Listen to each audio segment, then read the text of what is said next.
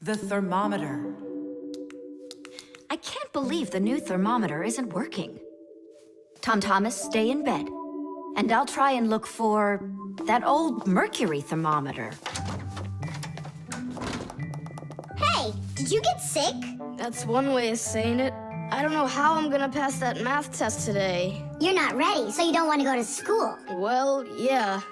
So if you pull a sickie, then you can trick your mom. No, that's not true. I'm just pretending a little bit. You think so? Well, you won't trick the thermometer. Simka, what's a mercury thermometer? Mercury is a type of liquid metal that's silver in color. There's no mercury inside of new thermometers. Now they're electronic. Old thermometers were made with a glass tube with markings and a bit of mercury inside them. When the end of the tube warms up, the mercury inside of it expands and creeps up the tube. And that's how those old thermometers measure temperature. The longer the column of mercury, the higher the person's temperature is. That means I need to warm up the end of the thermometer. Thomas, you're a genius. But how will you warm it up? Finally, I found it. Well, let's see. Mom, can I eat something? Hang in there, sweetie. I'll make you something.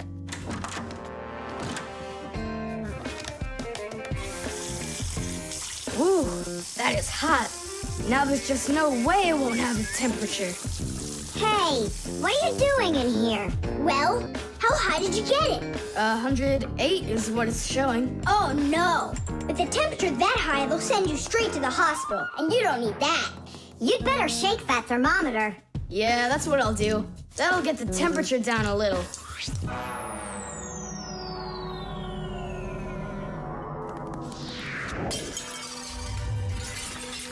Ah! Well, so much for that. Cheaters never prosper. Thomas, did you see this? Nolik, don't touch the mercury. It's poisonous. Stop it right now. And you, Thomas, you don't touch that mercury either. It's dangerous. Then how can we throw it out? Call your mom and she can help you. I can't. How could I call her? Then she'd find out that I wanted to trick her. Maybe it's better to tell the truth. I can't. I can't do it. All right then, it looks like there's no other choice. Nolik, call Papoose and Masya. I'll get him. And you go back to your room and wait.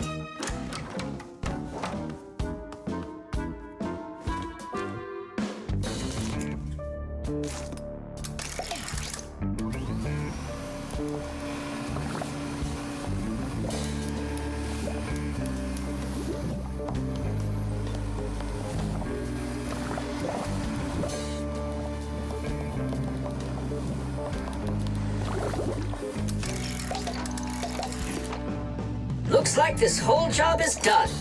Not yet. We still need to neutralize this mercury. In everybody's home, there's all sorts of chemicals around. They are used for cleaning dishes, clothes, the bathroom, and dealing with pests. And all of these substances can be very harmful to human health. But some people don't seem to understand this. They might use a dangerous spray or a poisonous liquid and then forget to wash their hands afterward. And then they go and eat or rub their eyes with their hands. That can cause serious damage to their vision or stomachs. And never put anything into your mouth that looks like medicine, unless your parents or a doctor gave it to you. And if you ever happen to find something on the ground that looks like a piece of candy, you must never put it in your mouth. You can get poisoned that way. Oh, humans. If they'd only remember this simple advice, they'd stay safer. And what do we do with the glass that's broken? That job's not for Fixies. Thomas, we cleaned up all the mercury. And the glass, too? No, not the broken glass. But will you? Papoose said that it's not our job. He told us you have to get your parents to come and help you. That part's your responsibility. Here's some food for you. What's the matter? Mom, I broke the thermometer. Broke it? Did you cut yourself? No, The mercury, did you touch it? I didn't. Simka, you think he'll tell her the truth? And where did you break it? The bathroom. Why did you go in there? I wanted to trick you. I have a test, and I didn't study for it. And now it's too late for school, The microphone. And what do you think? Should we go and see a movie?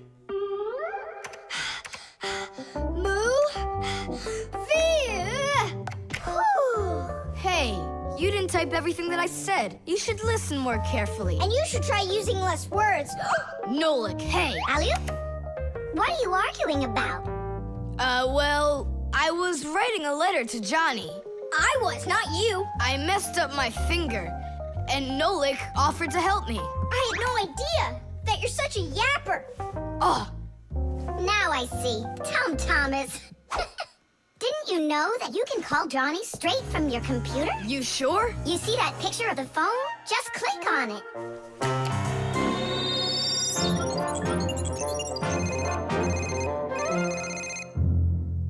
Hi. So what movie do you want to go see? Hey there. I don't care. Just not pirates and those robots. Hey, Tom Thomas. Why aren't you answering me? I am answering you. Hello? Hello? Talking to the microphone. I don't have a microphone. There you go. End of conversation. All right, then talk right into there. Simka, come on. You use headphones to listen. It's a joke. It's no joke.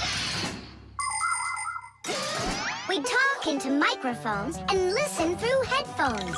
But both of these devices use a special membrane to do their job.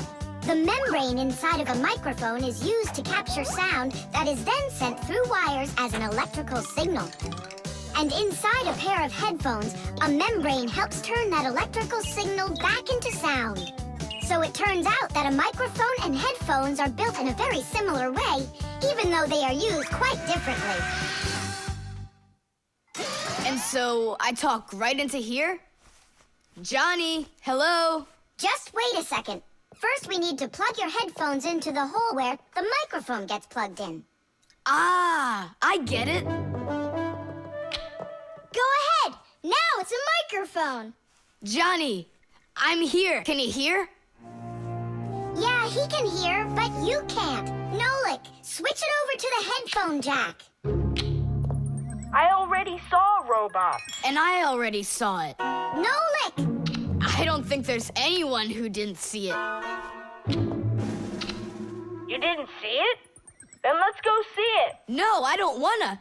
I think the robots will be even more boring than the pirates. Do you want to see the pirates? Make up your mind. Do you want to see the pirates or the robots? I don't want to see either one. Nolik, what are you doing? What am I doing? It's 'cause you and Johnny don't listen to each other. I've got a good idea. You need to talk like police on their walkie-talkies. When they're done talking and they're ready for an answer, they say, over. Great idea. When we talk to someone using the telephone, there are two channels for the sound. We talk through the first channel and listen to the other person talking through the second one. But sometimes two people need to talk to each other using only one channel. For instance, sailors and taxi drivers use one-channel radio sets. When a radio set's turned on, you can hear the other person talking, but they can't hear you talk unless you push a special button down. Then they'll hear you, but you won't hear them.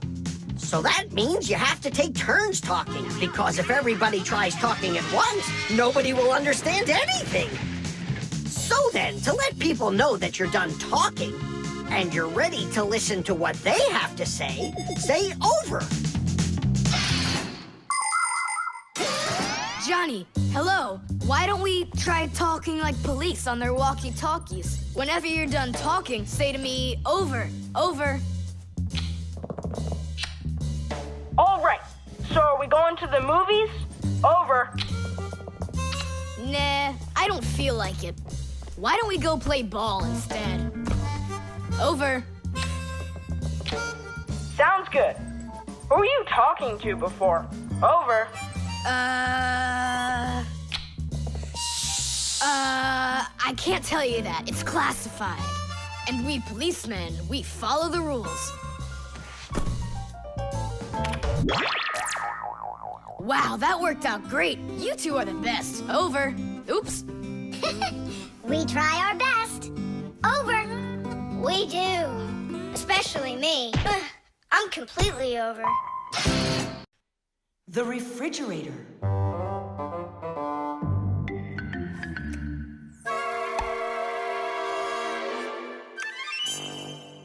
Good job. My homework is all done.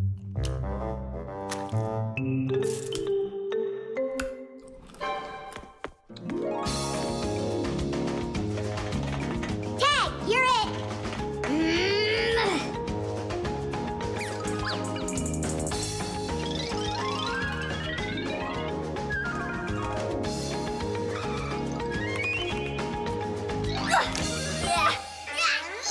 Haha, Tag, now you're it. Simka, I'm stuck. Help me. Just stay still.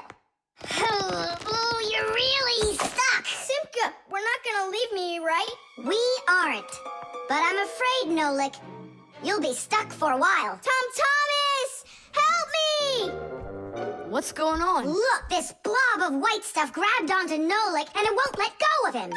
Oh, it's a piece of gum. It's my bubble gum. Oh, thanks a lot, Tom Thomas. Now what's the plan to get me unstuck from here? Here's what we do. It's gotta be frozen. Once I sat on gum too, and my mom put my pants in the freezer. The gum froze up and it came right off. I don't want to go into the freezer. Don't worry, Nolik. I'll stay right here with you. Just hold on. It won't take long at all. Huh. Why do I need to hold on? The gum's already holding on to me. Simka, do you know why it's so cold in the freezer when outside it's warm? I'll explain it to you. A refrigerator has a pump that pushes a special liquid through a long tube. Inside the refrigerator, the liquid in the tube wants to turn into a gas. To do that, it takes the heat from everything inside, and that makes the refrigerator cool. Then the pump sucks in the gas and pushes it out as a hot liquid into the tubes on the back of the refrigerator. That lets all of the heat collected from the inside escape into the air outside. I wish I was somewhere warm. Hold on. I'll go get us some warm clothes to wear. I don't want to hold on. I want to go with you. Just hang in there. I'm hanging. Tom Thomas, open up!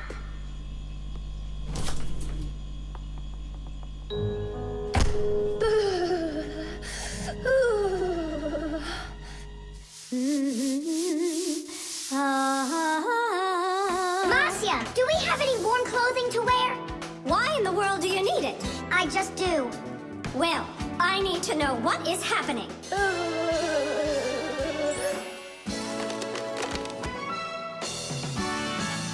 Hooray! Tom Thomas, Simka, open up the door! It looks like I'm gonna freeze up in here for good. A Fixie is constantly surrounded by all sorts of danger. Inside a dark freezer, a Fixie can lose his way and freeze to death. If he's not paying attention, he can drown inside of a washing machine or inside of a dishwasher. And a careless Fixie is always at risk of getting an electric shock. Or suppose there's a short circuit inside of an appliance that starts a fire.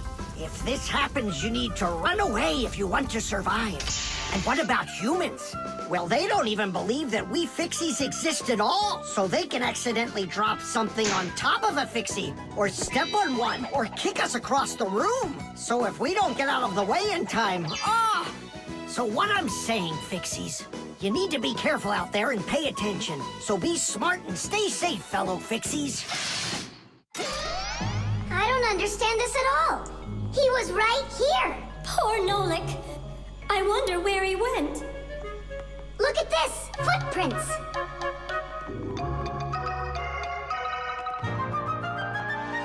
Nolik, you're alive. You scared me half to death. How did How'd you get out of there? Well, you told me about how a refrigerator works. And so I found that cold tube and started crawling on it until it got hot, and then I was here. Hey, there's smoke coming out of you. We need to cool you down right away. Huh? Where? Ah! I don't want to go into the refrigerator. Stop! I was joking. Look how it froze. I could break my teeth on it. You aren't gonna chew it anymore. I'd never do that, not after Nolik sat on it. Well, you didn't need to stick it where it doesn't belong. Hey, I apologize. I'll go and throw it away. Maybe you'll try the trash can? The solar battery. Let's see. 3 times 648. He won't get it himself. Nope. Well, I bet he will. Tom Thomas is so smart. Yeah, smart, but lazy. I'll bet you a flick in the head. Then get ready. Huh? Shh. We promised. We can't bother him during homework time. I really wish I didn't have to write this out. Why write everything on paper when you got a calculator? I knew he'd say that. Without a calculator, he can't get it. It seems like the batteries are dead. Did you see that? The calculator won't turn on, so he's gonna have to solve it by himself. What's the problem? Come on. Where are the batteries here? Simka, Nolik, just come out already. I can hear that you're here. Hi, Tom Thomas. Well, you can't figure out where the batteries need to go? I don't get what's so funny. Because there are no batteries inside of this thing. What do you mean, no? Then where does the calculator, get a... Where does it get electricity? Uh-huh. There's a solar battery in there. The sun turns it on? A long time ago, it was discovered by scientists that some materials produce electricity when light hits them. Sheets that are made out of these materials are called photoelectric cells. By connecting a few of these photoelectric cells together, you can build a solar battery. A solar battery in a calculator sits behind a small clear window. And when light hits the solar battery, it produces the electricity that powers the calculator. I don't see a little window anywhere on here. That's because you covered up the window with a sticker for some reason. The reason is that it looks great. Good job. It looks really great, but it can't work now. Well, farewell, sticker. I can't get it off. Then just leave it alone. Go ahead and solve the problems without the calculator. Then I'll be the one flicking you. Flicking who? Did you forget? We're the Fixies, and we have to fix everything. Ah, Simka, that's a sneaky plan. It's not sneaky at all. You better find something to tear off the sticker with. Okay, how about them?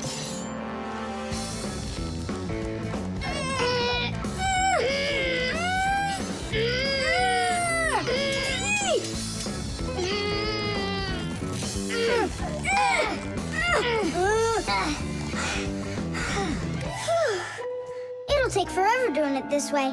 Yeah, I got an idea. Let's use this paperclip. And what's next? I'll just stick the end to the paperclip and then wrap it around. Tidish! With the help of solar batteries, we can produce electricity without burning any oil or coal. Unfortunately, these batteries aren't very powerful. A calculator can get enough energy from a small little battery. But in order to power a whole city with solar energy, you need to have power plants with huge fields full of solar batteries. And of course, it's best to build these plants where the sun shines bright and long, like out in the desert. By the way, in outer space, the sun shines very brightly, and it's never blocked by clouds. That's why all of the vehicles and satellites in space use solar energy for power, including the International Space Station, where astronauts from different countries work together. Tom Thomas! What, you guys all done? Uh-huh. Now you can go solve your problems on the calculator. But I already solved them on paper before you peeled off the sticker. Hooray! I'm the winner! Ow! That's totally unfair. If it wasn't for the sticker, you would have lost. What's going on? Nothing. Never mind. That's nothing to you? Well done, Tom Thomas. You got them all right. Now it's working. Look, a picture of our Nolik. Where? Right there on the calculator. Oh, I got it. 0 means no, Nolik.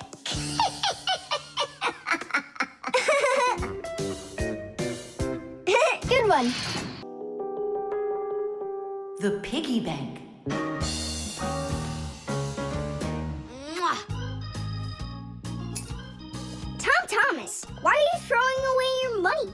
That's not what I'm doing. I'm storing it. This is a piggy bank. Oh, here's another coin. I don't like its snout. That's one very suspicious-looking pig. Are you positive your money's safe with her? Don't worry. Whatever I put into my bank here is not getting back out. This piggy bank won't give up a cent. You greedy piggy! Come on, Nolik. Simka must have taught you about how banks work. Humans came up with the idea of piggy banks because they wanted a good place to save their coins. For storing lots of money, people use a safe, a large metal box with a very strong lock. Now that kind of piggy bank's almost impossible to break open. The biggest safes are in banks. Banks use them to store their customers' money and other valuables. There are even safes in banks that are whole rooms. You'd need an awful lot of change to fill up one of these piggy banks. So why are you saving up all this money? For roller skates. How much more do you need to save? I don't know. I can't see if there's enough in there. Then just go and open it. But there's no way to do that. The only way is to smash it real hard. So smash it. Nyeh, forget it. I have nothing to put my money into. But what if there's already enough for roller skates? And what if there's not? All right, then I guess I'll count your money for you.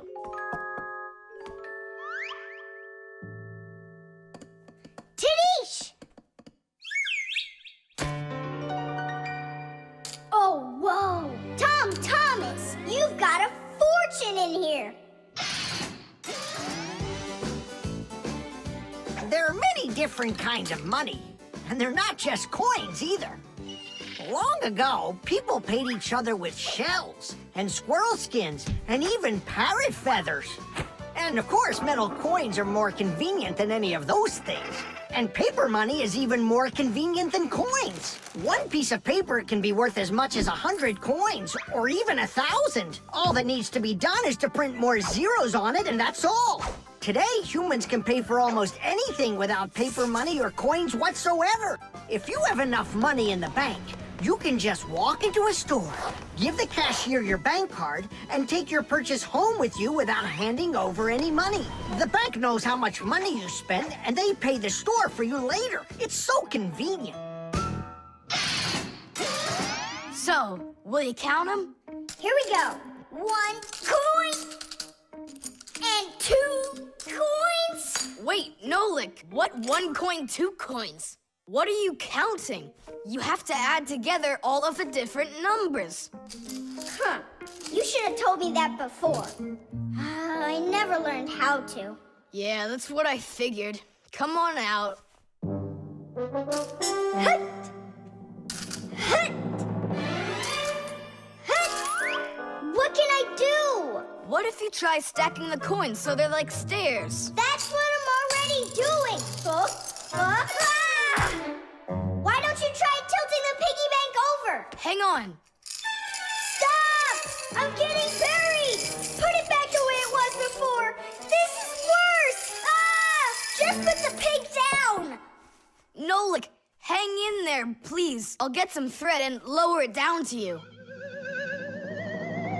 Ah! Eeh! I can't get a hold of it. It's too far away.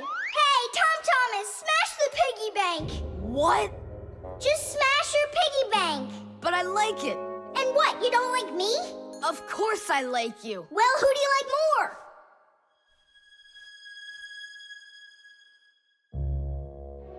You're my friend, aren't you? Of course. Then smash the piggy bank, will you? Okay, Nolik. I'm gonna do it.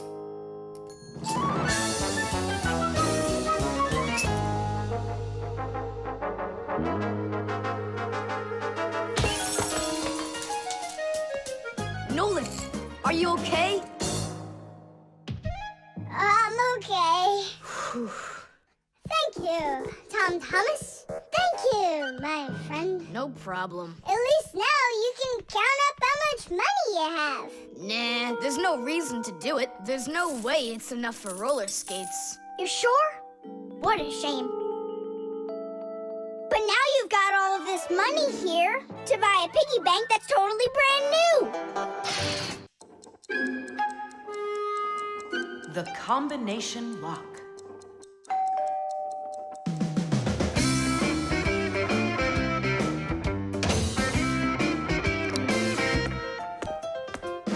Ah, he's home.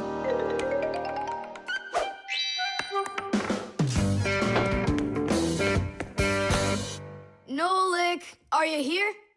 Stop your hiding. I'll still find you. Nolik, is that you? Hey, come on, that's not fair. You saw. Let me go again. I don't want to. You want me to play hide and seek when I got a brand new game to play with? Where is it? I don't see it anywhere in the room. I took it to school with me For what reason? to show it off.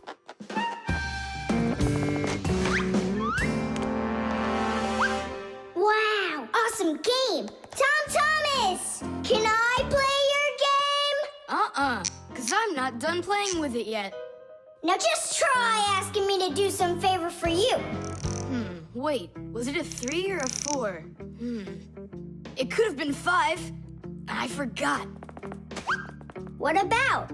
I forgot the combination. And now I can't even do my homework. Everything I need to finish is inside of there. I'm not climbing in to find out your homework. Don't even ask me. Tom Thomas, why do you look so upset?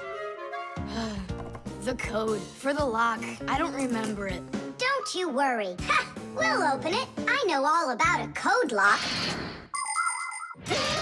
A simple code lock is built with a few discs that have numbers on them. In the center of each disc is a hole with a notch.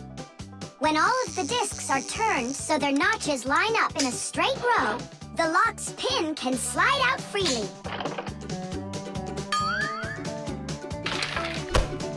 And to get the notches to line up, just turn the discs to the lock's code and the lock will open. It's that simple. It looks like we gotta take a look inside the lock. Ah, I see. Nolik, where are you? There's work to do. I won't do it. I'm not gonna help such a greedy boy. Nolik, won't you help me out here? And I won't be so greedy anymore. All right, you broke me down. Only as soon as we're done, you're gonna let me play with the game. Right. There's no room in here. Hang in there. We'll start turning the discs one at a time, and you yell stop when they're lined up. Stop! Turn the next one now. Stop! Stop! Now try. Yes! Alley-oop. Titties! Hooray! And your code was really simple. Way too simple. The secret numbers and letters that you use to lock something up are called the code or the password. And to make sure your password's a really good one, here are some things you should know. Never choose a password that's really simple for someone else to guess. Like one with numbers or letters that are all the same or are all in order. It's also a bad idea to make a password out of your birth date or name. It's better to think of a password that's a bit more complicated. And don't forget your password once you come up with it. Write down your password on a piece of paper and keep it in a safe place, but don't show it to anybody else. And then, if you happen to forget your code or password, you'll be able to remember it with the help of that piece of paper.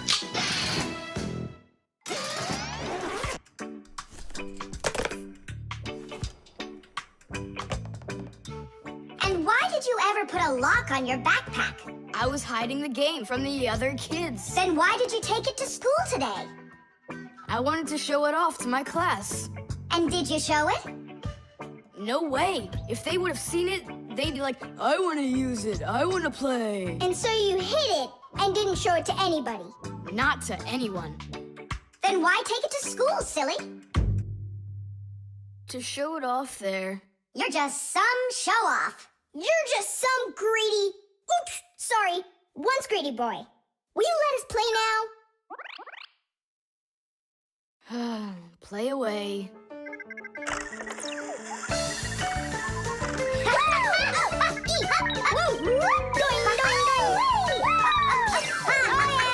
We're not bothering you, are we?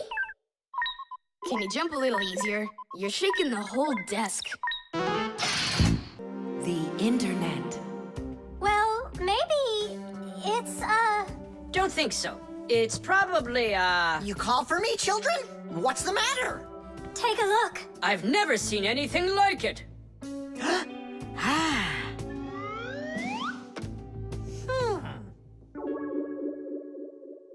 What in the world could it be? Hit! Maybe it's a bathroom scale? Or a clock with a digital display. Wait a sec. Are there instructions around here for this thing? I couldn't find them anywhere. That's a problem. Well, then let's try to figure it out. What are you trying to figure out up there? What a huge hockey puck! It's big enough for a monster! And the name is so silly, T-Robot. Why don't they just call it the Trollbot? Or I got it, the Trollboat. Please, stop the racket. So what could this thing do, huh? I have no idea. We could try finding it on the internet. Where? Just run along, you two. We don't need any internets. We can handle this. Go on, go. Don't interrupt us. Sure, whatever you say. Come, Nolik. We'll find it out by ourselves. Yeah! How? So, you remember what it was called? A trollboat. Nah, a trollbot. You're right. Hop to it.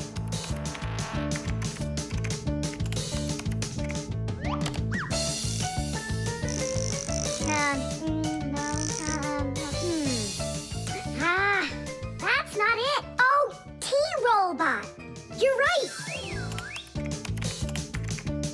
There it is. A robotic vacuum cleaner. You mean it vacuums by itself? It's a robot, so yeah. Class. There's just so much cool stuff in this computer. Nolik, this information is not on this computer. It's on the internet. From your computer, you can send a letter to another computer. You can also download a song or a photo from another computer. That's all possible because most of the computers in the world are connected to one another as part of a huge web. And this World Wide Web is what we call the Internet. Thanks to the Internet, we can take a peek at just about anywhere in the world and find information we need about anything.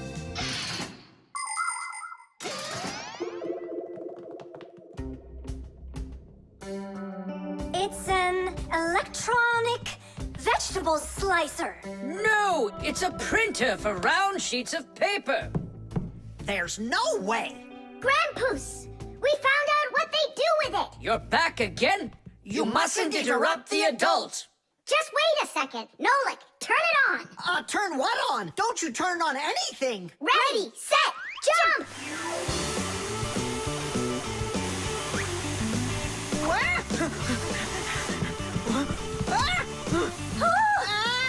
Help me! No, hold on! What was that? It's a robotic vacuum cleaner. It runs itself. And where did you find the instructions for it? On the internet. Just ask and it tells you. You can really just ask and it tells you? Aha! If you want, we can show you. We'd love to see it. Sure, why not? Hip. Whoa! On the internet. Hey, wait for me.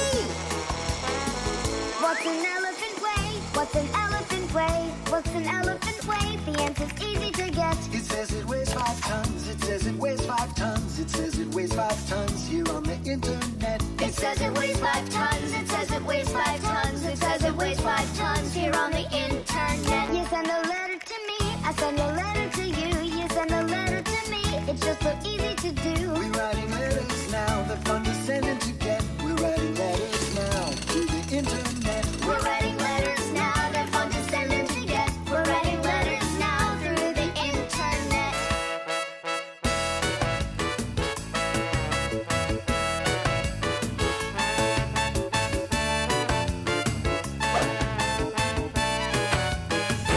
Who, what, where, and how. Who, what, where, and how. Who, what, where, and how. The answer's simple to get. Every fact you need, every fact you need, every fact you need is on the internet. Every fact you need, every fact you need, every fact you need is on the internet. The magnet.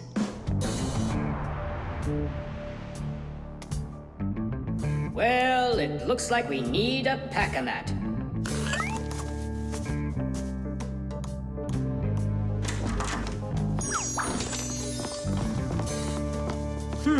Where did this screw come from?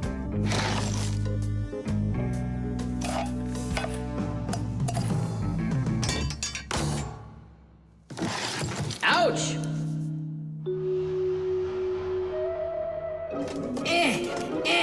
Huh.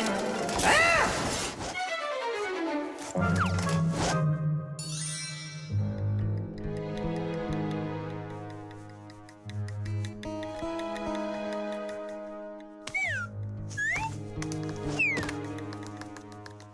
Papoose isn't in there either. It's awful. He's probably disappeared forever. It's already been 5 days. Don't worry about it. We're gonna find him for sure. Yeah, we'll find him for sure. Let's go take another look in the kitchen. But we already looked in there. We'll look better this time.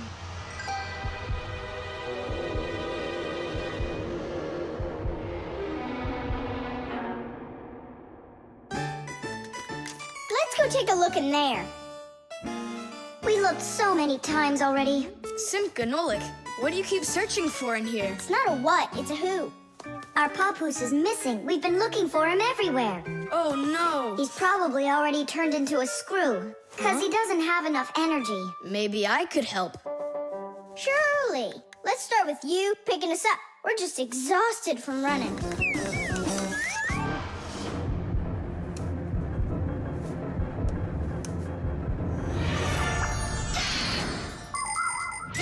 In a dangerous situation, a Fixie can choose to turn into a screw.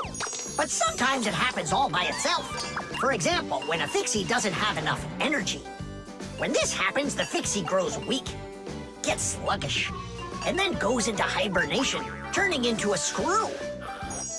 This bad luck happens when a Fixie doesn't get charged up from being inside of a device. That's why Fixies always work inside of machines, so they can stay charged up with energy. Sometimes a Fixie that has grown weak and turned into a screw can get lucky.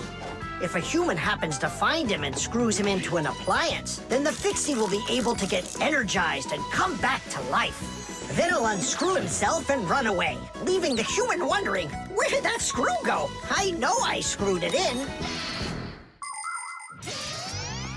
So, where should we look first?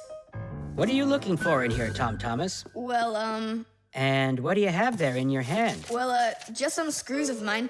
Ah, I just found a screw not too long ago. Maybe it's one of yours. Probably. Where's it now? Here, take it, and don't leave them lying around. Should I turn myself around now so your papoose can turn back into himself? He's been lying in there for a week already. He doesn't have the energy to turn back into himself. Then what's next? We have to screw him into some device, you know, so he will get his energy back. Okay. But which one's papoose? All of these screws in here look like papoose. We'll use a magnet. How come? All of the screws will just get lifted up together. First of all, not every kind of metal is attracted by a magnet. It It's an easy thing to see for yourself. Just get a magnet. You probably have one in your house on the refrigerator. Try moving it close to different metal objects you have around the house, like a spoon or nails or coins. You'll notice that some of the metal objects are pulled very strongly by the magnet, while some of the metals are pulled a bit less. And then there will be some metal things that aren't attracted to the magnet at all. Got it. And the second thing? Well, the second thing, we Fixies aren't attracted to that magnet one bit when we turn into screws. Let's give it a try. Here, I found him. And now we'll screw him in. I wonder, are there any other Fixies in here? We're not enough for you or something? Not at all, I just wonder. Nothing. Oh, and the screw went away. How about that? He already got charged up and unscrewed himself. Why don't you take a little rest after such a big adventure? No thanks, I've had plenty of rest. Anyway, it's something I've wanted to do for a very long time already.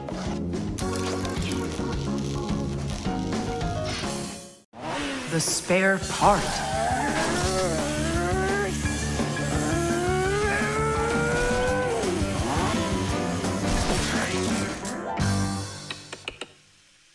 Hey, what's going on?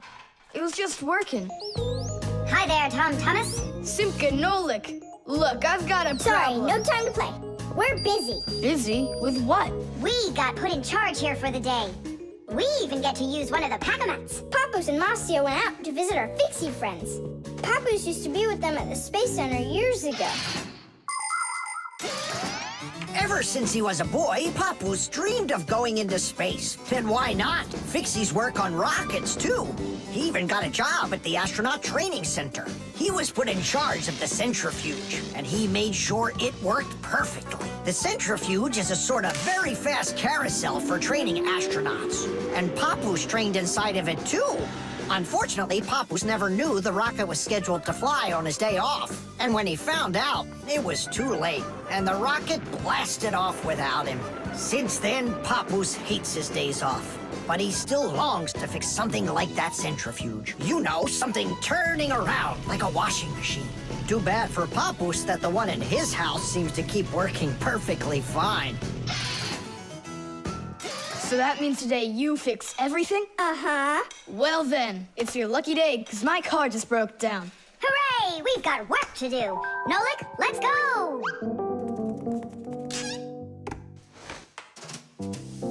Well, what broke down here? Wait a sec.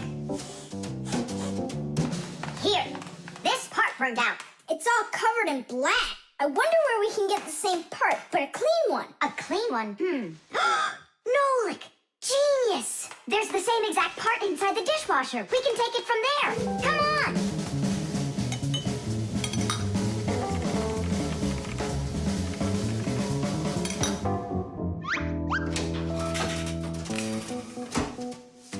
Do you have any idea how all these parts are connected to one another? With this thing right under you. It's a special part called a circuit board. A circuit board's made like this. First, the board gets covered with a thin layer of metal. Then, paths are laid onto the board where the electricity is going to flow. After that, all of the extra metal is washed off of it with a special cleaning liquid, leaving the metal paths that were drawn on the board. These paths work just like wires to connect the parts on the board to each other. And then all that's left to do is attach those parts to their places on the paths. Pull it! Tadish!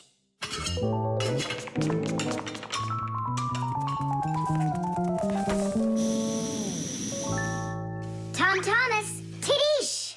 Hooray! It works again! Tom Thomas, I'm about to start the dishwasher. Are there any dirty dishes in your room? Nah. Slow down! Slow what down? Slow down your mom. We took the new part out of the dishwasher, see? Mom, wait! Don't start it! You need to put... Yeah, put in this one, dirty cup. Nolik, follow me. Inside the TV's the same part.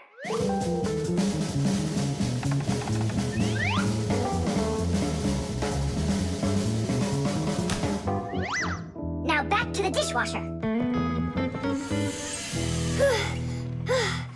We barely made it. We grabbed the part from the TV in the living room. Not the TV, my mom's favorite program is about to start.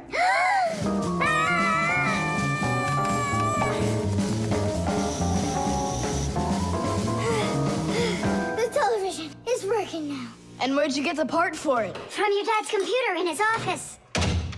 Hi, everybody. I'm home. Hi, hon. Are you ready for dinner?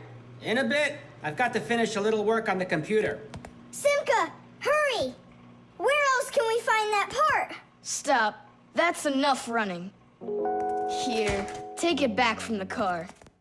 And then we put the part back into the computer and it started working again. Oh, that was really silly. Remember, you little experts, never repair any device at the cost of another one. I understand now. And I understand. If you were smart, you could have taken the part out of the old radio in the closet. Papus, but you know the radio wouldn't work then. That old thing hasn't been working for years. Marcia and I have pulled out half those parts already. The tin can. Well, what else goes? A flashlight. It's good to have when you're camping.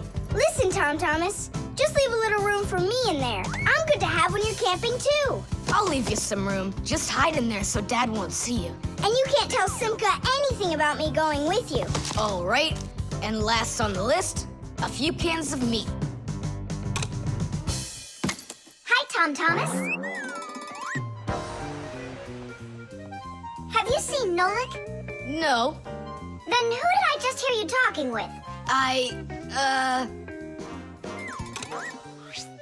I was just reading the label. Huh. Where did Nolik run off to?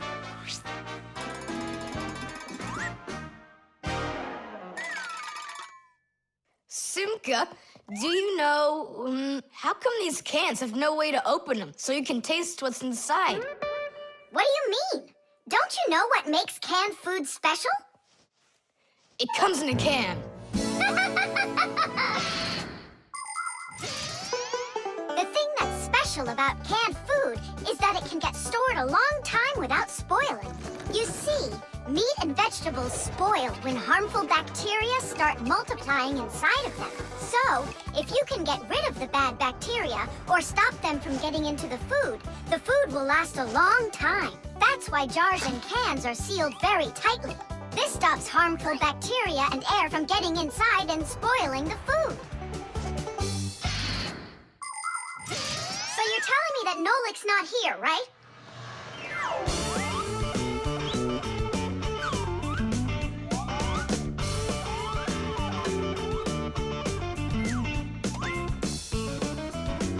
Huh.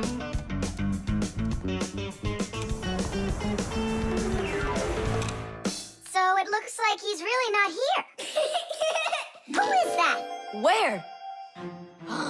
All right, now I remember. There's another can I should take with me. There's something fishy happening here. Hey, guys. My mom threw this can out a long time ago, but I hid it for later. I knew I'd use it someday. And who were you talking to when you said guys? Moi? You're here and I'm here, and that's two of us. Look at this great can I got. There's nothing great about it. Put it down on the floor. You see? What? Oh, it's crooked, and so what? So what? It's all swollen. And when it's like that, you know that inside the can, bad bacteria is growing and spoiling the food that's in there. It went bad? There's a way to check. On every single can, you can find the date it's good until. Sooner or later, even canned food will go bad. And of course, dairy foods like yogurt or milk can spoil in just a few days. When you buy food in the store, it's very important to always check the expiration date. The expiration date's the last day that it's safe to eat that food without worrying that it may have gone bad. You can find the expiration date on each box, jar, or can of food, so pay attention. And be very careful not to buy or eat any food after its expiration date has passed. And if you see that a can is swollen, throw it away immediately. If you eat it, your belly can swell up too. Unfortunately, when food spoils, it's impossible to unspoil it, and then even the Fixies won't be able to help. Oh, my mom probably saw that this can went bad over a year ago. That's why she threw it into the trash. Right. Shame on you for picking it out of there. You could have poisoned yourself and poisoned your dad as well. Yeah. And the other cans, are they swollen too? They're fine. Goodbye, then. It's a shame I couldn't find Nolik around here. Papoose wants to give him a brand new pack-o-mat as a present. To me? Aha! I gotcha! Ha-ha! I had a feeling you would try to sneak away in Tom Thomas's bag. You lied! That's not fair! And hiding, that's fair, right? Tom Thomas, are you ready?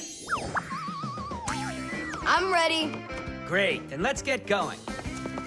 Hooray! We're going camping. I wanted to go camping, too. Don't worry, I'll go camping with you. Really?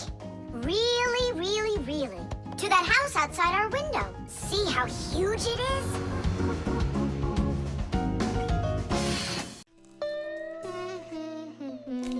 The microwave.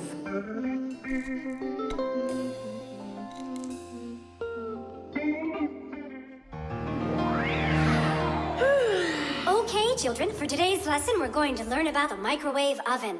It's a very special appliance that people use to heat all sorts of different foods up. Oh, wow. Is there any chance that we could get heated up here? You'll find out about that too, if you'll pay attention, of course. Whoa! Got it? Now listen carefully. I'm listening. Of course, young Fixies go to school just like human kids, but their parents teach them a lot of important lessons, too. Fixie parents take their kids on tours of all sorts of different devices and teach them what Fixies can do to keep them working properly. They like to show them how the computers or televisions or gaming systems work, or any one of the many appliances they take care of inside of the kitchen, like the stove. Every once in a while, a new device appears in the house, something that the Fixies have never dealt with before. To learn how this new thing works, the Fixies gather together and read the instructions that the humans keep printing up, but almost never seem to take the time to read for themselves. And so now it's time to look at the magnetron. That's what emits the microwaves. Oh, and so the food absorbs the microwaves, and that's what heats it up. That's right. And now, look carefully to your left. Hooray! Freedom! Oh, Tom Thomas. What do you say? Want to watch cartoons? I can't. I need to do my homework. Then just do it quickly. For some reason, whenever I start doing homework, I always get hungry for some food. Then just eat faster. No. The faster I eat, the sooner I'll have to start doing my homework. It already got cold. I need to go warm it up. 1 minute should be enough. These aren't just ordinary wires. These are for...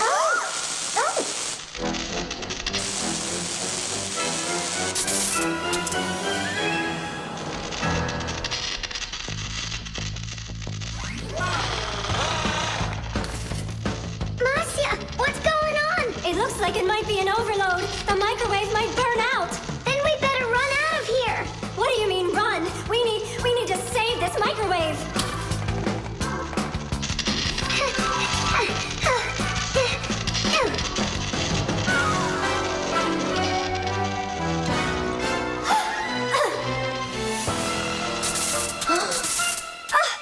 Simka and Marcia are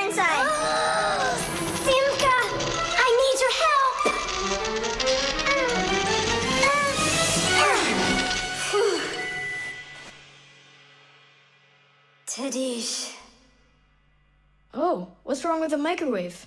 It looks like it just broke. Who cares if it broke? What matters is that Simka and Marcia aren't broken. Look, there's no one here. Of course not. We were behind the wall. You wouldn't believe what happened in there. Oh, there you go. Tom Thomas, why did you put that fork into the microwave? Why not? You mean I'm not allowed? Remember, never put any metal objects into a microwave. If you put forks or spoons in a microwave, you can burn it out. And then not even a fixie will be able to fix it. Even a thin metal border on a plate can cause serious problems. Also, never warm up food in sealed packages or bottles inside a microwave. And one last thing, don't even think of cooking eggs in their shells in there. They'll just explode. Sorry, I didn't know any of that. Nolik, and what were you thinking? Why didn't you warn Tom Thomas about this? Oh, today you skipped school. And now you don't know it either. Nolik, where are you going? I'm talking to you. Where else? I gotta go study all about microwaves. And I'll go do my homework now. But first you'll sit down and eat for a while, right? No, I'm not gonna eat food. First I'll go and play some games for an hour or so.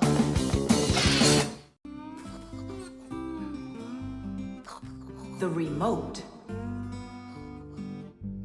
Hey, Simka, the button got stuck on the remote. How can we get it back out of there? Look and learn, Nolik. Please help. Oh, come on, come on, come on, come on, come on. Oh. Should I let it go now? Oops.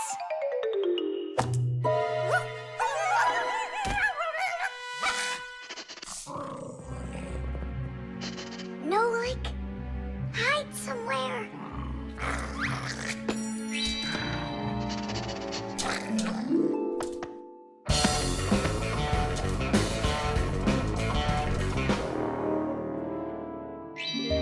Nolik, she stole the remote. Nolik? Where are you hiding? Nolik! Hello there, Fixies! Hey, where are you? Hey, Tom Thomas, you got here just in time. Chusaka ran off with the TV remote. And so what? I can turn it on without it. And my favorite cartoon is just about to start. Forget about the cartoons, will ya? Nolik is missing! I'm afraid Nolik hid inside of the remote. And Chusaka took it. Oh no, Nolik's in big time trouble. Tom Thomas, there must be something you can do! Chusaka, Chusaka, come here. Where is that dog hiding? I'm gonna go look in the other rooms. Simka! Tom Thomas! Here I am! I'm over here! For now, I'll wait here. Chusaka's not out there. Where are you? Hey, Simka! I ran to get a pack-a-mat. What are you gonna do with it? I'm gonna search for the infrared ray that comes out of the remote. That's so great! But what is it?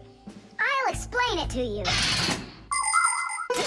Inside of most remote controls, there's a special type of light bulb called a light-emitting diode, or LED for short. When we press a button, the LED sends an invisible infrared ray.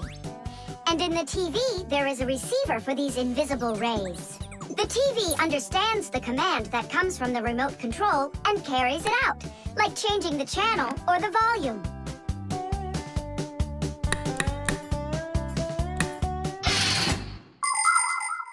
If the rays are invisible, then how is it possible to see them? In the pack-a-mat, I've got these special goggles that can help me. And now what? Yell to Nolik. Get him to close the contact on any one of the buttons. Nolik! You gotta push one of the buttons down on the remote. A button? But how am I gonna do that? Wait, 1 second. Chusaka Chusaks with a brain full of rocks. Meow. Meow. Oh, Mamma Mia. Now she'll eat me together with the remote. Nothing for you here. But here's something. There he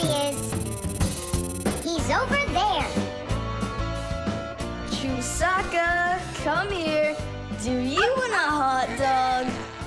So you want to play tough? All right, then.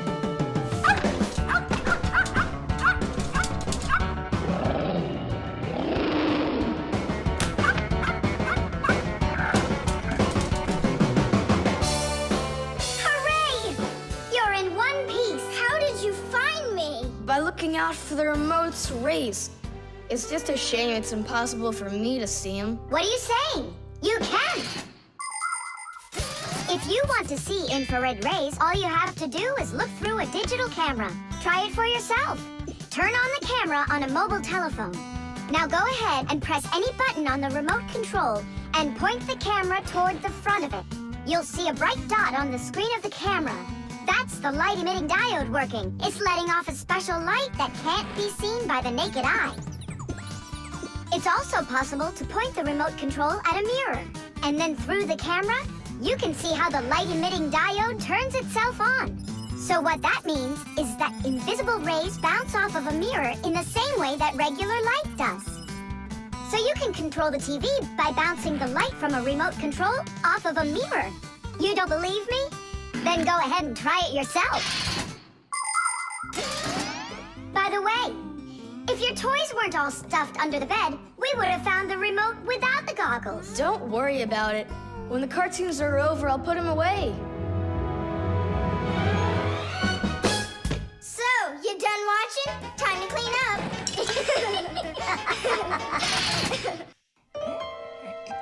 The stapler. Tom Thomas gets the ball. He makes an incredible move. He's wide open.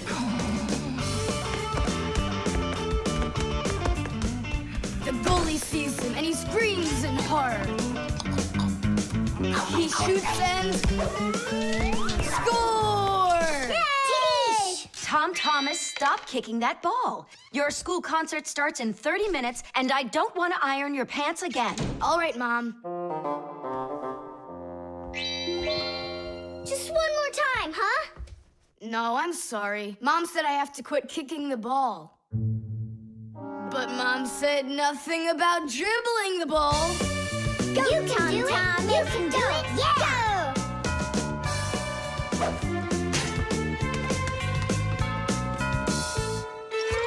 Ah! Whoa!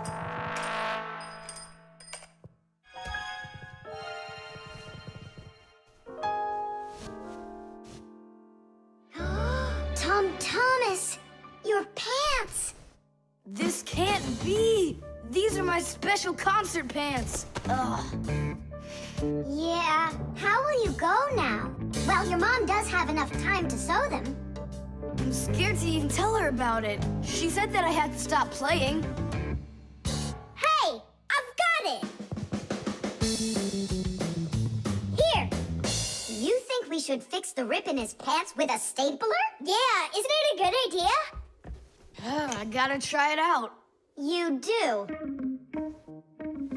Like this? Stop! Why? What's wrong? My nose itches. That's all. Let's go. You're right, Nolik. It works. That is super! Yeah, the stapler's really great. Do you guys know how it works? Just keep stapling and I'll tell you. The staples for a stapler are lightly glued together. That way you can load many staples at once instead of one at a time. And a spring pushes the staples to the front. When you push down on the arm, a metal tooth pushes the front staple down through a thin space. And the staple punches holes in the paper. Next, the pointy ends of the staple push down onto a plate. And that makes the staple bend behind the paper. And there you go. The papers are fastened. So you could say that we're sewing, but using a stapler instead of a needle. Yeah, and it works even faster. Huh? What's going on? Could it have run out of staples?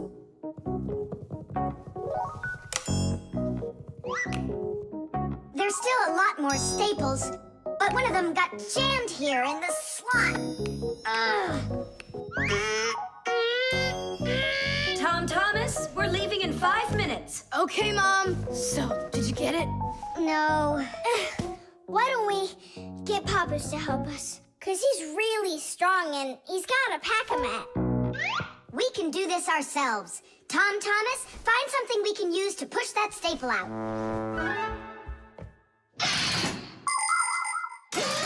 The stapler is not a very new invention. It's been said that the French king, King Louis XV, had a stapler made out of gold and precious gems. Unfortunately, it could only hold one staple at a time. Modern staplers are much more convenient, and people have come up with so many kinds for paper, for plywood, and even for skin. Yes, surgeons often use them during operations. Then there's the staple gun that's used to upholster furniture. And its older brother, the nail gun, can even be used to hold together the walls of a building. And here's an invention almost as important as a stapler. It's the staple remover. With its help, it's possible to remove the staples put in by a stapler. How about the screwdriver? That'll work. Look, the screwdriver fits perfectly into the slot. Ah, that's great. Now push that staple through, only keep your fingers out of the way, or you won't finish sewing. Tadish! It's still not Tadish. You haven't fixed your pants yet. That's it, they're done. Now we can say, Tadish!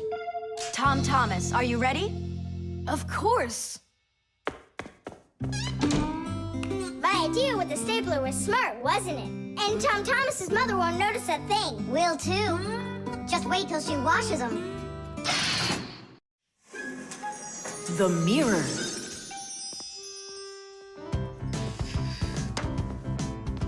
Hi there, Tom Thomas. Why has this mirror been standing here in the hallway for a whole week already? My dad can't seem to find any time to hang it on the wall. Are you sure it won't fall? It hasn't fallen so far. So, Nolik, do I look like Spider-Man? Ah! No, you don't look like him at all. Yeah! Hey! You can't climb on walls like Spider-Man. Yeah, I'm sure you can do it. I can do it. Just give your chewing gum to me.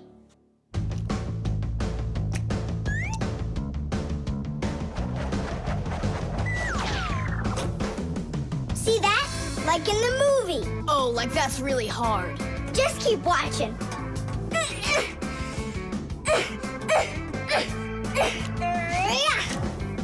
That's hard. Feast your eyes and see what the only spider fixie in the whole wide world can do.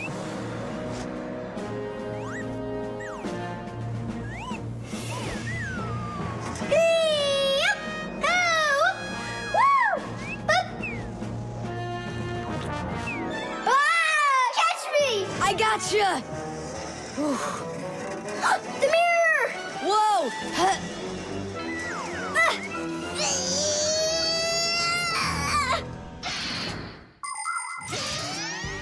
Long ago, the only way humans could see their reflection was to look into water. The very first mirrors appeared about 5,000 years ago. They were made out of silver or bronze. Legend has it that the Greek scientist Archimedes once burned down an entire enemy fleet with the help of mirrors like these. But humans only became able to see their reflections well after they started making mirrors out of glass. And we still use glass mirrors today. But of course, mirrors are not only used for looking at our reflections. They are also used in telescopes to collect the light of distant stars. And humans also use mirrors inside of automobile headlights so they will shine even brighter. Just look at all the things mirrors can do for you. Whew. Looks like it didn't break. Help me lift it so we can lean it back up on the wall. Tom Thomas! I've gotten a reflection in the mirror. That's impossible, because only vampires can't see their reflections. Or ghosts. But I'm not in there. So then, I guess you've become a ghost. No,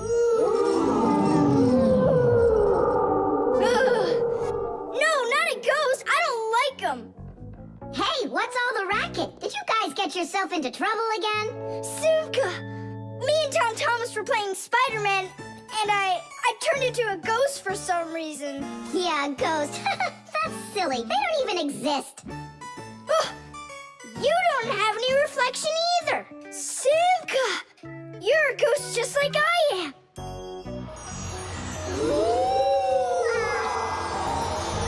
That's just goofy. Look! Just look! Here I am! Well, hi there. But why couldn't I see myself over here? It's probably because the mirror is scratched on the back. Tom Thomas, do you think you can rotate the mirror? It's just like I said. Some of the special coating got scraped off of the back. A mirror is not just a piece of plain glass. Plain glass lets light pass through it, but a mirror reflects light. To turn a piece of glass into a mirror, people spray a special shiny coating on one of its sides that reflects everything. And then to protect the shiny coating, an extra layer of paint is put on top of it. But even with that protection, you still have to handle mirrors carefully, because mirrors can easily scratch or even break. And do you think that this one is possible to fix? Yeah, we can do it. It's a good thing you have a pack-a-mat with you. I thought we might need it after you started screaming over here. Don't tell me you've got paint in there for a mirror. A pack-a-mat's got everything you'll ever need.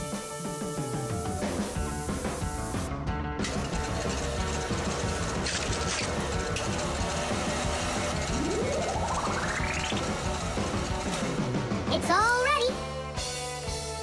My dad's coming. Tom Thomas, what are you doing here? Checking if you hung it. Yeah, right. I'll definitely hang that mirror on the wall soon. Like tomorrow. Or next week. The aquarium. The coast is clear. The humans have left. Come on, let's go.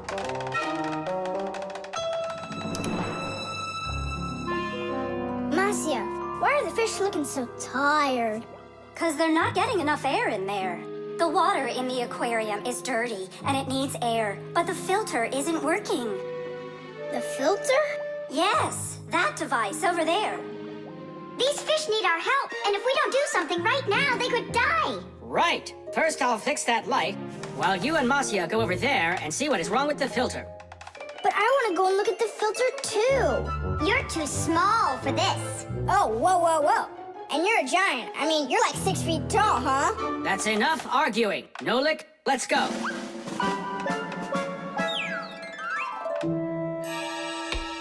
Well, let's check it. Not working. Nolik, where are you? I'm up here. What are you doing up there? Nothing. Holding on. We don't have time for that. Get down. We have to get this switch working.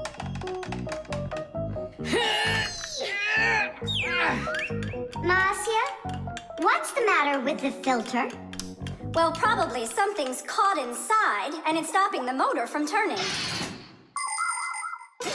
A filter is used to keep the aquarium water clean. A motor in the filter turns the paddles and pumps water through a fine net or a sponge. The dirt in the water gets trapped in there, and the cleaned water is put back into the aquarium. Many filters not only clean the water, but also add air to it, so there will be more oxygen in the water. You see, even though fish live their lives in water, they need oxygen just like all of us.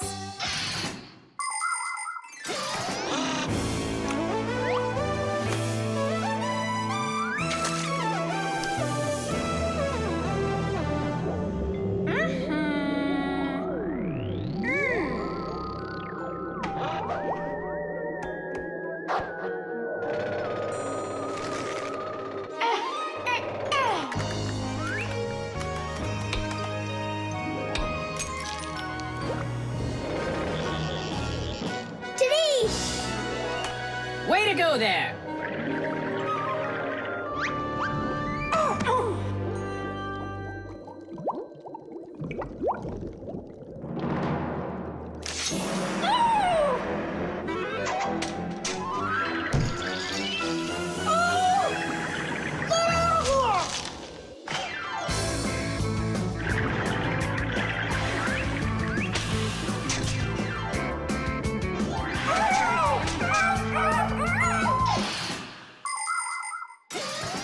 There are lots of ways for people to breathe underwater. As an experiment, try putting an empty glass upside down in water, and you'll see that some of the air stays in there.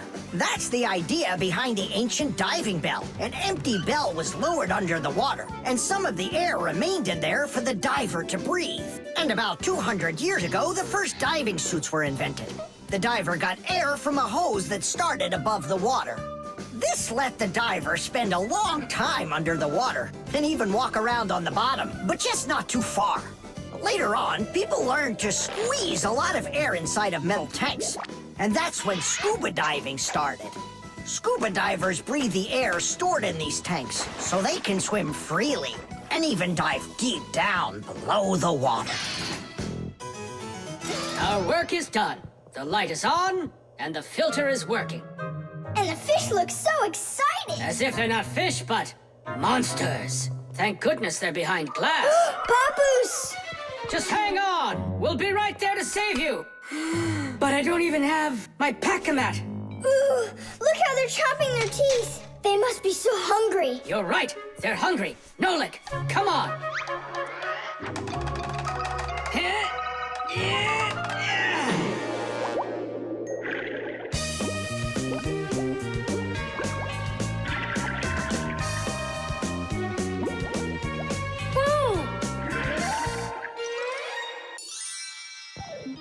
I can't believe those fish. They're so ungrateful. We went ahead and fixed their filter, and all they wanted to do was gobble us up. And I'm the one who saved you from them. I was the one watching what was going on.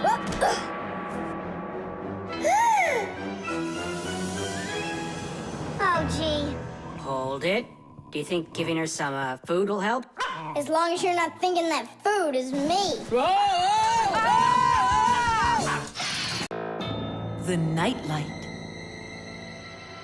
They're very close. I can feel them. Help me! Help me! Help me! That's all. You've had enough monsters. It's not good to watch these kinds of movies before bed. Mom, really, I'm not scared. Let me watch the end, would you? I told you, that's all. Well, good night, honey.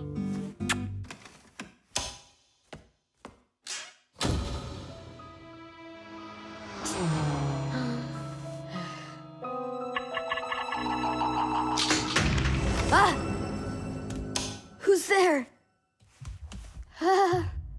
They're very close. I feel them.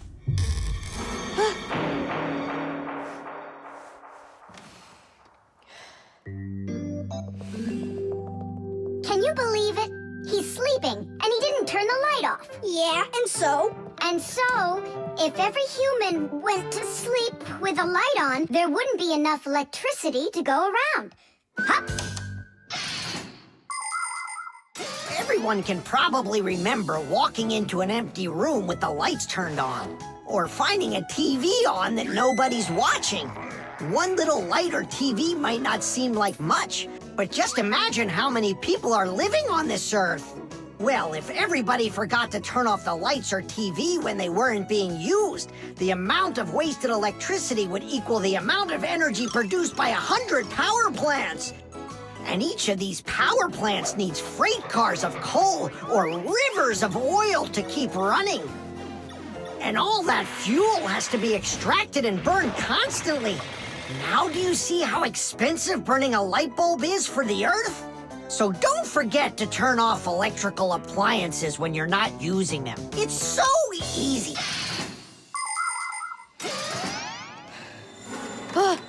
Who turned off the light?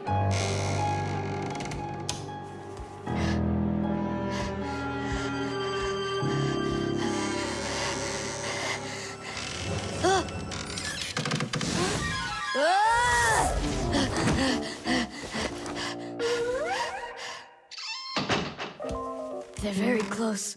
I feel them. I feel them. I feel them. Look, what's up with him? I think he's playing sleep hockey. Looks like his position is left out. Ha ha. Anyway, he should get a penalty for wasting electricity. Monsters! Hey, what do you think we are, hockey pucks? Nolik, Simka, forgive me. Who did you think we were? Monsters. Well, I see how you could mistake Simka for one, but obviously not me. Tom Thomas, what are you doing? Why are you sleeping with the light on? I was so dumb. I watched this monster movie on TV before bed. Now I'm scared to sleep without the light on. And that dumb old monster flick, why were you watching it? I felt like getting scared. You're great at getting scared. Keep quiet, or we'll wake up your mom and dad. How am I gonna fall asleep now? Here's a good idea. You can use a nightlight. A nightlight is a little light that humans who don't like to sleep in the dark use in their rooms. The nightlight has a dim glow. That's because it works with a special kind of light bulb that uses very little electricity. These kinds of light bulbs are called energy efficient. That's hard to say. And you can find nightlights that use such low energy bulbs that they can work off of a battery. But you know there isn't a nightlight here. How would you get by without us? Tonight, I'm here to help you. I'm gonna be your nightlight. Look, right there. There's our lampshade.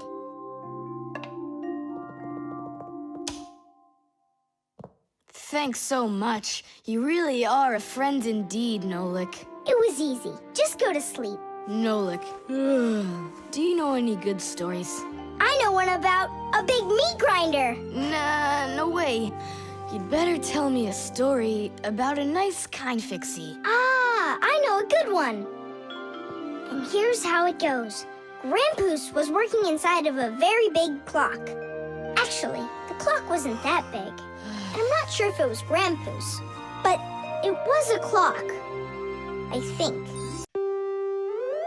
The alarm. Hey there! I'm back! Yoo-hoo! Wait, my chocolate bunny! It was standing right here! What's this, a dog? Not that one, another one! I had 2 bunnies. I just got them as a present. You had 2 bunnies? Are you sure of that? Of course! You think I don't know my 1s from my 2s? Huh. Then someone stole one. Unless. You went and ate it yourself! Me? How come I don't remember anything about it? Maybe you're a sleepwalker. What is a sleepwalker? Someone who gets up from his bed at night without waking up. He crosses the room, eats one of his chocolate bunnies, and doesn't remember a thing in the morning. But in the morning, the bunny was still there. Yeah? Huh. How about your mother? Could she have taken it? She doesn't like when you're eating too much candy. No, she doesn't. She says that candy's terrible for my teeth. And so, to save your teeth from these sweets, she snuck quietly into your room, snatched one of the rabbits, and ate it. But Mom's the one who gave them to me as a present.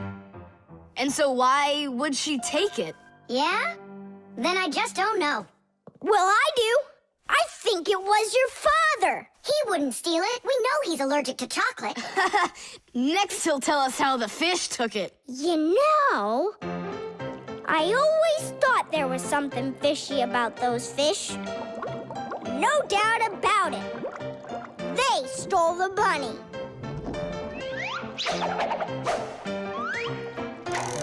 Uh-huh.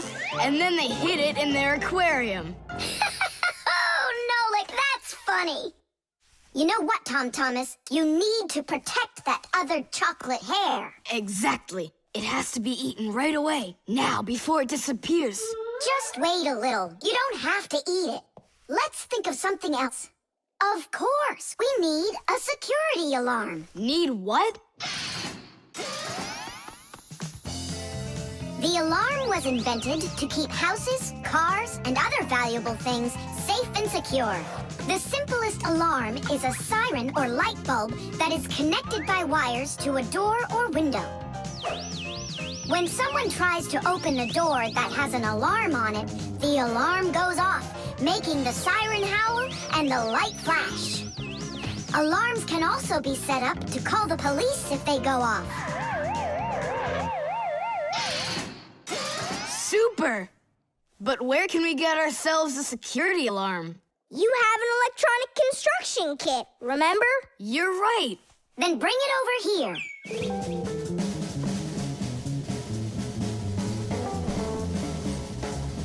Nolik, help me.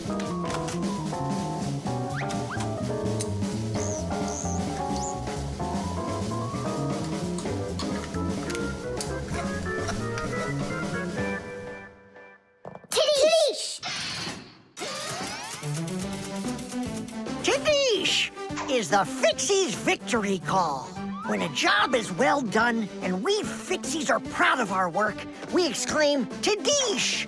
And raise up our hand with our thumb and first two fingers sticking out. You want to know what it means? It's very simple.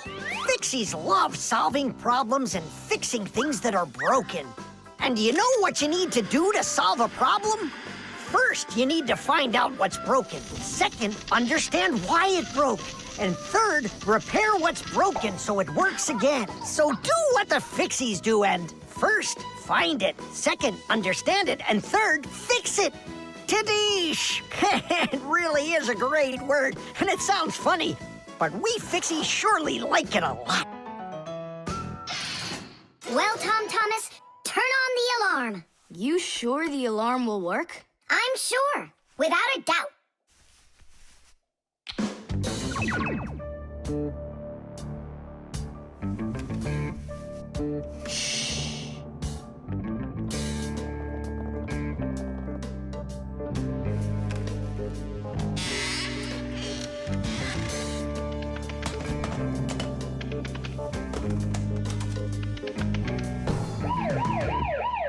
You're under arrest. Freeze!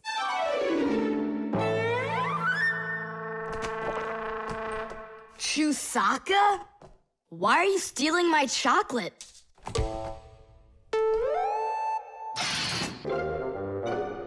Paper. Hey, Tom Thomas! You're watering plants? Not only, I'm writing an essay for school. I don't get it.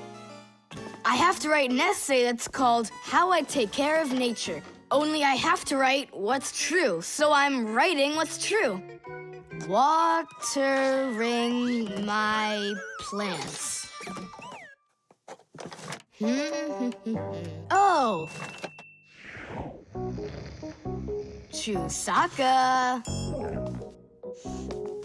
Chusaka, come here, girl. Stop. Don't be scared.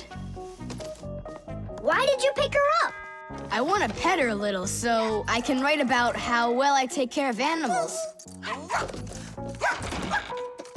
Thomas, I want to take care of nature too.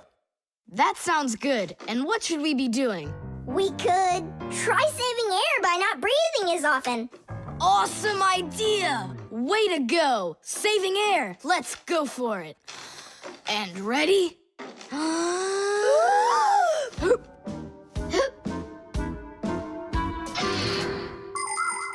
Humans invade nature and destroy more and more of her riches with each passing year.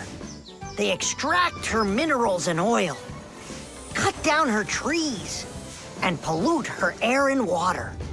They do all of this to produce food and all sorts of other things.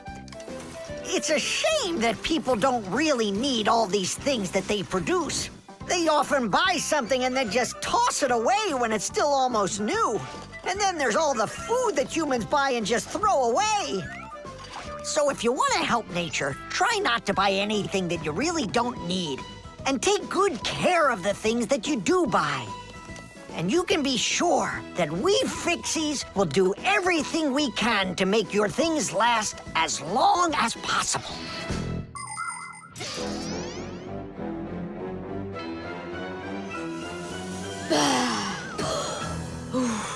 That's it. Now we can write it. Uh-huh, write this. I also do my duty by saving air. A whole 20 seconds worth. You got it? What's that noise?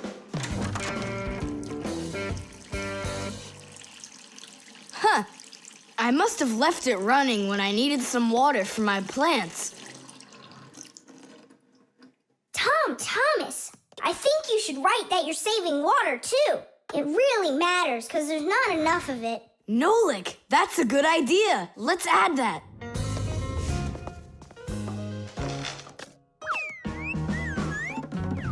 Hi there. What are you guys up to? We're writing about how Thomas protects nature. It's a homework assignment for school. Uh-huh. I've already written how I'm watering the plants, I'm good to living creatures, how I'm saving air and water, and how I'm conserving carrots, too. I never want to eat them, especially in soup. Not eating your vegetables? No way. Doesn't count. You sure of that? Mm-hmm.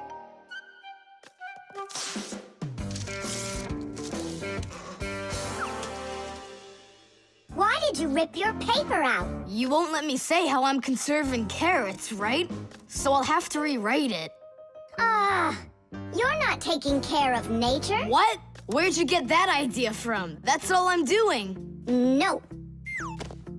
When you keep on throwing your paper out, it means you're not taking care of trees out there. What trees are you talking about? Didn't you know humans make paper out of trees? Humans make paper by cutting down trees and shredding the pieces into chips. The chips are then placed in water, chemicals are added to the solution, and then it is all mixed together into a mushy, watery substance called pulp.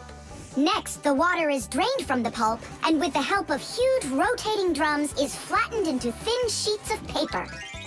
So you see, to make new paper, humans have to keep cutting down trees.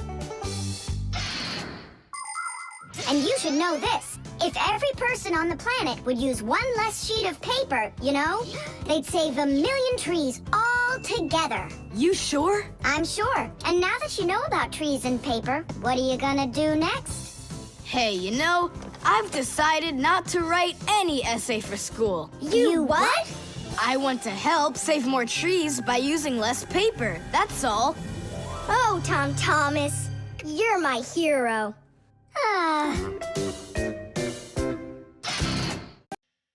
The robot. Did I already tell you what I'm hoping you'll get me for my birthday present? Yes, honey. Only 1,000 times or so. A Robotazoid R300 would just be the greatest. With Megavision, I want it. I really do. I do. Well, tomorrow you'll find out. But now it's time to sleep, Thomas. Wow, that is one great present. And we got Thomas absolutely 0 for his birthday. We're just terrible friends. So, how does this robot work? Okay, so let's give this a try, shall we? First, we'll take a walk. And how does he have any idea where the robot's going? I can tell you. One of the robot's eyes is a video camera. The robot sends the picture to the screen on the controller so the player can see where the robot is going. Yeah! And that's just one thing they know how to do. A robot is a smart machine that can do very difficult or dangerous work for humans. With its strong metal arms, a robot can move heavy objects or put together parts to build cars and other machines. Robots are often sent into outer space or to the bottom of the ocean to help scientists. There are also robots that can understand what people are saying, and robots that can talk and even make jokes, just like people. I've got it. Now let's turn you around. What was that? Look. You know... He destroyed him! Nolik, stop! You were playing with that, right? You think Tom will notice? I know what you're doing all night. I'm off to bed. I'll get him to work. I'll stay up until I do. Simka, let's try and... No, we're gonna need some help.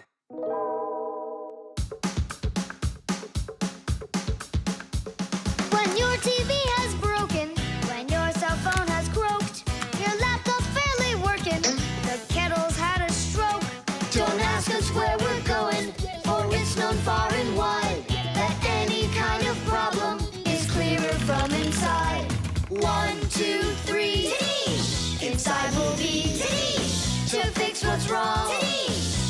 it runs strong. In gadgets and devices, our work will never end. Appliances are fickle, they need a loyal friend. At morning, noon, and midnight of every single day, when there is an emergency, you know we're on our way. 1, 2, 3, inside we'll be all day and night. We fix things right. 1, 2, 3, inside we'll be all day and night. We fix things right. We live to keep on working, and work for us is fun. So we'll just keep on working, 'cause our work's never done. And deep inside of gadgets, if you look when it's dark, you might just see us race around like multicolored sparks. 1, 2, 3, inside we'll be to fix what's wrong, till it runs strong. 1, 2, 3, inside we'll be all day and night. We fix things right. 1, 2, 3, inside we'll be to fix what's wrong, till it runs strong. 1, 2, 3, inside we'll be all day and night. We fix things right. Wow, you got it! We need to hide. A robotizoided R300, I can't believe it!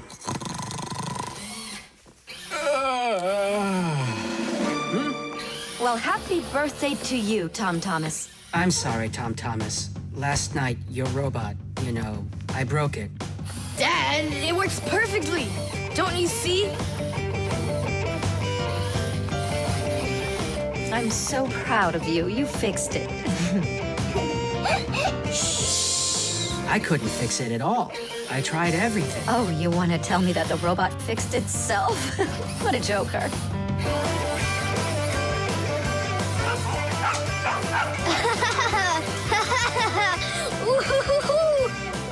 Mom, Dad, thanks so much. I love it. And how about thanking us? I should have known it was you who fixed the robot. Happy birthday! Happy birthday! Yay! The keyboard. 5, 4, 3, 2, 1. Ready or not, here we come. And where is he hiding this time? Tom Thomas! Yoo-hoo! Tom Thomas, you didn't forget about your grandma's birthday, did you? No! Oops, I did. We found you this time. Hey, that's not fair. It was my mom that found me, not you. Then go and hide again. Not now. I have to draw a birthday card for... my grandmother. So, we need one clean sheet of paper. When's your grandma's birthday? Tomorrow. But your card won't get there on time. Oh, then what can I do? Come on and use your noggin. Pick up the phone, give her a ring. Your grandmother will be really happy to hear your voice. No, we've got a tradition. We send each other birthday cards. And what's the internet for? Why don't you send off an electronic card to her? Simka, that's genius. Oh, this one's cool. Now go ahead and type your message.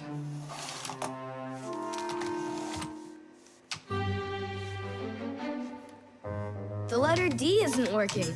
How can I write Dear Grandma without D? Just let her be a plain old grandma without the dear. But the letter G isn't working either. It looks like we could use a pack-a-mat here. A pack-a-mat? What for? To clean off the keyboard's contacts that got all dirty. What contacts? A key on a computer keyboard works pretty much the same way as a doorbell does. When we press on the button of a doorbell, the contacts inside touch, which lets the electricity flow that makes the bells ring. And when we press a letter on a computer keyboard, an electrical current runs from the keyboard to the computer, and that letter appears on the screen. But if there's dirt between the contacts that stops them from touching, then the current can't flow.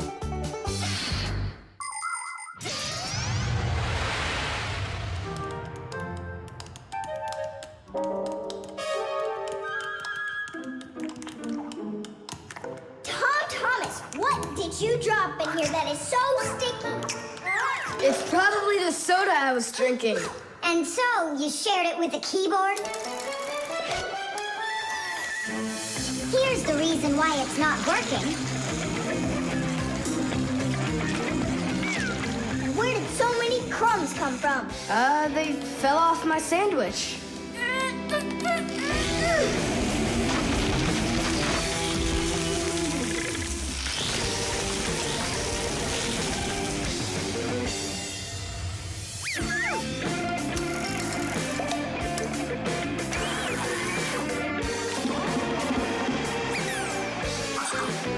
What in the world is this red stuff down here? That must be the sauce for my mushroom pizza. Oh, Nolik. Well, now it looks like we're gonna be out picking mushrooms. The Fixies are always ready to help people out, but there are some people we really don't feel like helping. I remember when I was working as a Fixie back in one house. It was a disaster. One day, the owner spilled coffee on the remote for the TV. As I was running to clean the remote, he starts pounding the TV with his fist because the channels won't change. So now the TV is broken too. Well, with no TV, he decides to listen to some music, and he carelessly pulls the music center onto the floor. So he tries to fix that himself and manages to break it for good. And then he sits down on top of his telephone and breaks that to bits. Meanwhile, I'm still busy trying to clean the coffee off of the remote. There wasn't a minute of rest with this guy around. In the end, I couldn't take it any longer. So I got out of there, and now I'm here, teaching kids. Tom Thomas, why are you eating food at your computer? Yeah, they don't feed you in the kitchen or something? Now I know it. It's not allowed. You said it. Now write your message, and write the address on there too. Uh-huh. Mom, do you know what the email address for Grandma is? Grandma doesn't have an email address. So what? We went ahead and fixed that keyboard for nothing? I still need it. Am I Grandma? I'll give her a ring on the phone. You said you had a tradition of writing each other cards. And what? Grandma will be happy to hear my voice. That's some original idea, huh?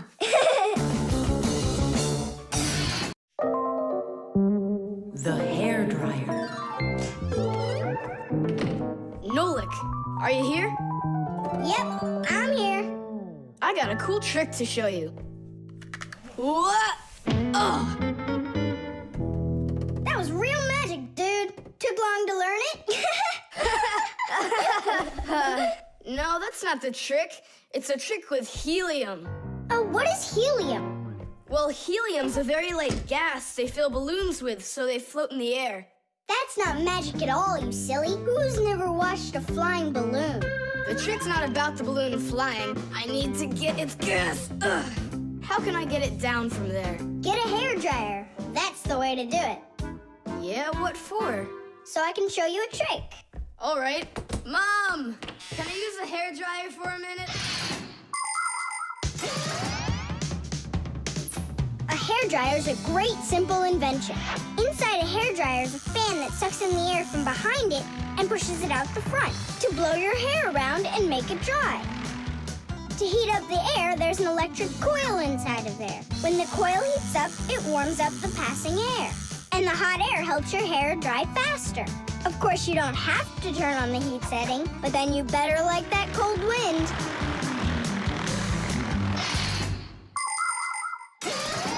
Nolik, I'm right here.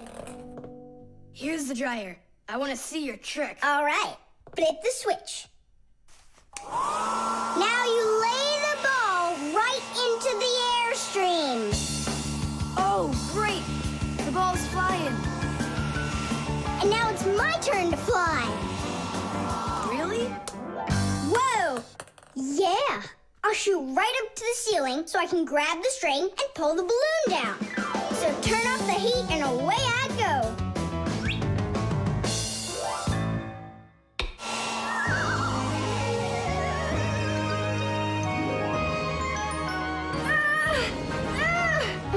Switch it on to high.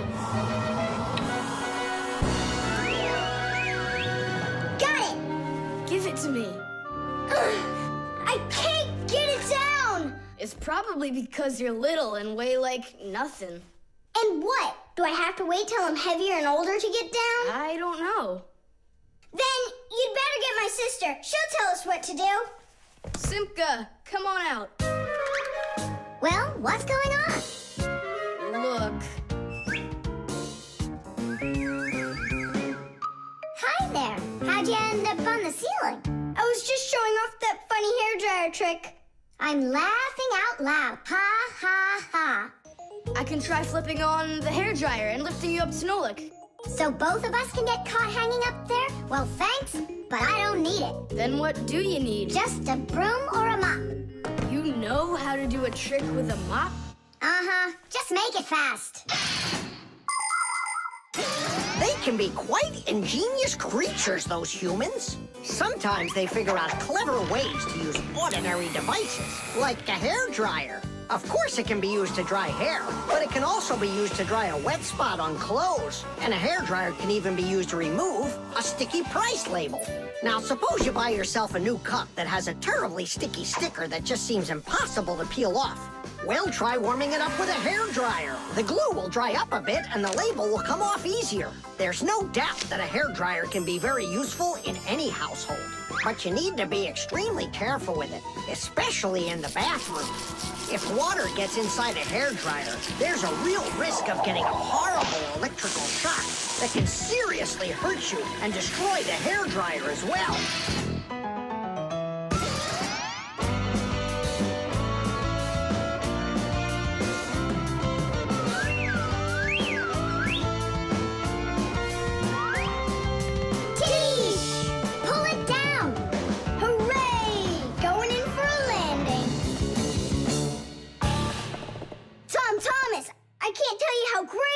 To fly inside a stream of air. Good for you. Now I'll sound like a Fixie. Really? Uh-huh. Huh. Watch me. Hey, what are you doing? Just look. I'll breathe in one breath of helium. Isn't it bad for you? You can only breathe a little. Hey, hi there. Oh, Tom Thomas became a Fixie. And that's my trick for you. Funny, huh? Oh, that's too funny. What a squeaky little voice you got there. See, I'm already not a Fixie. The helium stops working after just a couple seconds. That's good. Because such a humongous Fixie couldn't fit inside any machine. The toothbrush.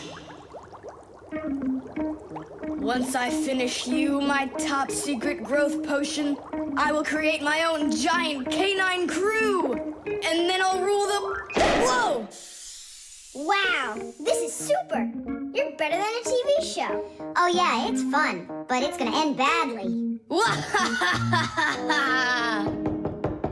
Tom Thomas, get ready for bed. I'm going, Dad. But first, my secret recipe. We start with a bit of carbonatorous. And now a little bit of bread and butterous. And finally,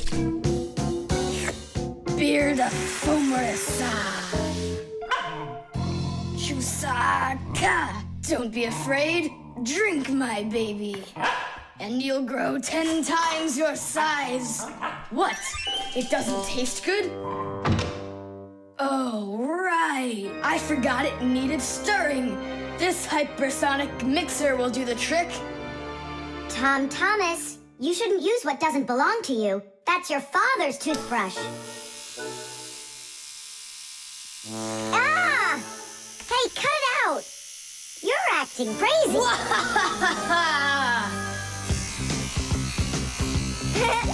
Bubbles!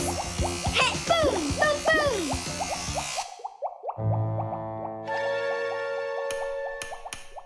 Uh-oh.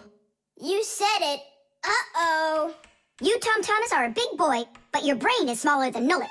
Why, thank you. Just go put the toothbrush back in its place, like you never touched it. Nah, that's not right at all. Tom Thomas, what's up?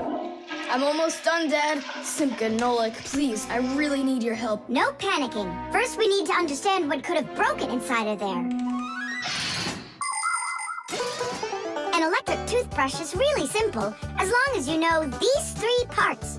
The battery, the motor, and a very clever mechanism that connects the motor with the bristles.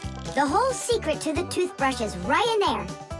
That mechanism uses the spinning of the motor to make the bristles move very fast back and forth, from left to right, from right to left. And that's how it brushes your teeth. So what can we do about it? Here's what we do. First, we take out the motor, then we take the gears out, and then the mechanism. How much time do we need to do that? 1 or 2 hours. What? No! Just listen here, Tom Thomas. You need to open up the battery compartment. Wait for me right here.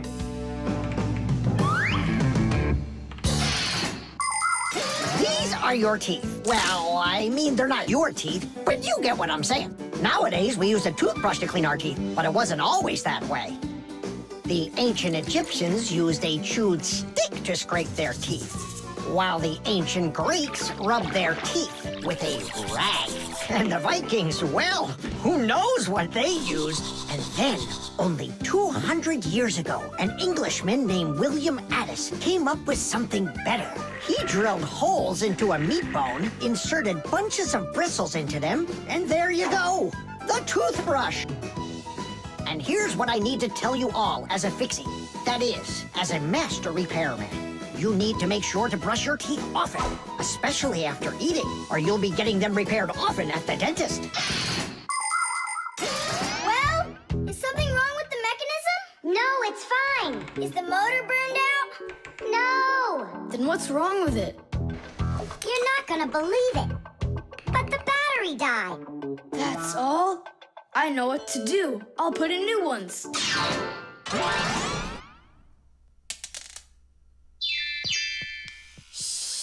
Your dad turned the toothbrush on. Looks like everything's fine. It's working. Ooh, way to go. Excellent. Your dad will never find out what kind of slop you mixed up with his brush. What slop? How dare you, Nolik? How dare you refer to my mighty potion like this? Tom Thomas, somehow soap got all over my toothbrush. Can you explain that? Ay, ay, ay. Well, you got caught. What do you say now?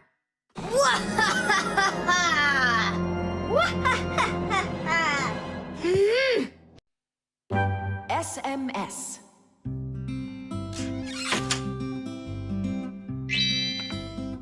Hey.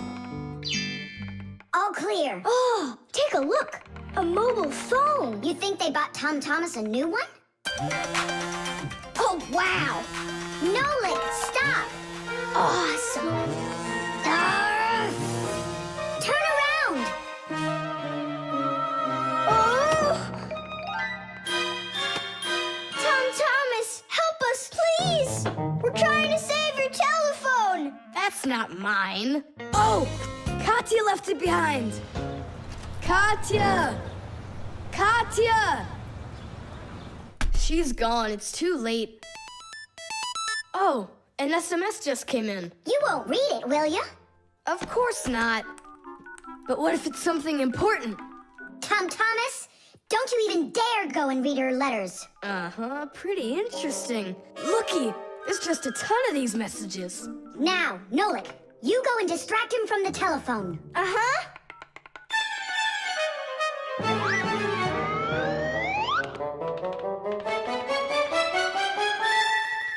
Chusaka, hey! It's me, your buddy Nolik.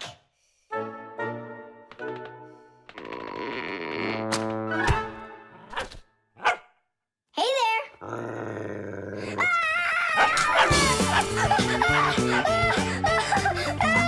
Chusaka, cut it out. Stop it. That's enough with the barking. Out of this room. Right now.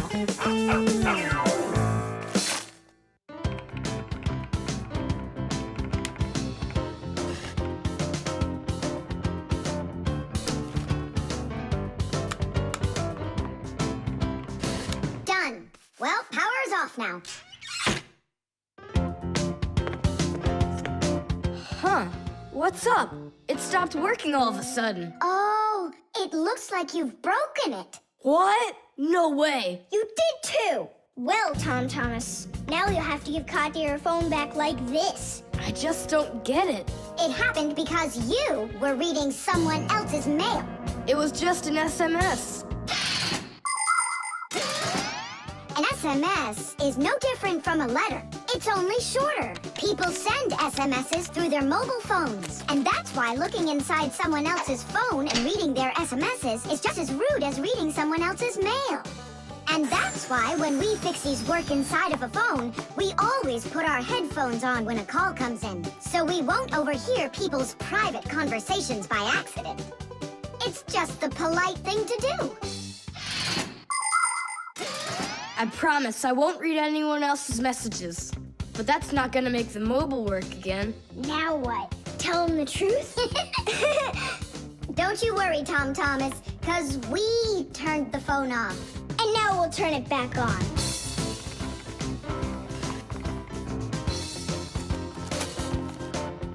See that? The contact's barely attached. We just need to write a note to the Fixies who work over at Katya's. I'm sure they'll fix it. There are Fixies living in every home, and the work they have to do can seem endless. The TV starts acting up, then the doorbell breaks, the washing machine stops running, and then the phone won't ring. And besides all of that, there is cleaning and there's oiling. Like the appliances in the kitchen or kids' toys and all those other things. Modern houses are literally stuffed with all sorts of devices. And that is why the Fixies keep working day in and day out. Unfortunately, this can make Fixies get carried away by their jobs. And they can forget about their Fixie relatives and close friends that live in the neighboring houses and apartments. And that's not right. Just like humans, Fixies have to remember to go and visit each other more often and write each other letters, or at least send their regards. That's all. It's working again. You're the best. Now I can give a call to Katya and tell her she left her phone over here. Tom Thomas! Is that you calling? Yeah? And to who? Katya? And her phone is where?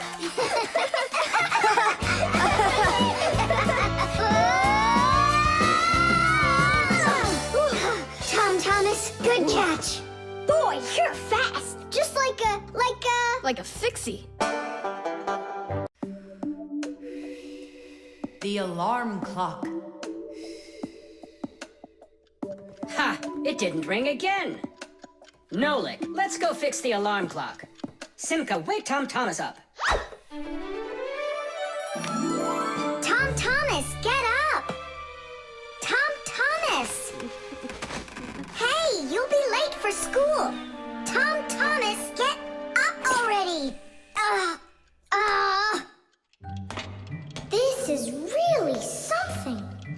And where's the battery in here? No, this is an old mechanical alarm clock. It doesn't work with a battery. It uses a spring. How's that work? People wind up the spring tightly, and then as it slowly unwinds, it turns the gears, which turn the hands of the clock. Achoo! Oh! What? The alarm clock broke. Let's hurry and get you washed up. Tom Thomas, are you just getting up? Dad, the alarm clock didn't go off. It's broken. Here's the problem. It won't turn because the feather's stuck in the gears. Nolik, help me.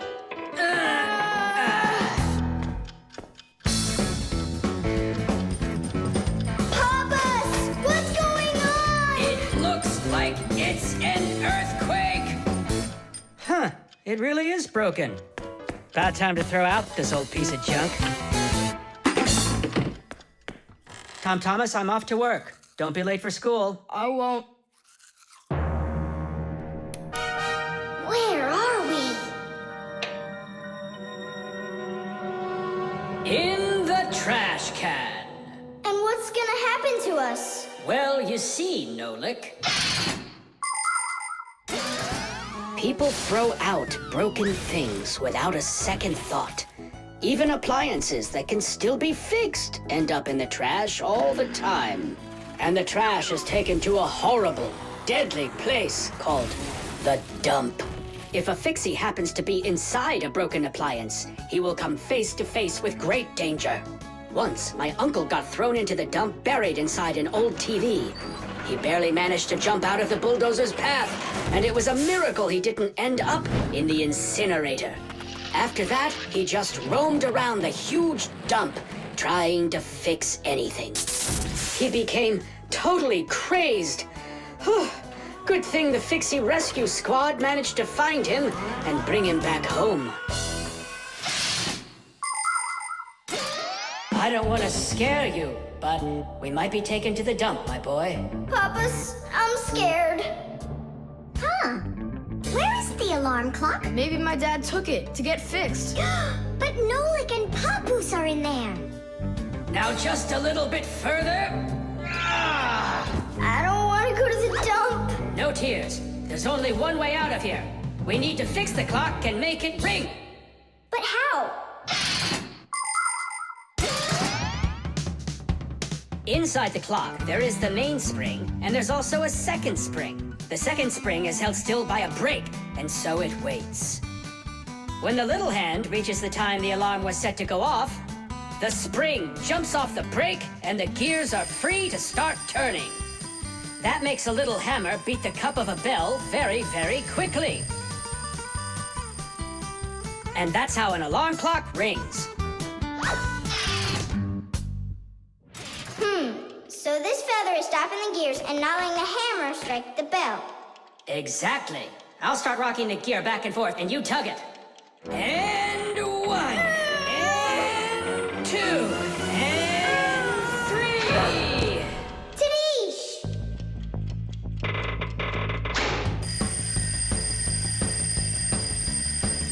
Simka, I think I can hear my alarm ringing. Run to the sound! Quickly! Uh-huh. Someone turned the alarm off. Whoa! And here comes that earthquake again! Nolik! I'm here! Nolik! We fixed the alarm clock. So what was wrong with it? A feather got jammed in the gears. And how could a feather get in a clock? Oh, it's probably from when I put the alarm clock under my pillow, so it wouldn't wake me up. Huh, so you mean because somebody doesn't like to get up in the morning? We almost ended up at the dump? By the way, if that somebody doesn't hurry off to his school soon, he'll be late. Oh, you're right, huh? The electric train. Woo, woo, woo, woo.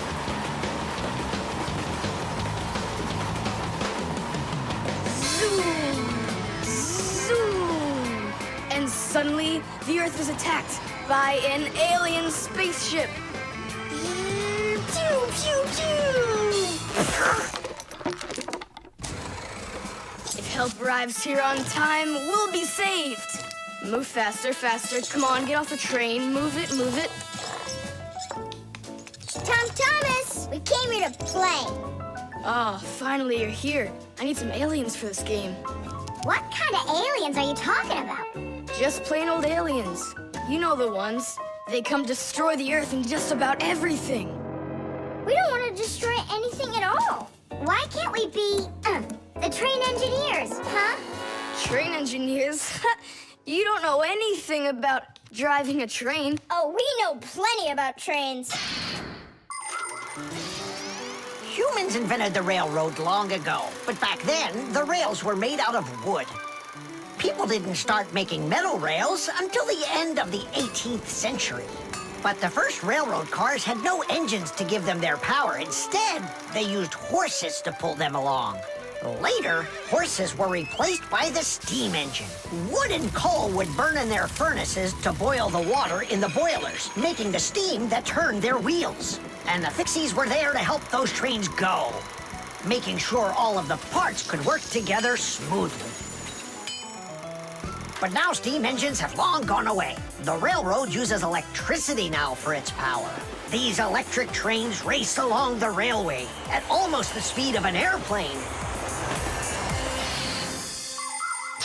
So you might know trains, but you'll still be the aliens. This railroad is mine. So you're gonna play the way I want. The train is unloaded and leaving the station.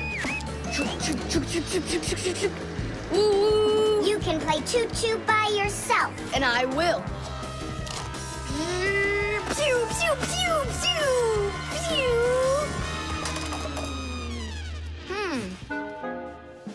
Hey, why did you stop?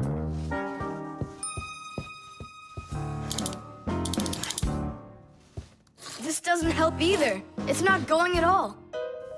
Simka! Nolik! Where are you? Did I hurt your feelings or something? Mom, is Dad gonna be home soon? No, is something the matter? We've been attacked by evil aliens. The train has to be fixed right away, or we'll never escape them. You want some tea? I've got to think of something. Simka, Nolik, I know you're in there.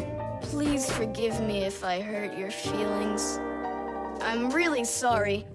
There's nobody but you that can save the world from the evil aliens.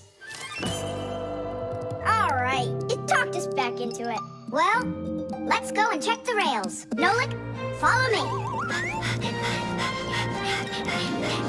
I'm faster. Whoa! Well, so much for being faster. It looks like I found the brake. Tom Thomas, the rails are broken. I know, and so? You know, but that's why your train's not running. Just like a real train, model trains run on electricity. But there aren't any batteries inside the locomotive to pull the other cars. The engine gets its electricity from the rails. Each piece of the rail has a wire in it. If the rails come apart, the electricity can't flow through the track and get to the train. And without electricity, the train's engine just stops going. So reconnect the rails and your train will run again.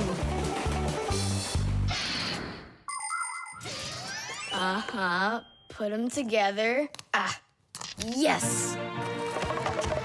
Hooray! The train's running! Way to go! So will you play with me now? And which way are we playing this time? Whatever you want, I'm with you. The train rushes down the track with Nolik as its engineer, when suddenly from out of the sky comes an alien spaceship.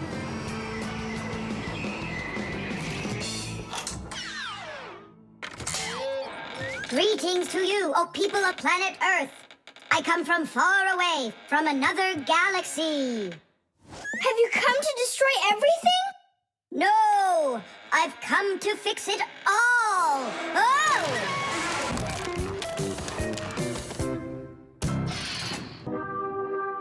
The cartoon. Yeah.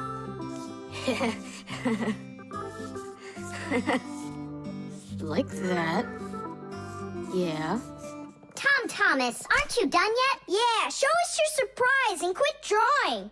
But this is the surprise. So make yourselves comfortable.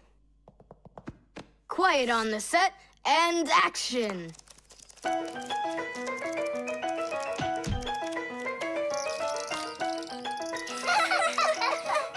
Great crash, huh? You should put a huge bump on his head. It's just like a cartoon that you drew him there.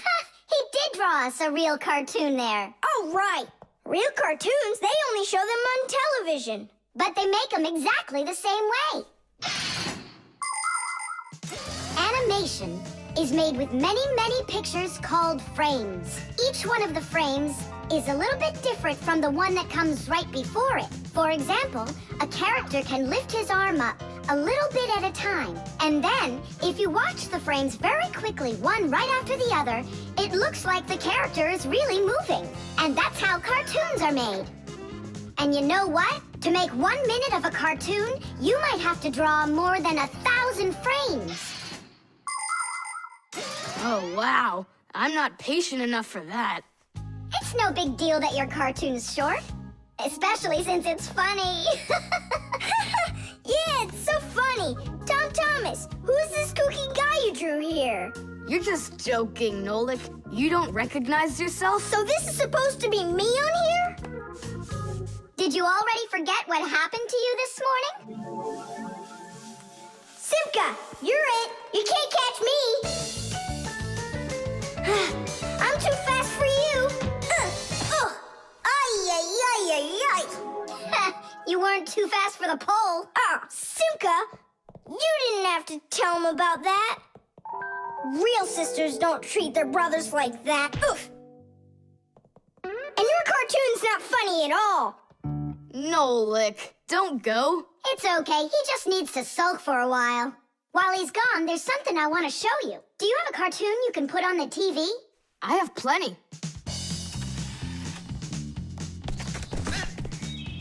What should I do? Let's watch it again. But now I want to show you the same cartoon a frame at a time. Here, take a look. This is a frame, and here's another and another. Isn't that cool? Uh-huh. So cool. And then back at regular speed, there's 25 frames every second. What should I do? It's magical. Simka, you know, I feel awful for Nolik. Yeah, I feel awful too. There are many different ways of making animation. Hand-drawn animation is, of course, drawn by hand, and stop motion is made like this. The animators pose the model and take a picture of it. Then they move the model a little bit and take another picture. And they do it again and again and again until there are enough frames to make the characters look like they're moving very smoothly across the screen. Another popular style of animation is clay animation. In these films, everything is built and rebuilt out of modeling clay. But today, most of the cartoons are made on a computer. At first, they make a computer model of a character, a sort of digital puppet. After the models are built, they are colored and animated to move. This is the kind of animation that's used in the Fixie cartoons.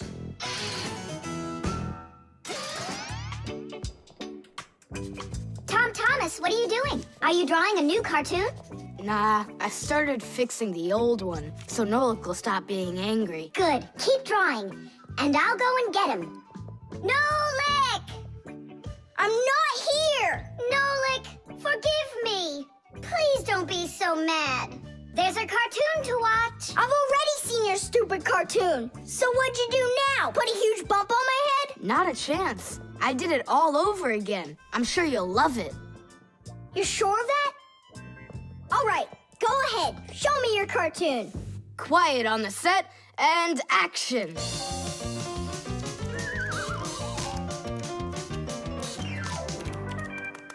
There you go.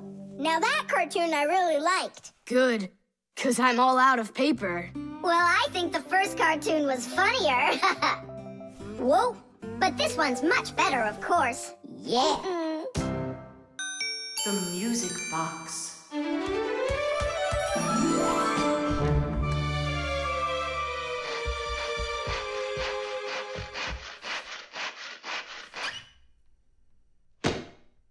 And when the Pied Piper began to play his magical flute, the rats came out of their holes and followed him. And they never would be seen in Hamlin ever again. Whew.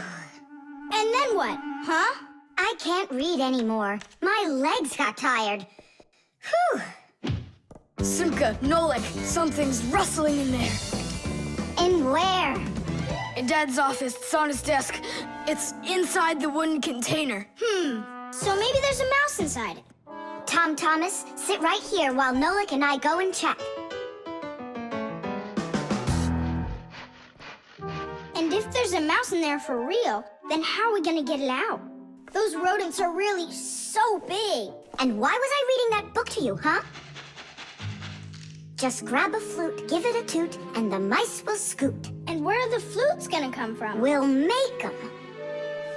Toot, toot, toot, toot, toot. You got it? Sure I did. Wait a second. Let's get a little closer.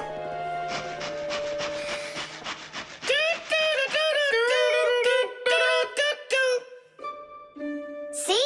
It's just like I told you. No more mice in there. So let's toot a little more so they won't go back in. All right. So you're the ones messing around out here. Oh, Grandpoos, it's you here. All day I can't work on what I need to do. Right from the start, someone's opening up the top, and then you two tooting. It was Simka who came up with the tooting. Just because you're afraid of mice. Wow, what kind of machine is this? Well, what do you think? A coffee grinder? No. A hole puncher? Is it a foot scratcher? What? Well, a machine for scratching your feet. You're joking all the time, you. It's a music box, and it's just wonderful. Music boxes were invented more than 200 years ago. Inside, there is usually a cylinder with short pins sticking up from it. In front of the cylinder, there is a comb with metal teeth of different lengths. If you pluck one of the teeth, it will make a pleasant sound. A short tooth makes a higher sound, and a long one, lower. When the cylinder spins around, the pins pluck the different teeth, and music plays. Awesome! So what's broken in here? The spring slipped off. It has to be pushed back into the right place. Will you help?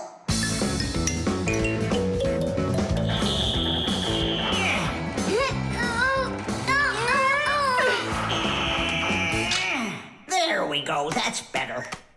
How come the music's not playing? First, you have to wind up the spring with the key. Tidish! I know who can wind up the spring. Well, Tom Thomas, can you guess what kind of machine this is? A paper cutter. How about a hole puncher? You're such a joker. Now don't go and tell me it's a foot scratcher. Then I don't know. Then wind it up with the key and you'll find out.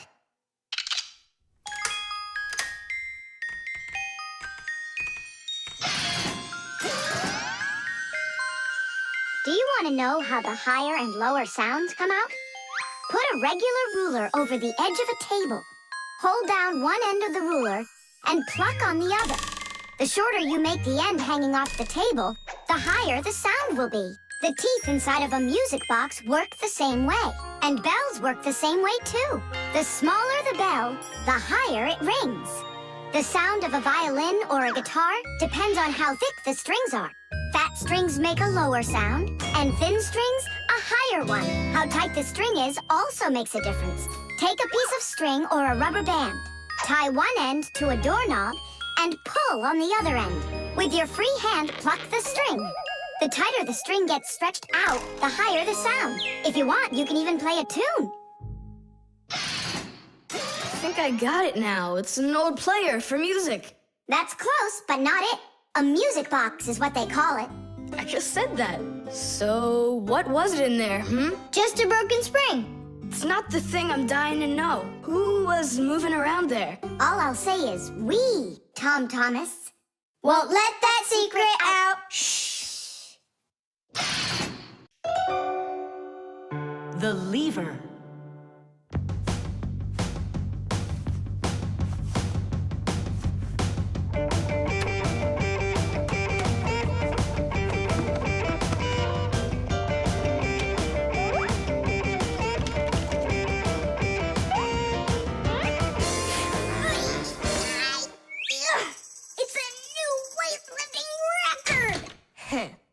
You're so strong. That's so light I could lift it up with my finger. Oh my, but do you think you could lift up your nightstand? Don't know, never tried it. So then go on. No way! And you are so much bigger than that nightstand. But watch, I can lift this big pencil. And just look how much smaller I am. So, who's stronger, you or me? Well, I guess it's not me. The Fixies may be very small, but they are actually much stronger than humans. Yes, it's true. What, you don't believe me? Well, who's stronger, an elephant or an ant? You think it's the elephant. Well, of course, it's so much bigger. But did you know that one ant can lift up 50 ants its own size? And an elephant? It can't even hold up one.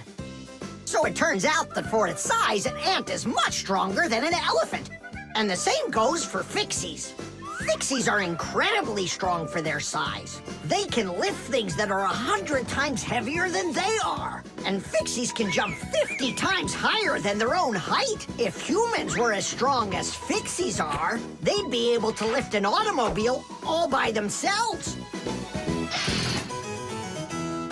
Yeah, Tom Thomas. It's time you built up your strength. Well, how? Start lifting dumbbells. Or if you want to, you can use my barbell. No thanks. I'll use the dumbbells my dad has. They're in his office, I think. Oh, there's one. And where's the other one? Aha, there you are. I'll get you out of there. Come on. I'm helping you here. It's stuck. All right. Move aside. I'll get it right out. What is this, glued to the floor or something? Hey, what's all the racket? Hi there, Simka. We can't get the dumbbell out from under there. Well, of course you can't. The sofa's pressing down on it. So that's what it is. And I was worried that I lost all my strength. Well, that means we have to lift up this sofa. We can't do that. It's too heavy for us. We can do it. Tom Thomas, get me your hockey stick from your room. We can't move a sofa with a hockey stick. Don't worry, you'll see. Here, I brought it. What is it for? We're gonna use it as a lever. A lever? Well, yeah. A lever works the same way that a seesaw does, with a board resting on top of a piece called the fulcrum. But with a lever, one side is longer than the other, and that's the secret to its power. With a lever's help, it's possible to lift any weight. All you need to do is get the short arm of the lever under the load and push down on the long arm. And the longer the arm, the more weight you can lift. And that's how a lever makes people stronger. Well, can we find a fulcrum in here? Maybe this dumbbell. Can that be our fulcrum? Great idea. Now you're thinking the right way. You ready to go? Let's go! Lean on it, Tom Thomas.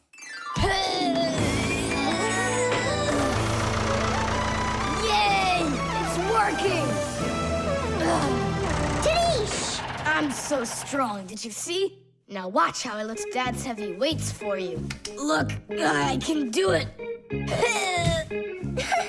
It's just like I told you. You'd be better off training with my weights.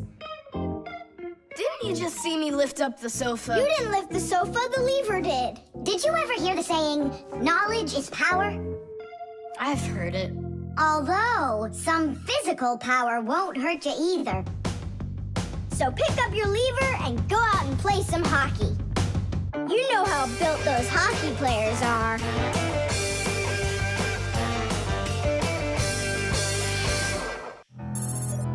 The lie detector. Simka! Shh, quiet. I'm on a stakeout here. Who are you staking out? Tom Thomas. We've got a bet that he won't be able to survive 3 days without any TV. Really? Can I be on the stakeout with you? Shh. Simka! Ha!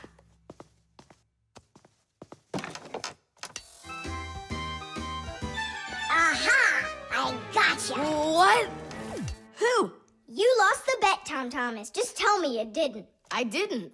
Why didn't you? It's because I'm not Tom Thomas. What? I'm Tom's brother. That's totally not true. We know Tom Thomas doesn't have a brother. I meant his first cousin. Then how come you two look so much alike? It's 'cause our mothers are twins. So what should we call you? Who, me? John Johnson. And who are you, by the way? As if you don't know who we are. This room is beautiful. Sure is bigger than mine. I don't believe you. You're telling a lie. And what is your proof? Maybe he's not lying. There's a way to check it. How? Yeah, how? With a lie detector. You'll see. A lie detector is a device that is used to help figure out if someone is telling the truth or if they are lying. You see, when someone is lying, they always get a little bit nervous. Even though we might not see it, we know that a liar's heart beats a little faster, his breathing changes, and he sweats. A lie detector can pick up on all of these little things. And that's how a lie detector can be used to help find the truth. But you don't have a lie detector. But we know how a lie detector works, don't we? Or are you scared, Tom Thomas?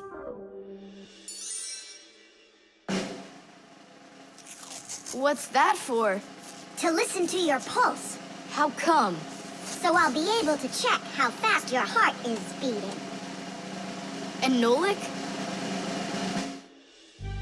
He's gonna keep an eye on how often you blink. And what are you doing with the egg? The egg is an old African method. If you're not telling the truth, your hand will automatically squeeze the egg. And so, the egg will crack. Well, my egg won't crack. We'll see about that. Humans have tried to come up with all sorts of ways to find out the truth. For instance, in ancient China, they would put some dry rice in a person's mouth when they told him the crime they believed he committed. Then they'd check the rice. If the rice stayed dry, they believed he had committed the crime. In ancient India, a person had to bang on a gong while answering a judge's questions. If he started banging the gong louder, then it was believed that he was trying to hide the truth. And in Europe, if one knight accused another of lying, then they would just take part in a duel.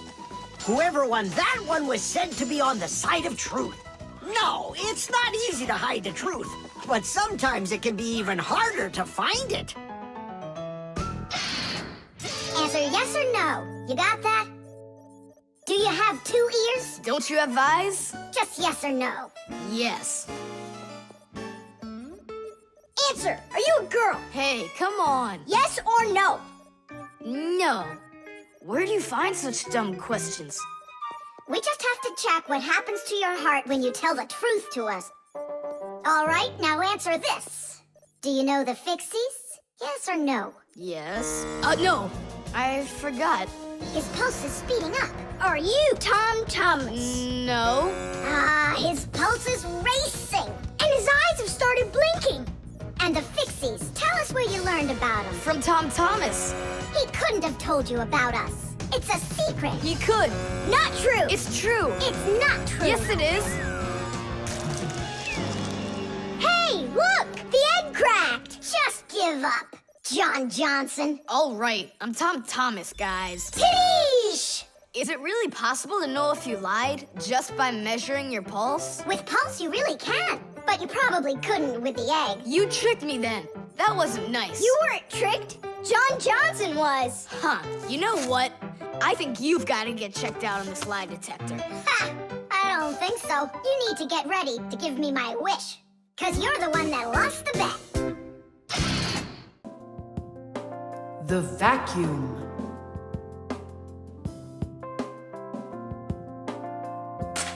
What's the point of cleaning up toys? You're just gonna go take them out again later. You said it.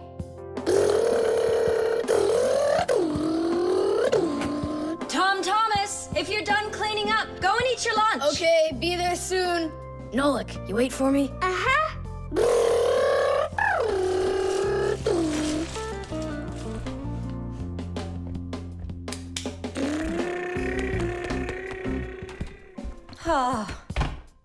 He calls this cleaning up.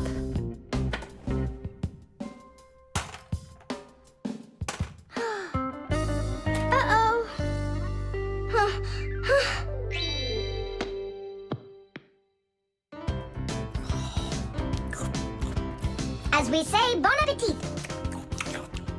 Thank you. You're not gonna eat me up, are ya? How? Fixies, I don't eat them. Well, that's my mom. She started vacuuming.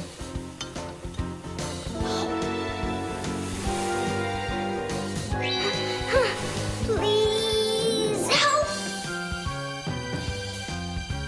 Help me! Help! Help!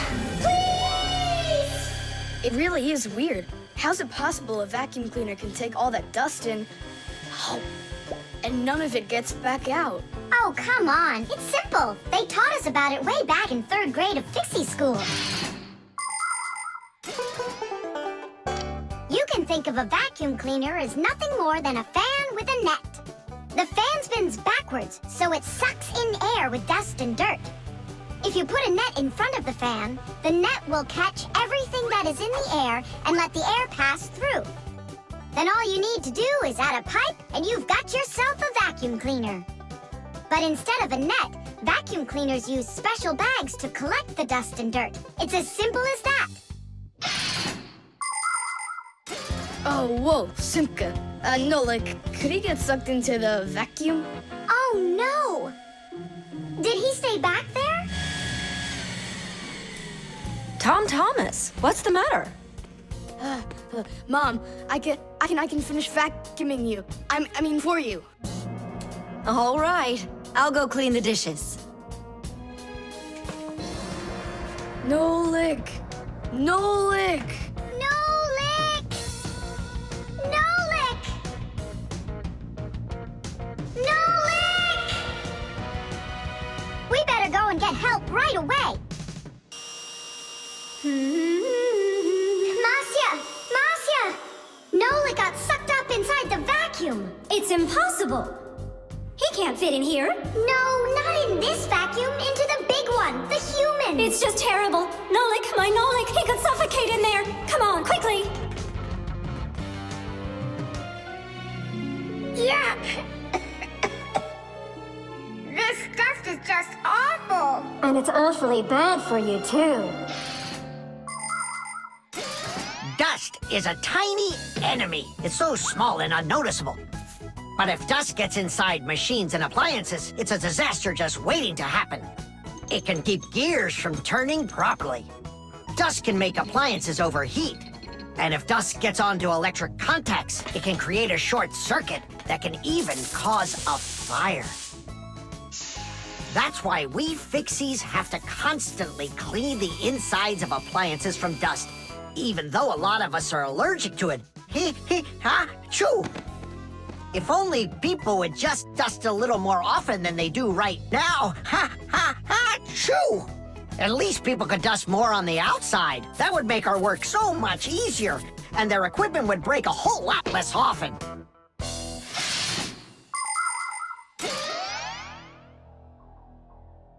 Well, did you find him? No! It's all my fault. My mom asked me to clean up my toys, and I didn't just do it like she asked. Now it sucked him in because of me.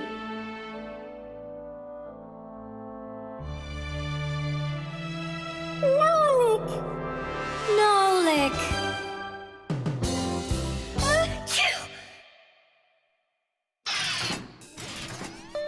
So what do you say, Tom Thomas? What? I already apologized, and I already promised to clean up my toys. And why are you sneezing? To keep you company, so you'd feel a little better. The flashlight. Where is that thing? Hi, Tom Thomas. What are you looking for? The flashlight. Ah, here it is. Why do you need it? Katya, I want to talk with her. Why not use the phone? This thing's a flashlight. It's not a telephone. No, you don't understand. Me and Katya came up with a secret code. If I flash just once, then it means hello there. Oh, and Katya's also said hello there to you. And 2 flashes? What's that? Katya's asking if everything's all right. Now I'll tell her that everything's good. Oh, what's wrong with this? I think it's not working right. I see, Nolik. But what's wrong? Any flashlight is nothing more than a battery and a light bulb connected by some wires that are used to make a switch in between them. To turn on a flashlight, you flip on a switch. That lets the electricity flow through the wires from the battery to the bulb so it lights up. And if it won't light up, that means that the battery is dead, the light bulb is burned out, or the switch is broken. And now let's put all this theory into practice. I'm sorry, but I don't have time right now. Don't you get it? If I don't signal back, she'll think that I don't want to talk to her, and that would just be terrible. Just don't get all worked up. We'll help you. But first, we need to get the the pack-a-mat and come right back. See ya. Did you hear that? Masya, what a weird sound. Uh-huh. That's new. Now we know what the noise was. Papoose, can we use a pack-a-mat to fix a flashlight? Really, did you say a flashlight? Do you know the story about when Granddad had to travel for miles on top of a dog? It's true! He was sent on a very important mission. A huge flashlight repair. What kind was it? A special kind called a lighthouse. A lighthouse is a tall structure with a huge flashlight on top of it that is used to help ships and planes find their way. People have been using lighthouses since ancient times. The most famous of them all is the Lighthouse of Alexandria. It was built in Egypt more than 2,000 years ago, and it was more than 100 meters tall. The ancient Greeks considered this lighthouse one of the 7 wonders of the world. In ancient times, people would burn big fires on top of lighthouses. Today, the light comes from powerful electric bulbs. Many of today's lighthouses not only give off light, but they send radio signals, too. Yes, thanks to lighthouses, ships and planes for miles around learn where they need to sail or where they've got to fly in order to stay safe. And thanks to that heroic deed of your grandfather, that big old lighthouse started working. Since then, not a single ship has ever gone astray. Simka! And what if we don't just fix the flashlight, but we do something heroic? Like Grandpa's did. Uh-huh. All right. What do you say? Let's jump on the back of this dog and get moving.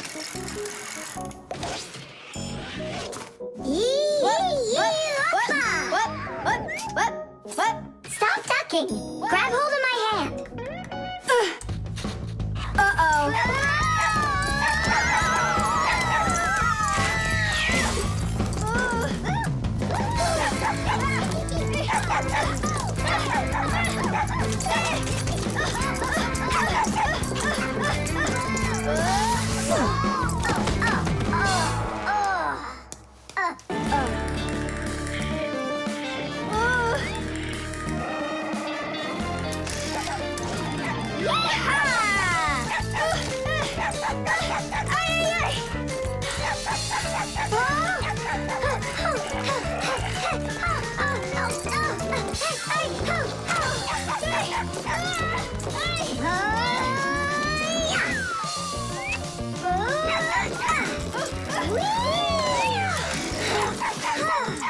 Chusaka, no! Get out, right now! Tish! That was really some heroic deed. Now it's time to go get that lighthouse fixed. Tom Thomas, hand the lighthouse over. What kind of lighthouse? The one that's your flashlight. I have no use for it. What do you mean, no use for it? But then how are you gonna tell Katya what she needs to know? I already told her. Watch this. No, that wasn't the deal. Yeah. You want to tell us our heroic deed was in vain? Well, if you need some heroic deed, then sure, fix it. Hooray! The electric kettle. That's 4. Come on, Tom Thomas, just one more. Come on now, Tom Thomas. I know you can do it. 5. That doesn't count. That doesn't count. No, your chin was below the bar. Whew, that's all. I can't do anymore. You weakling. You're the weakling. I'm not. I just haven't eaten in a while, and that's why I lost my strength. You're a slave to food, Tom. And you see, that's the difference between us Fixies and you humans. Many people wrongly assume that the only way Fixies could live is by stealing food off of humans' tables. Or worse yet, by stealing it from their refrigerators. That's just a lie. It's not true at all. Fixies don't eat any kind of human food. So then where in the world do the Fixies get their energy, you're wondering? It's very simple. A Fixie's entire life is connected with devices. Fixies not only live inside of devices, but they take care of them and help them live longer. And in return for their help, these devices share part of their energy with the Fixies. So there you go. The Fixies help devices, and devices help the Fixies. Yes, we Fixies and machines have a symbiotic relationship. So we don't eat leftovers like cockroaches, because we're Fixies. 1, 2, 3, whoa! How's it possible that a big boy like you doesn't know how to make any food for himself? I'm able to cook, but I'm not allowed to turn on the stove. What can you make without it? Oh, yes. We have instant oatmeal. Look. Do you like oatmeal? You're joking. Only my folks say oats are healthy and make you stronger. Great. Well, then how do you cook it? It's not hard. All you gotta do is add hot water, and I'm allowed to turn on the kettle. Stop and check if there's water in there. If there's none, you can burn out the kettle. It's got enough. Then you can turn it on. Hey, tell me, how does the kettle turn off? I mean, how does it know when the water's hot enough? Inside of an electric kettle, there's a heater hidden underneath its bottom. When you turn on the kettle, the heater warms up the water until it boils. And the boiling water gives off steam that heats up a special metal plate at the top of the kettle. The heat causes the metal plate to bend, and that turns off the switch. So you could say that an electric kettle feels when the water's boiling.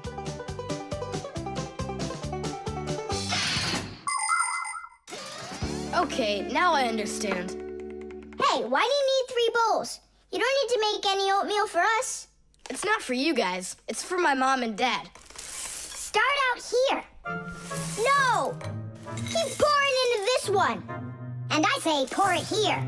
And I say first you should pour it into mine. Oh, Nolik! Where are you? I'll find him. Hang on, I'm going in. Ah! Simka! She was right over here. Nolik! Over here. Simka! Here. Nolik! There. Ow!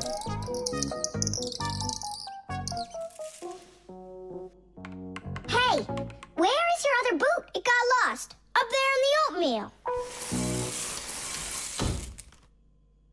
That must be your parents. Let's get out of here.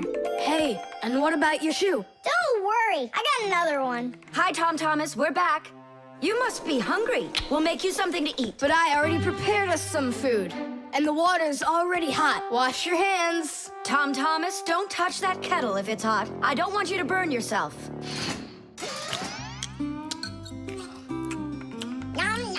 So today we're eating oatmeal for dinner. Delicious.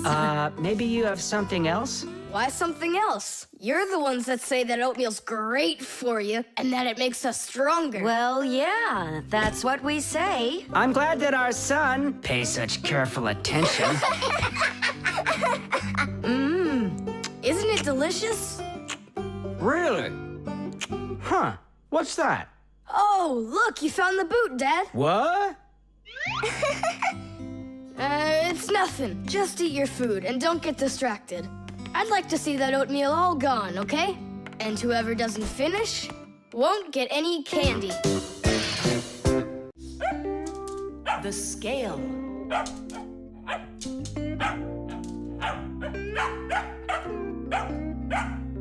Too Chusaka. That's enough already. But what if it's something important? Come on. She's just a dog. They say that cats and dogs have a sixth sense that we don't have. What's that? Well, they feel all sorts of things that we humans don't. I better let her in.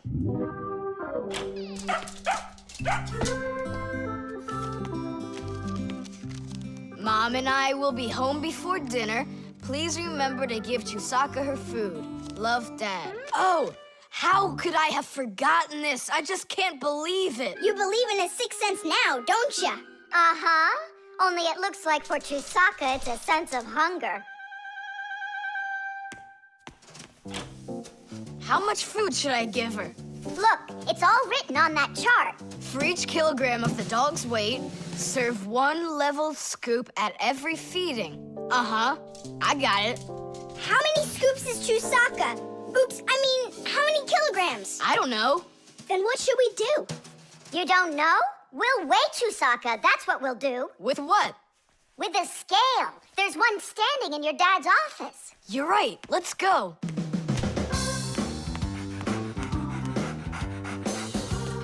I was wondering, does it bother your mom that only your dad has his own office and not her? Nah, Mom says she's got her own office. It's called the kitchen.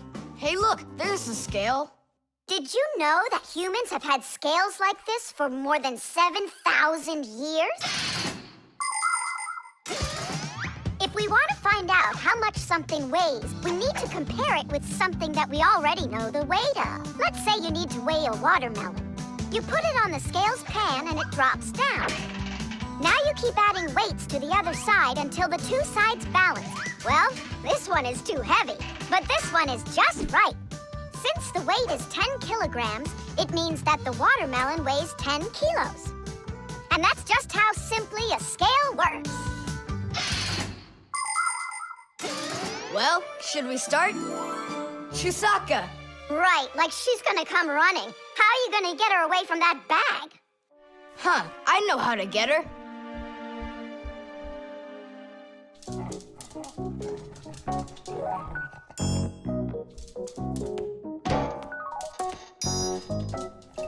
Here, hold this little piece of food while I weigh her. This may be literal, but it's way too heavy. Just hang on.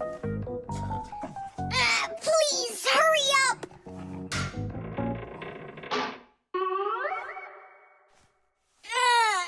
Come on! Hurry up! Done. Her weight is 2 kilograms.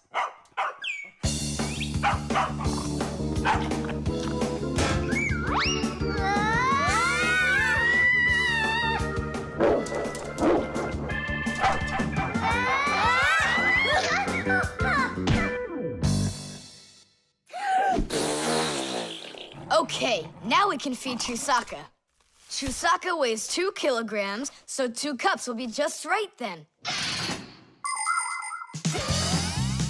Do you think that you can feed your pets any kind of food at all? Oh, no! For them to be healthy, pets just like humans need to have a nutritious diet. Today, there are special pet foods for birds, fish, dogs, cats, and all sorts of other pets. These foods are made with everything your pets need to stay healthy, like meat, fish, fruits, grains, vegetables, and vitamins. These kinds of foods give pets a well-balanced diet, and there's no need to cook them. They're ready to eat. Just pour them in a bowl and your dog will be happy. And so will your cat, and your bird, and your fish, too. Just be careful not to mix them up, because what's good for a fish isn't good for a dog. Each animal needs its own special food.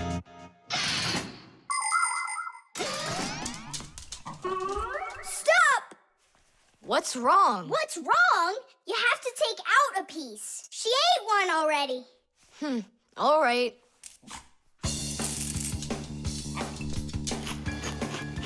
So, that's 6 cents. You still think it's true, right?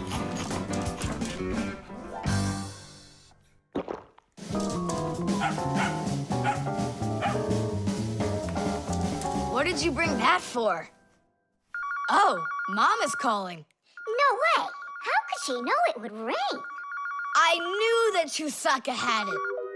Hello? It was a sixth sense, wasn't it? The magic wand.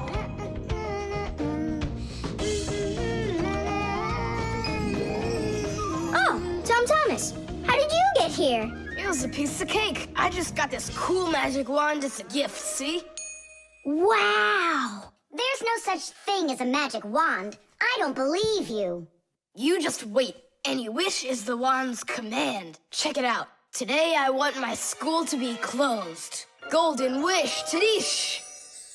Tom Thomas, your teacher from school just gave me a call. She said your school has totally disappeared. How odd. So I'm not going to school? Well, how? Instead of school, we'll go to the park. Hooray! Real magic. Oh, it's so great. No, there's no magic. They're only illusions. I don't know what illusions are. It's when what we think we're seeing is not what is actually happening. Have you ever seen a magician pull a rabbit out of an empty hat?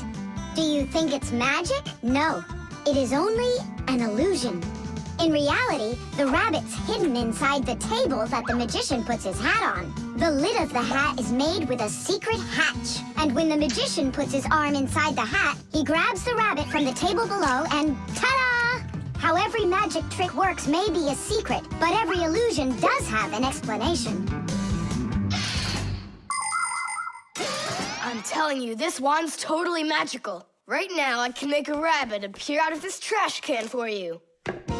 Golden wish, Tadish! Oh, that wasn't the idea. Looks like a dog to me. Wait, one more time. Golden wish, Tadish! Golden wish, Tadish! Tom Thomas, will you cut it out? One Chusaka was already enough for us, and now there's 3.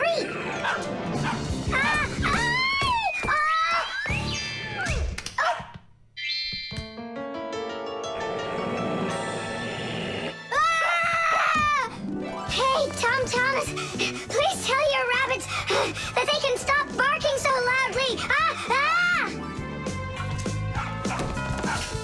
Shame on you for attacking helpless little kids. Wait, I'll make you bigger now. Golden wish, Tadish!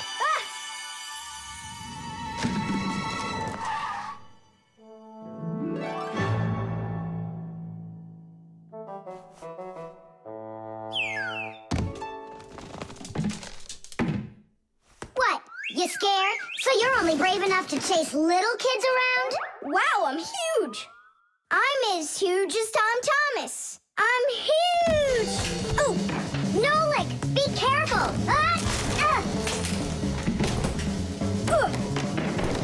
How can you live being this tall? It's so inconvenient. And I thought it was tough when you were so tiny. Tom Thomas, are you ready? Hey, why do we have 3 dogs all of a sudden? Oh, my word.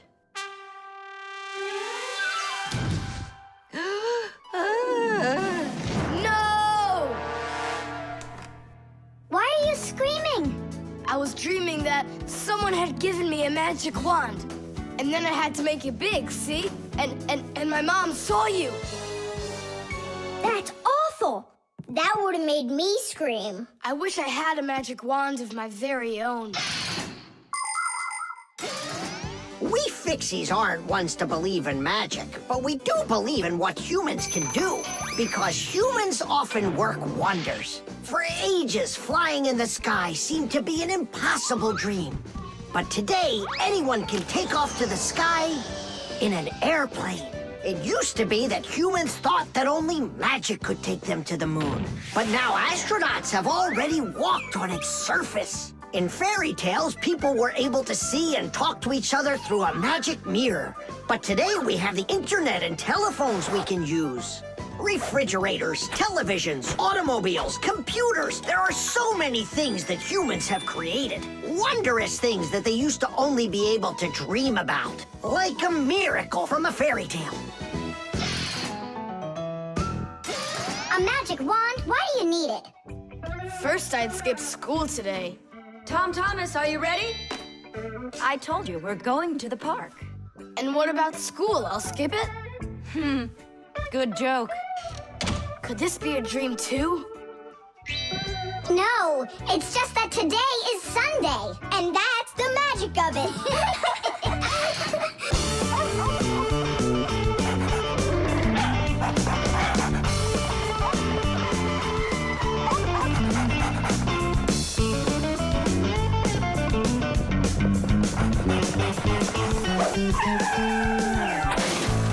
Chusaka!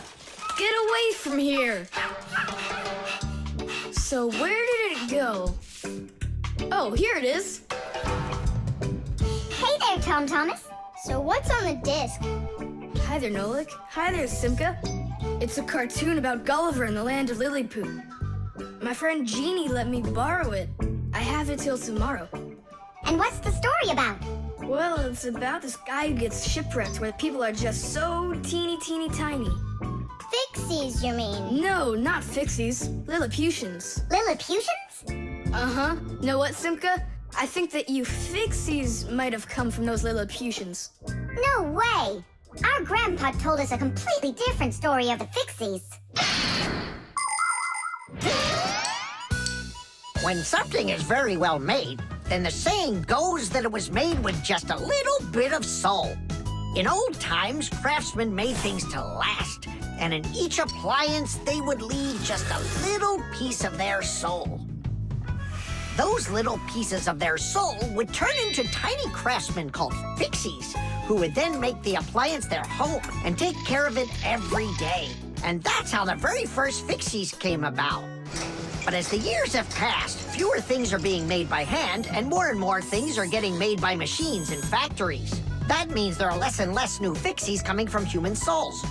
Luckily, Fixies can fall in love with each other and have their own family, raising their children and teaching them well, so they'll grow up to become skillful and honest Master Fixie repairmen. So you're mistaken. We're not Lilliputians at all. We're Fixies. Yeah, Fixies.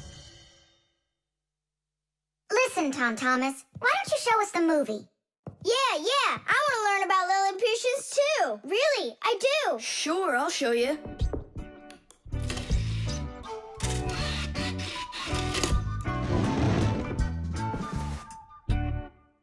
Oh no, what's going on? I broke it. I can't give her back a disc that's messed up. Don't panic. We'll take a look at it. Come lay it down over here.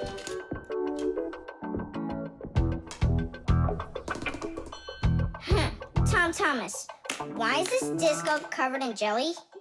Because I was touching it with my fingers. I mean, what else? It's obvious you don't know how a disc works at all. And you know how it works? Yeah, I know. Yeah?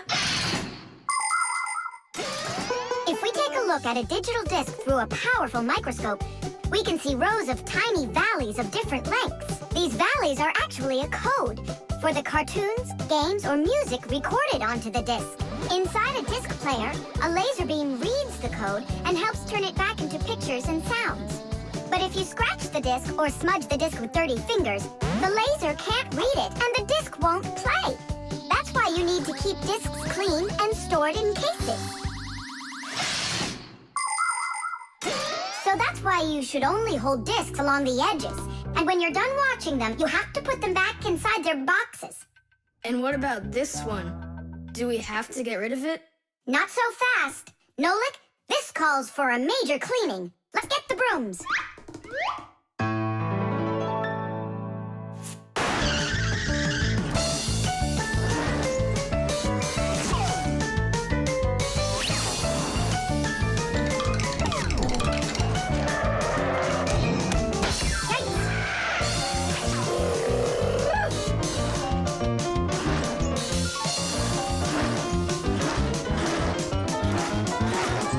Okay, Tom Thomas, check the disc. There you go. Now you're holding it right. Hooray! The disc works fine. Hooray! Now we can watch the movie about the Lilliputians. Hey, Gulliver, why are you sitting there? You've seen this movie already. I know in what? What? Look at that pile of discs. Where do you need to put them? In their boxes. The screws. Hey, Tom Thomas, what you thinking about? Huh? For school, I have to write an essay. My very best friend. I don't know. Who should I write about? What do you mean, who? Aren't I your closest friend? Of course. How could I forget to write about you? And you can keep forgetting. That's our secret, right? Don't you remember the promise you made when we met? Sure, how could I forget?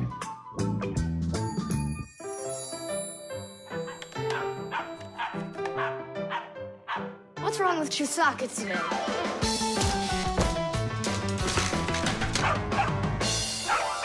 Chusaka, why are these screws bothering you so badly?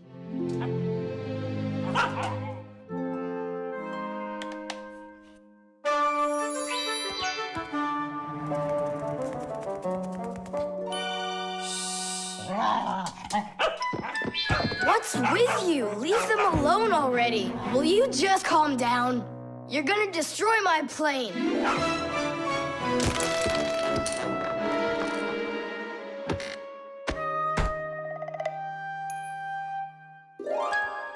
Let's get out of here.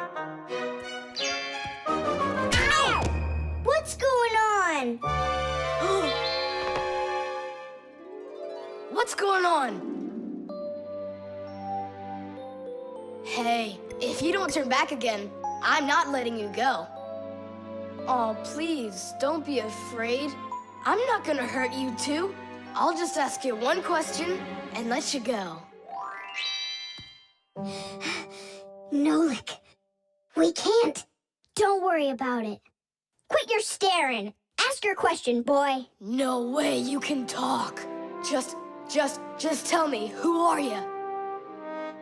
Fixies. That's all. We answered. Now you let us out. Oh, wait, but what's it mean that you're Fixies? That's already question number 2. You promised to let us out, didn't you? I'm sorry. You can leave now. Simka, it's fine. I can see from his look that we can trust him. All right. We'll tell him.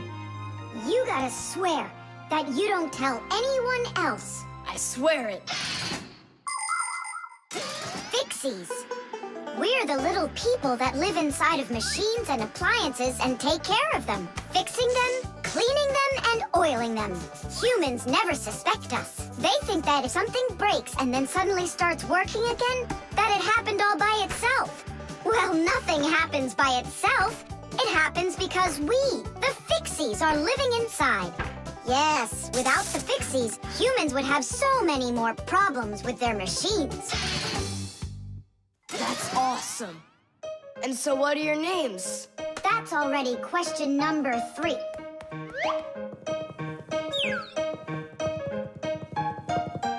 You can call me Nolik, and her name is Simka.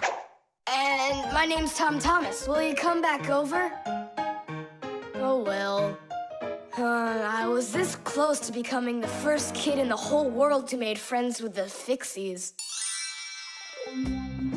I thought you guys would never come back over. And we didn't plan on coming back. But then we thought it'd be really great to be the only Fixies in the whole world, who are friends with the only kid in the whole world, who is friends with the Fixies. Ah! And who has told no one about us.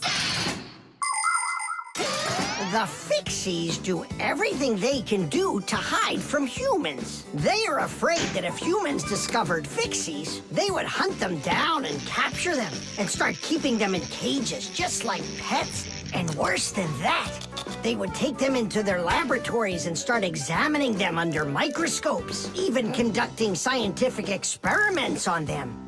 Or suppose that humans thought we'd do all their work for them, and so they decided that they didn't have to take care of their appliances any longer. Well then, let me tell you this. If humans decided that they didn't have to clean or fix their own appliances, then not even the Fixies will be able to stop them from breaking no matter what they do. That's why the Fixies are very smart to hide from humans.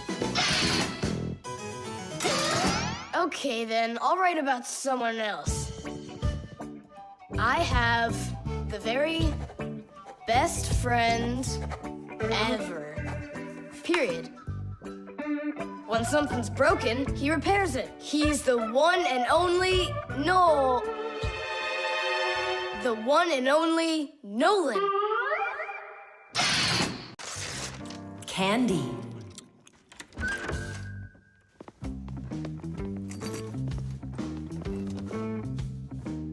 Nice black eye. Tom Thomas, did you fall? How did you hurt your eye? I had a big fight with Johnny. Oh, wow! How could you? What was the fight about? We argued over who's cooler, a racer or a boxer. A race driver's cooler. Of course! That's what I said to him. But Johnny had to prove it's a boxer. Well, He proved it all right. Can't you see? you don't prove anything at all by fighting. What a profession, a boxer. Yeah, now your dad, he's got an amazing profession, a journalist.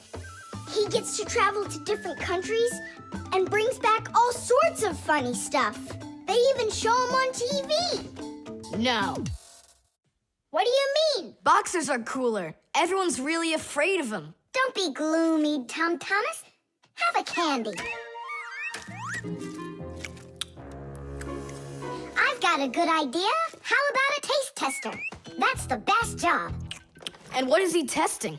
A taste tester is someone who tests the tastes of drinks and food. Yeah, how come? They want to find out if the food is delicious and what all the flavors are in it. Super! What a great profession. But a taste tester's not a job just anyone can do. I can do it. Then let's check. So open your mouth and then close your eyes.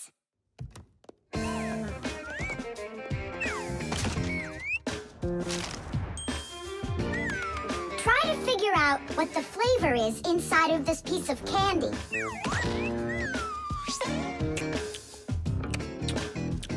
Strawberry. That's right. Good job, Tom Thomas. And this?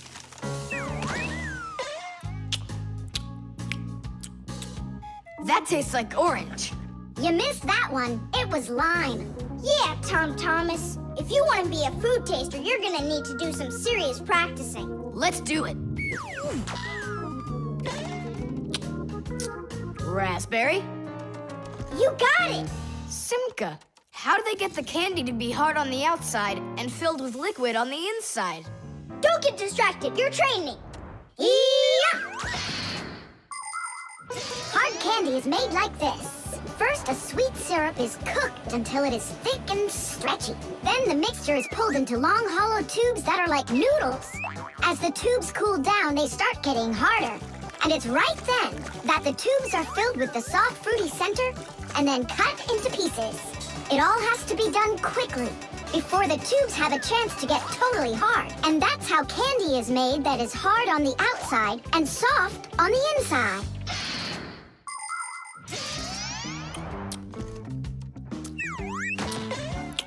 It could be strawberry, only I just can't tell anymore. Ouch! What's wrong? My tooth.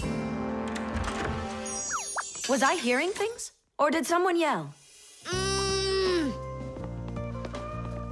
Oh, I got it. Come on, let's take a look at your tooth.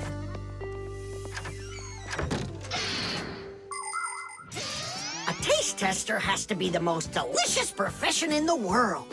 They taste all sorts of things like cheeses and chocolates and decide which ones taste better. Everything is tested for taste, even water, because different waters taste differently.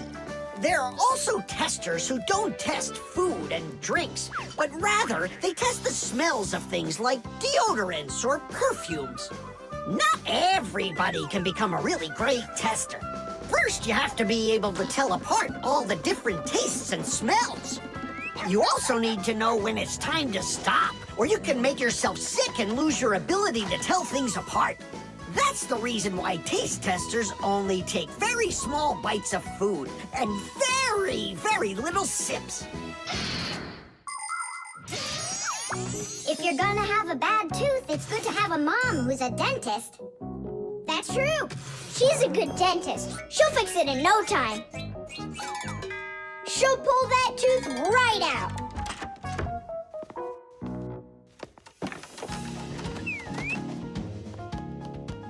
So, did she pull it out? Nah, she just gave me some medicine to gargle. Your tooth, does it hurt?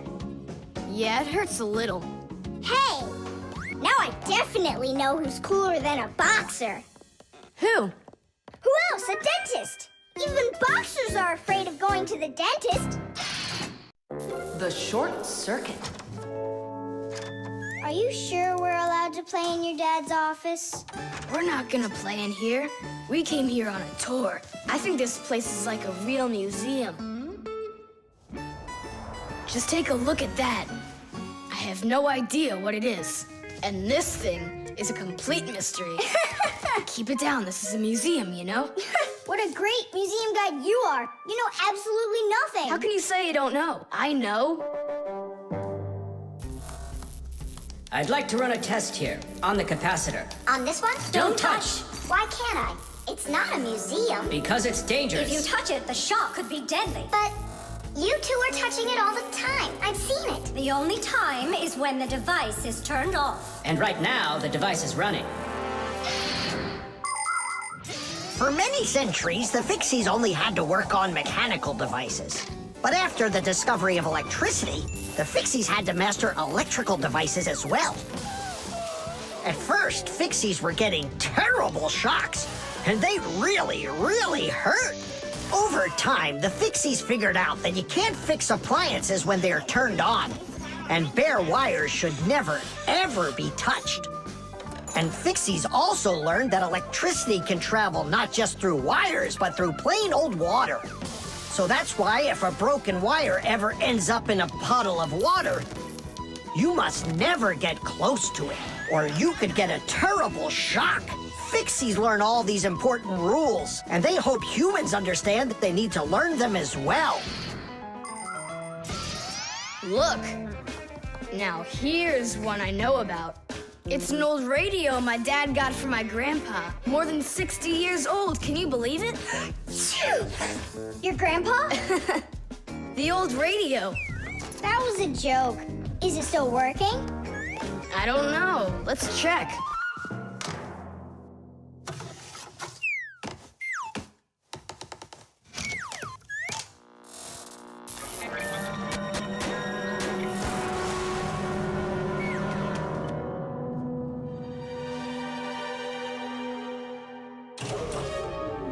What was that? It looks like the electricity got turned off. Maybe it was a short circuit. I'll go find out. Oh, so it was you who caused the short circuit. I was in here showing all these things to Nolik, and we wanted to turn on the radio. We flipped the switch on, and then suddenly, kaboom, the lights go off. They're off everywhere in the apartment. So then how can I even warm up my pizza now? Soon it will warm up all by itself now that the refrigerator isn't working.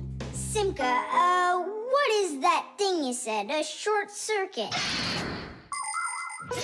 Electricity goes back and forth from an appliance with two separate wires. For example, an iron uses the electricity it needs to get hot. But if those two wires start touching each other without the iron in the middle, then the wires will get hot instead. And this can cause the wires to burn out. When this happens, it's called a short circuit. Short circuits can happen when the coating around a wire is worn out, or when an appliance is broken on the inside of it. So when you tried turning on that old broken radio, the wires in the apartment started burning. Does that mean all of the wires got destroyed? Don't worry.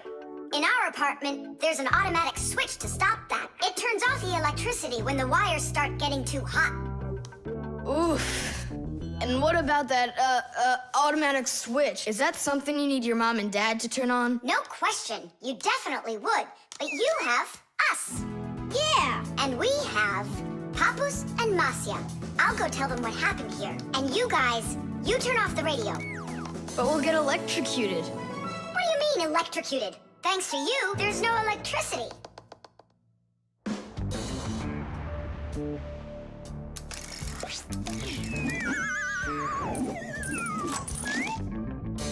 Are you ready?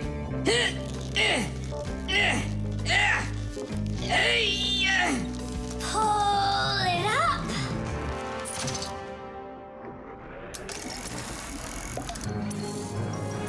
Hooray! Tidish! So, Tom Thomas, what are we doing next? Why don't we continue with our tour? Hey, wait for me! I'm coming! Hey, wait, I thought you were fixing the television with Papoose and Marcia. They asked me to come here and stay with you on your awesome museum tour. That way there'll be less for them to fix in here later. The compass.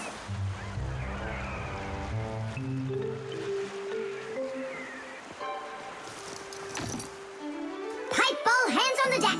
Aye, aye, mateys. Shiver me timbers. Simka and Nolik, what you doing here? We're not Simka and Nolik. We're courageous pirates. Yeah, pirates. And today we leave home for the sea. Are you with us? Yes, I am. Hooray! You mean no? No hooray? Oh, yeah. You can't join us without a test. Go and find a special thing. Something no sailor should ever sail the sea without. I can do it, but how? With a map. And it's over there. I've never seen a map that's this puny. What are you talking about, puny? That took us a half hour to make. From where you're standing now. Uh-huh. From here, you mean? Guessed it right. First head to the north until you will find... Hold on. But where's the north? It's where the North Pole, ice, and polar bears are. But how do I know which direction the North Pole is? By compass, of course. A compass is a special tool that helps sailors and pilots know in which direction they're traveling, whether in the air or on the sea. Our planet is like a big magnet that has two poles, the North Pole and the South Pole.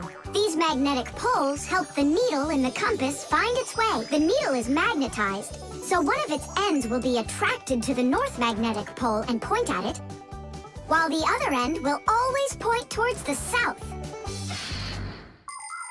That I know, but there's no compass around here. Then let's make one by ourselves. Out of what? We can use a needle. We just have to magnetize it. And how's it supposed to turn around? In a saucer of water.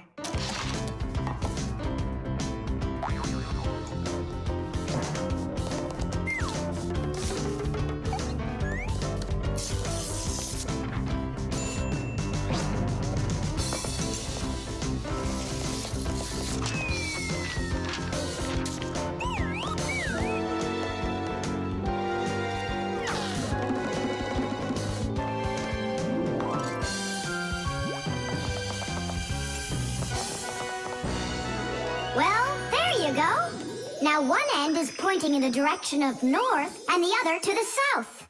But which points where? Well, there's the window, so that can't be the right way. The north is there.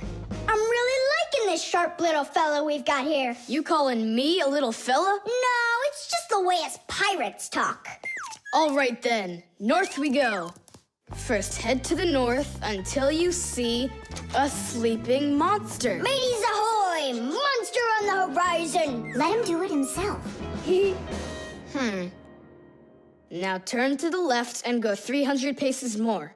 300? Exactly. I counted on myself. Uh-huh. Okay, then that means I'll go 1, 2, 3. Now straight ahead until you get right up to the giant tree. You call that a tree? Wow, amazing! I can't believe my eyes. It's a real ship compass. It's also called a marine compass. The first compass was invented more than 1,000 years ago in ancient China. With its help, the Chinese were able to travel across the desert. And about 200 years later, the compass appeared in Europe. Whether the Europeans came up with the idea for the compass themselves or took it from the Chinese isn't clear. But one thing's for sure, we Fixies remember how those early compasses were built. The first compasses were made with a magnetized needle on top of a floater inside a bowl of water. Later, the needle was put on top of a pin that let it spin freely, and it started to look like the ones we use today. Since the needle of a compass always points to the north, a sailor can easily figure out which direction he needs to turn his ship. If he wants to go north, he follows the needle north. If he wants to go south, he goes in the opposite direction. Your dad brought it home with him late last night from his work. You were asleep. Hold on. I want to check something. What's up?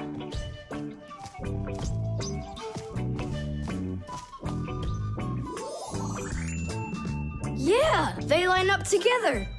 Of course they line up. If not, how else would you have gotten here? We're done with the needle. It has to go back. First head south 600 paces. 6 for you, matey. The magnifying glass. Case number 1. Let's begin. Well, well. I see evidence of the criminal. The criminal's fingerprints, to be exact. He won't get away with it.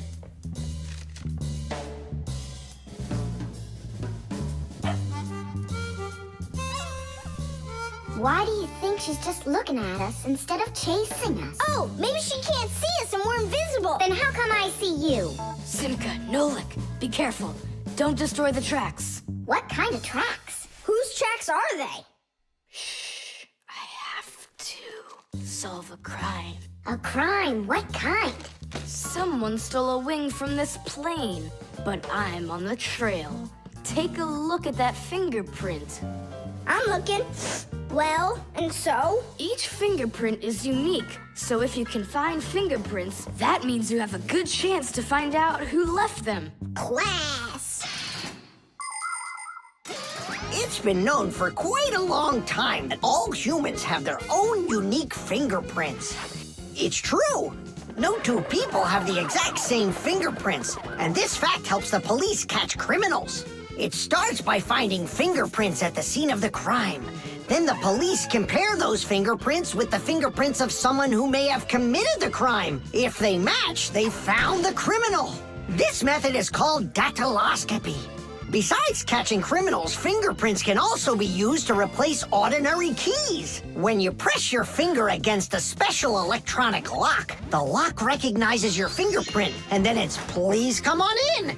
By the way, unlike humans, we Fixies don't leave fingerprints anywhere, and that's why even the police can't find us. Now we'll put a dog on the scent of the criminal. Chusaka, sniff. Pick up the trail. Now go find. Hey, what's wrong? Chusaka's broken. We've got to fix her then. How? She's not a vacuum cleaner. She's a real live dog. Fixies know how to fix it all. Not true. Almost all. The first thing we have to do is a thorough inspection. Let's see now. Her eyes are looking quite healthy. Good. Tails in one piece. Ears are clean. Yeah. Tongue, rosy pink. Tom Thomas, stand her up on all 4 feet. No, paws, I mean. Uh-huh. Chusaka. Go on, you're fine. Now I understand. Here's what's out of order. It's her right paw. But I can't see what's wrong. I wonder if something's broken on the inside. Wait, maybe something really small is stuck in her paw there. Tom Thomas, we need your lens. Here. In order to examine a small object, you need a lens. A magnifying lens is a special piece of glass that is thicker in the middle than on the sides. It bends the light that passes through it. And that is why, if you put this kind of lens between your eyes and something small, it looks like the thing got bigger. If you put 2 lenses in a frame, you get a pair of glasses. And if you add a handle to the lens, you get a magnifying glass.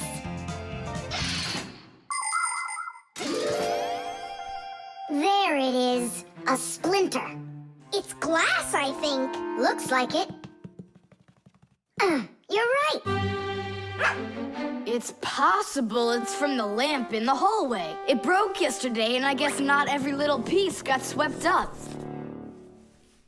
Chusaka, hey there! You're all better now. Looks like we fixed her. Tadoosh! She's all repaired and working.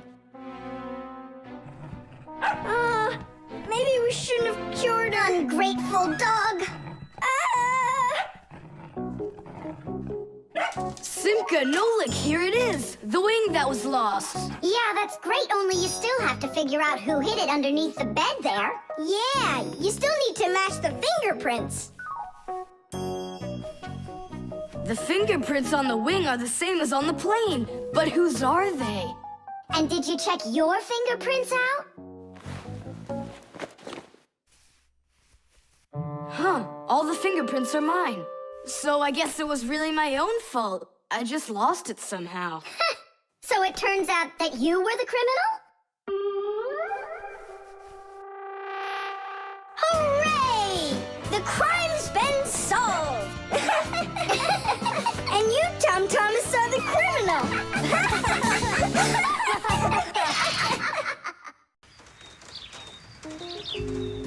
The thermos.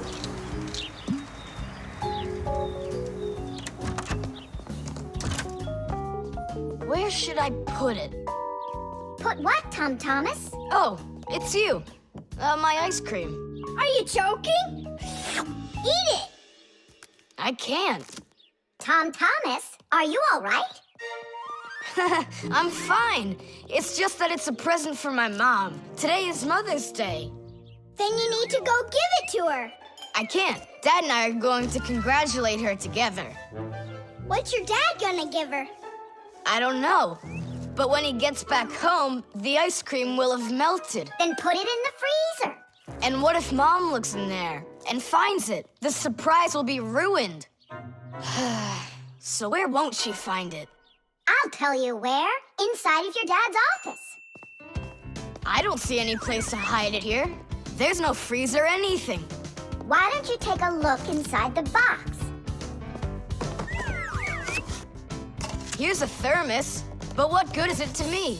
Thermoses are for keeping things hot. The ice cream will melt in there. It will not. A thermos is made by putting one bottle inside of another.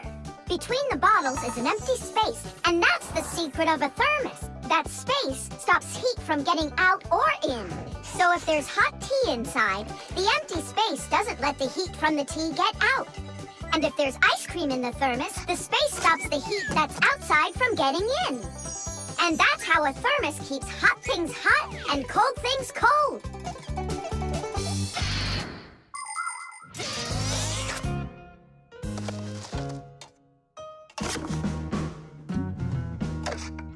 That's it.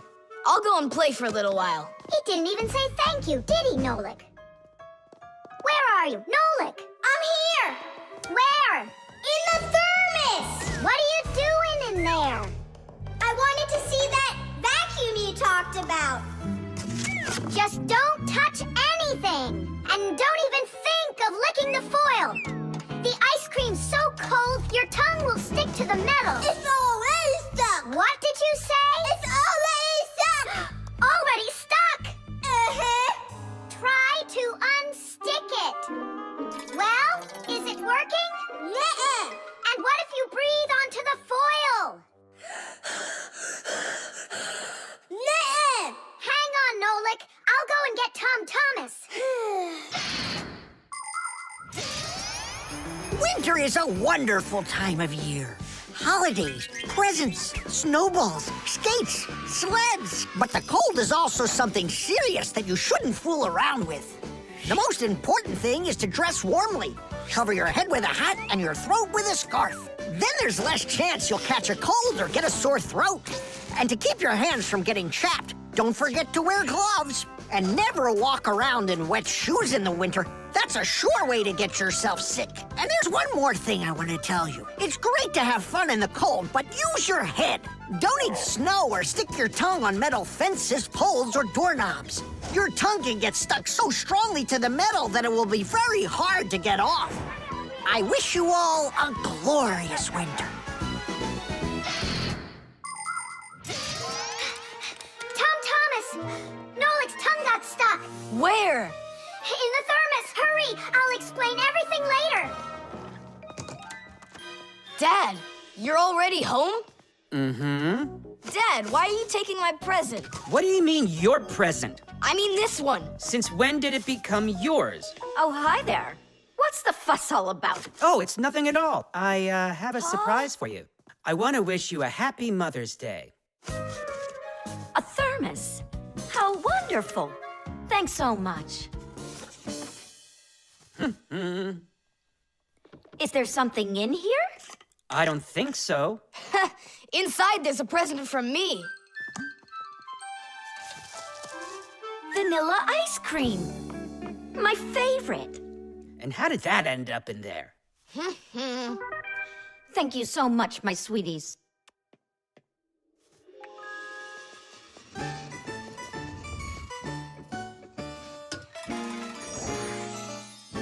Nolik, you got me so scared.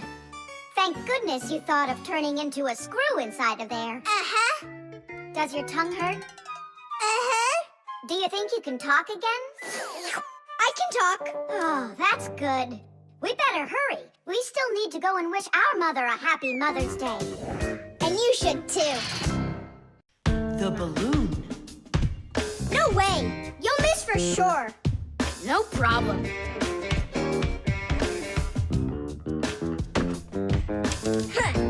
Anybody can do that. But I bet you can't do it if you tried bouncing the ball off the floor first. Just look. Oh, what are my parents gonna do to me? Maybe we should call Simka. Simka! And what's Simka gonna do to us when she sees this? So, got yourself in trouble, huh?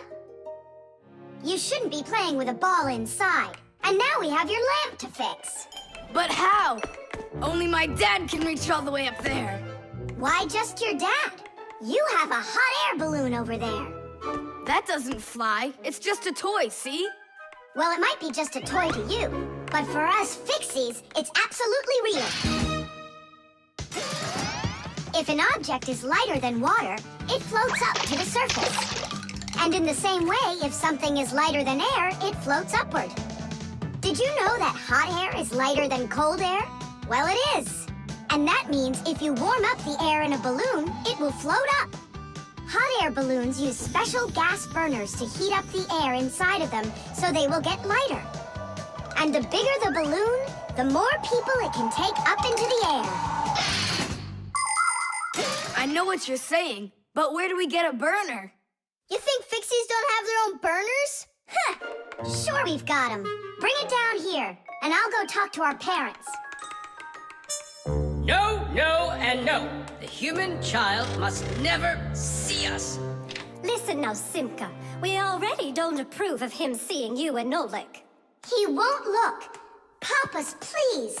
You're the one who told us how you dreamed of flying since you trained to go into space. Yeah. For 2 years I waited on standby, but I never went up. And you've never flown in a hot air balloon either, honey. So let's call it a deal. I talked them into it. There's just one condition. You can't watch. Okay. You can come in now.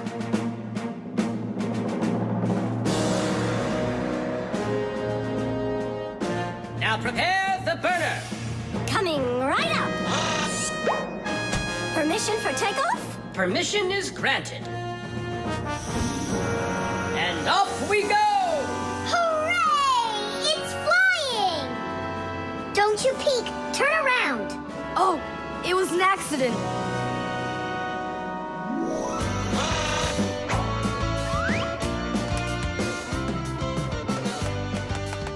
I'm going to evaluate the damage. Maintaining proper altitude.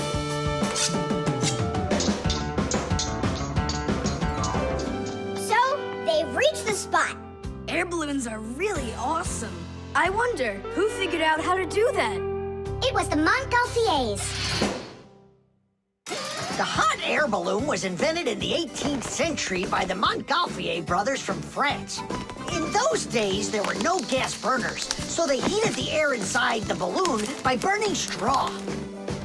At first, there were no passengers on their balloon. Not counting the Fixies, of course. I mean, how else could a balloon get up in the air without them?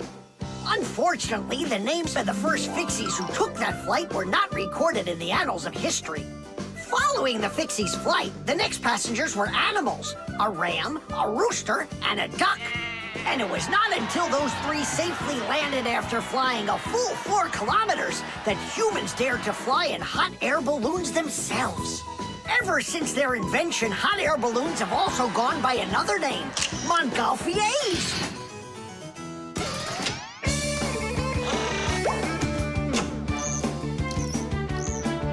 Hooray! Tadish! Didish!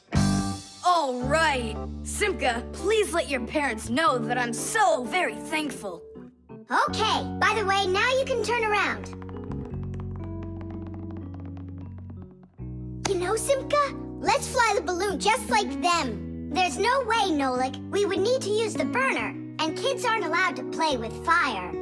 I'll give you a ride. Look, I still need to put it back up on the shelf, so climb in and let's do it.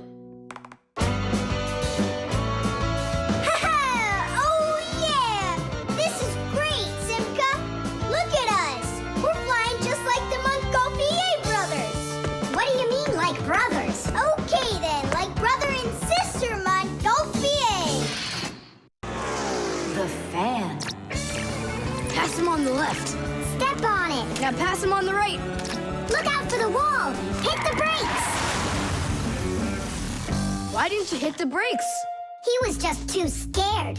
What do you mean too scared? Something got into my eyes. Those were your hands. My turn. Let me show you how it's really done. Oh, what's wrong with the computer? Oh, it's been really acting up for a while. It turns off by itself. It's no big deal. I just turn it back on. I don't like this at all. Come on, Nolik. Let's go inside and take a look. Just like people, machines can get sick too. They can get a very high temperature and even start coughing and sneezing. And if a machine or an appliance gets seriously sick, sometimes it can be too late to fix them at all. So wouldn't it be better if we could keep them from getting sick in the first place? Everybody knows that people who look after their health get sick less often and live longer. And the same goes for machines. Machines break less often and live longer if they're properly taken care of.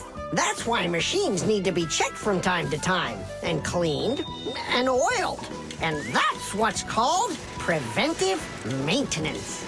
And preventive maintenance is something that always should be kept in mind by humans and by Fixies.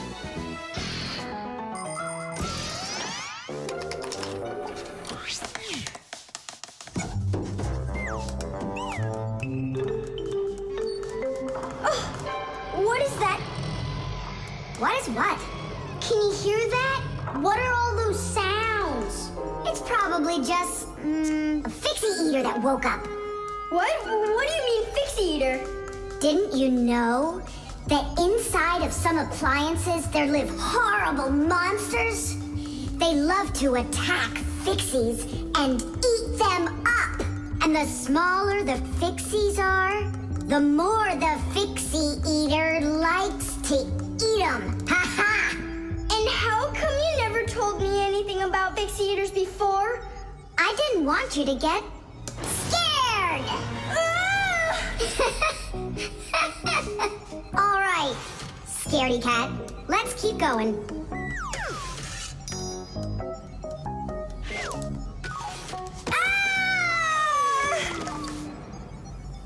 Simka, where are you?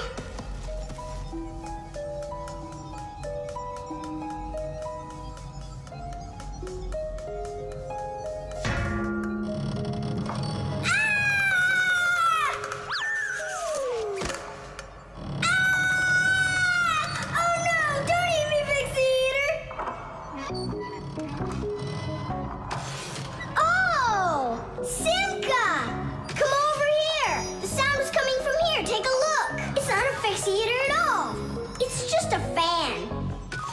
Nolik. It needs our help.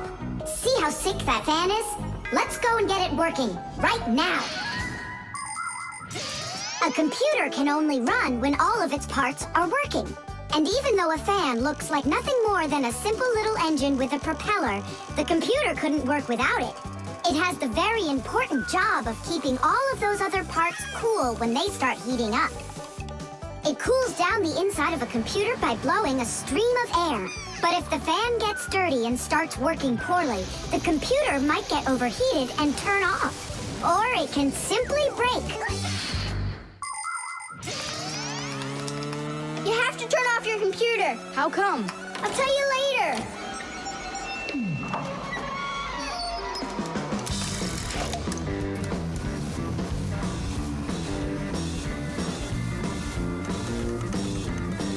That part's done. Now we oil it. Let me try. All right. It's oiled up. Just like your nose. Tom Thomas! Turn it on!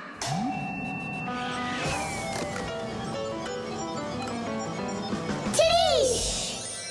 And then suddenly, I hear this terrible roar of a Fixie eater. But I wasn't scared one little bit.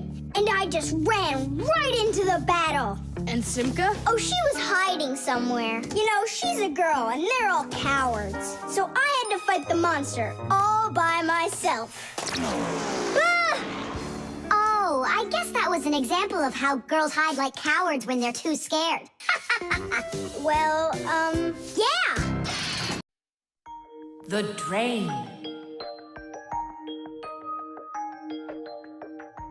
Hey, Nolik, come help me. The fan in the computer needs dusting. Not right now. Me and Tom Thomas are painting a card for his parents' anniversary. Oh, look, poor you. You must be so tired. Hi, Simka. It's really great you're here. I have a question. 12th anniversary, is it spelled with an F or is it with a V? You know what? First put down the number 12, and then put a dash on there, and then a TH. Oh, right. But first I'll change the water. I'll be right back. Oh, Mama left her in here. Whoa! No! Oh no, what have I done? I spoiled my mom and dad's special day. Where? In the bathroom? My mom's ring was lying there, and I dropped it into the sink, and now it's washed away. There goes the day. It didn't wash anywhere. Don't you know anything about how a drain trap works? About a what? A drain trap's a special curved pipe under the sink basin. Water flows out of the faucet and flows down into the drain trap, and after that it goes down to the sewer. But when you turn off the water, not all of it washes away. Some of it stays down in the drain trap. It's made that way so the smell from the sewer won't get back into the house. A ring is much heavier than water, so if you happen to drop it down the drain, it won't wash away. It will stay at the bottom of the drain trap. Well, that means we still got a chance. Yeah, but how in the world can we get it out of that trap? Who knows? I don't know how to swim. Don't worry, it's all under control. Do you have any thread? Plenty of it. Go get it, and I'll be back in a flash. I can't fix it like this. I need my welder. Papoose, I need to borrow your pack-a-mat for a little while. Now that's a coincidence. I need to use it too. Marcia, then I need to use your pack-a-mat. What? I'll bring it right back. Hey, where are you going? Just watch what you're doing, dear.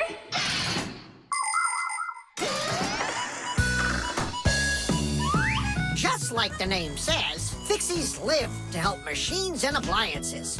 But machines are very big and Fixies are very small, so they can't get by without tools. Long ago, Fixies worked with just about anything they could find. Little feathers, threads, pins, but now they have backpacks called pack-a-mats. Inside a pack-a-mat are all sorts of tools. Just push the button and the pack-a-mat spins around quickly, shooting out a hook or a magnet or even a parachute. Every adult Fixie has their own pack-a-mat. But before children can get them, they have to go to school and study hard, and then pass an exam before they have the rights of a full-fledged Fixie. And it's only after all of that that young Fixies get their own pack of mats. And what? You're going down there with just that on? Not just like this.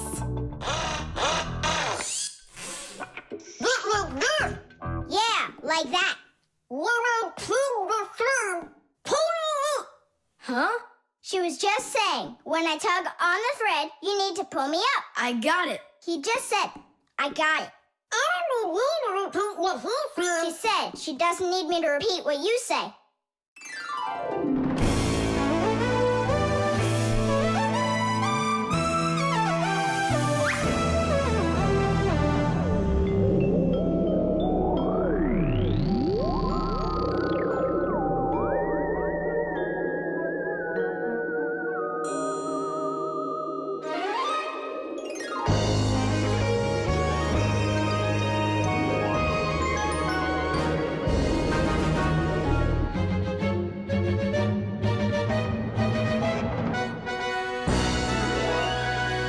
Simka, Nolik, thank you. You really saved the day. That's what Fixies are for. I said that's what Fixies are for. Tom Thomas, who are you talking with in there? Oh, your mom came back. No one. Hey, can you turn back into Fixies? I gotta ask you a question. I forgot. Should I write 12th anniversary with an F, or do I write with a V? Just write the number. You're right. The mixer. Marcia, why are we going to the dishwasher again? We have a busy day ahead of us, and we all need to be charged up with energy. I don't like charging myself up in the dishwasher. Then how about the microwave, Nolik? Or the kettle? No thanks. I don't like it when we go inside anything at all in that kitchen. There's not one interesting thing in there. And where's it interesting, huh? In the computer. Marcia, will you let me get charged up in the computer? The energy there is sweeter. Our diet has to be nutritious, Nolik, not just delicious. People don't eat just candy, do they? Humans get energy from food, while the Fixies get their energy from appliances. Humans eat all sorts of foods, and so do Fixies. They need the energy that comes from different devices. Getting charged up in a car makes a Fixie faster. In a computer, smarter. And in a clock, more accurate. To get a balanced energy diet, Fixies mustn't stay inside of one place all the time like a television. It's healthier for us to move from one device to another.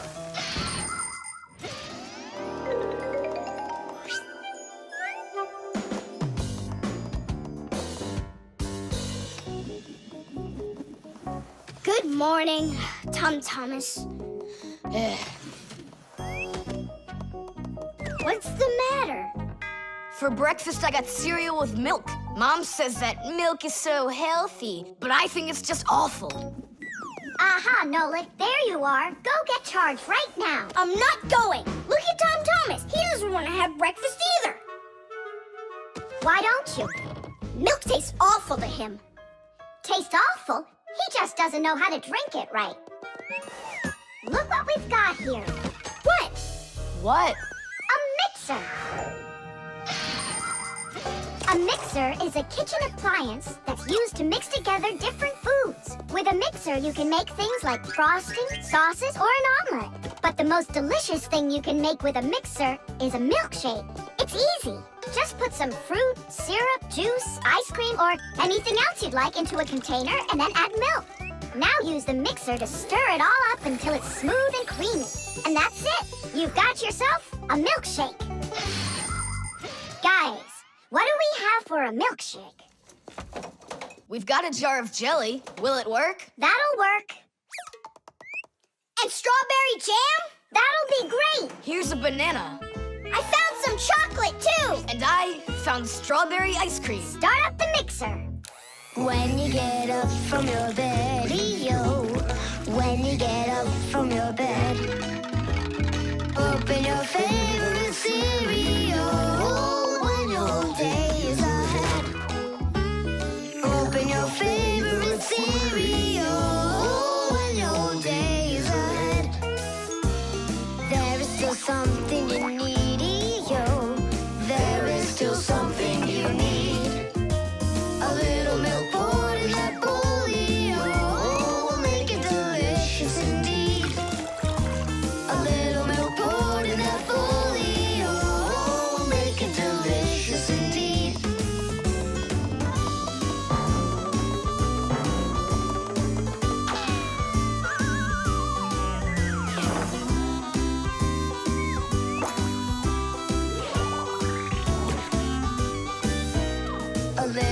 milk's all that you need indeed. A little milk's all that you need. A little milk's all that you need indeed. A little milk's all that you need. A little milk's all that you need indeed. A little milk's all that you need. Wow, this mixer's cool, isn't it? You think we can make one more shake? Just one. They were good. Sure, if you want to. Oh, where did all the milk go? Way to go. Looks like you drank all of it. And I remember when you said how milk is awful. I didn't know how to drink it right.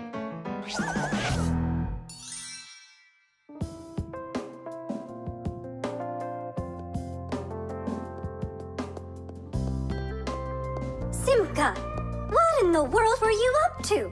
And what happened to Nolik? Shh. Just come, I'll show you.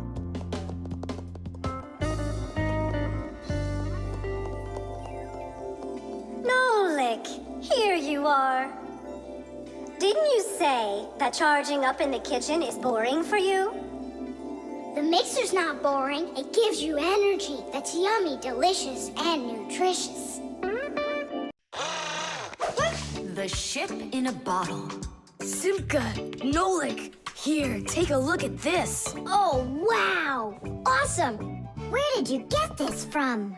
From one of the shelves in Dad's office. He's got lots of cool stuff in there. That's cool. I'll be the captain. This is like a totally real sailing ship with masts, cordage, and everything. And how can it all get in there through such a little hole? A ship in a bottle is a real miracle. Do you want me to tell you the secret of how it gets inside? It's like so.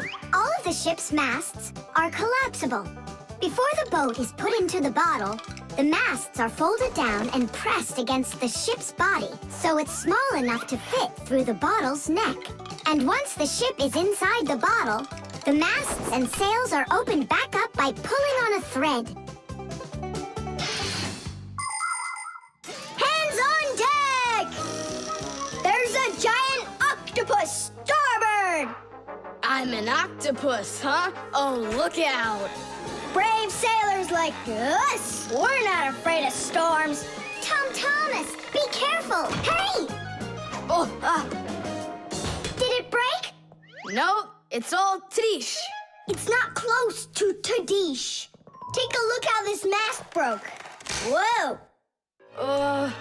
What have I done? Don't worry, we can fix it. Get some glue, okay?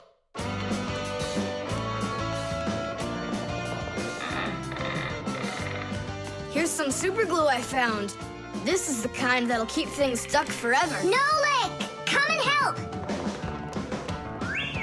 Achoo! Phew! This stuff is so stinky. Danish! Ooh, that's better. Thank you, guys. We sailors, never let a friend down. Nolik, you gotta get out. You'll get sick from that stinky air. I can't get loose. I got stuck. Hello there, Tom Thomas. What are you doing with the ship from my collection in here? I just wanted to give it some air. Tom Thomas, you know that taking things out of my office is just not allowed. Hey, look, what an interesting cabin boy. I never noticed him before. I'll take it, Dad, and put it back on the shelf, okay? Who just sneezed? I did. Achoo! Well, all right then. Do your homework and please don't set foot in my office again. Simka, where are you going? To save Nolik. I'll come with you. You're not allowed inside that office. Your father said no. Sweetheart, your soup's getting cold. I'm coming. Nolik, where are ya? Simka, why is everything turning? Because you inhaled the fumes from that stinky glue. Oh, Phew, everybody knows how strong the smell of paints, cleaning fluids, and glues can be. But the nasty smell is not where the real danger lies. Breathing in the fumes from paint or glue can give you a terrible headache. Or even worse, it can make you faint. That's why when the Fixies need to paint or glue something, they're supposed to put on a safety mask called a respirator. And humans need to remember to wear masks just like Fixies when they're working with fumes. And never forget that the fumes from glue and paint can be flammable. It only takes one spark and kaboom! There can be an explosion. So always remember to have plenty of clean air moving through any room where you are gluing or painting anything. Simka, hurry up. Hang in there, Nolik. I'll get you out of there.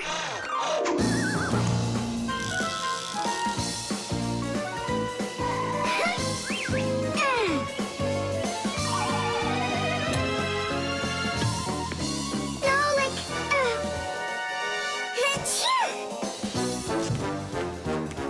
Oh no, is he okay? Nolik! Nolik! Nolik! Oh, you're alive. Turning starboard. Turning port.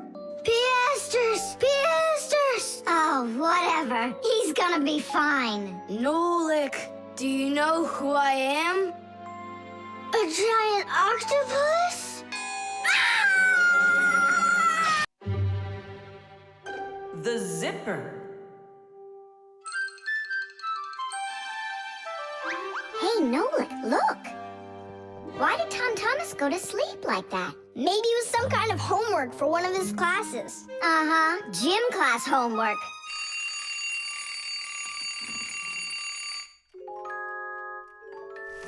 Good morning.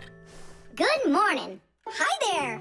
You're looking good. My parents just bought it for me. Isn't it a cool jacket? And what, you slept in it all night? Yeah, once I tried it on, I didn't want to take it off, and I fell asleep in it. Yeah, life's never boring with you around. Oh, I think the zipper got stuck. And so what? You can leave your coat on, no problem. You're about to go to school, right? And you think I could sit in my class like this? How could I have broken the zipper? Don't worry, you haven't broken it. Not yet. Here is a simple zipper. It is made with 2 rows of small teeth that pass through a slider. The slider has 2 holes on the top and only 1 hole on the bottom. When we pull the slider up along the zipper, the teeth grab onto each other and the 2 rows join together into one. And zip! The zipper's closed. To open it, all you need to do is pull the slider in the opposite direction. Then the teeth will come apart. But on mine, they're stuck together. And now what? What do people do in the morning? Do what they do. Exercise. And I'll have time to think it over. 1, 2, 3, and 4. 1, 2, 3. And then what about me? Go exercise too. 1, 2, 3, and 4. And 1, 2, 3, 4. 1, 2, 3, 4. 1, 2, 3, 4. Simka, come on, think of something. I'm sweating already. Soon, okay? Go get washed up in the meantime. Whew. Do you think I could help you think? I think not. I think you'd be better off washing. How's it going, Tom Thomas? Did she think of anything yet? What? Did she think of anything yet? Ah, gotcha. Nope, she hasn't thought of anything so far. It's so hot. Just pretend you're a polar scientist. They always work in their parkas, and you know what? I'll be the penguin. Hey, where are you going? I can't take it anymore. All right, just sit right here, and I'll try to find the problem.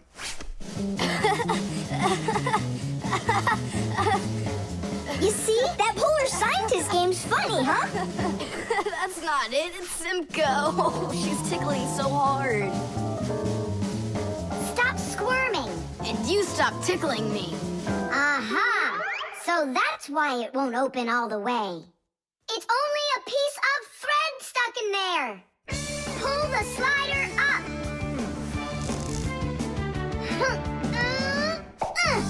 Tidish!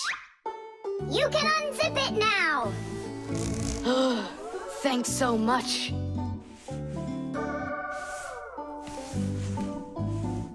Here it is, a thread. That's what the whole problem was. You're kidding. So I've been sweating because of some piece of nothing? In technology, every little thing matters. I remember when scientists built one of the first computers around 60 years ago. It was a giant machine. It filled up several rooms and had more than 1 million parts. It was a technological wonder. But all of a sudden, this technological wonder went kaboom and broke, and no one understood why. The computer just stopped working, and that was that. The scientists were going crazy. They couldn't find a problem. Turns out that this huge computer broke because a little butterfly had flown inside the computer and got stuck in between some contacts. Yes, it's true. This huge machine went crazy because of a little butterfly. And that's how it goes. So you see, every little thing really does matter. Tom Thomas, breakfast is ready. What are you doing in your jacket? It's 'cause I was playing Polish scientist. Simka, what took you so long to figure it out? I just thought it would be funny to see Tom Thomas do his exercises and brush his teeth in his coat, that's all. That was your plan? Well, yeah. Can I joke around a bit? The washing machine. Look at that, Simka. They're showing Titanic on the television. Hey, Nolik, that's not a television. That's a machine for washing laundry. No way. Yeah, it's just a plain old washing machine, Nolik, don't you know? Tell me about it. You're such a great explainer. Inside of a washing machine is a big drum. People put their dirty laundry in there and add a special kind of soap called detergent. When they turn the washing machine on, the drum fills with water, and then the motor starts to spin the drum. That makes the laundry rub together, forcing the soapy water in and the dirt out to make your clothes clean. After that, all that's left is to get out the water by spinning the drum really fast and sending the water down the drain. Oh, thanks a lot, Simka. I always wondered, why would you want to put laundry inside a television? Are you joking with me? Uh-huh. Oh, I'll show you a funny joke. Get over here. Shh, it's Tom Thomas's mother. She's got headphones on. We're safe. She doesn't hear anything except the music.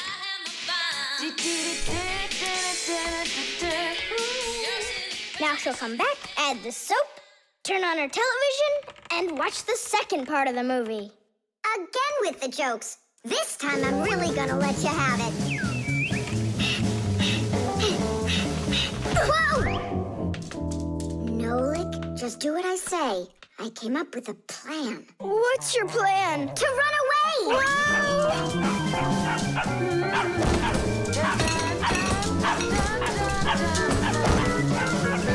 Who's here?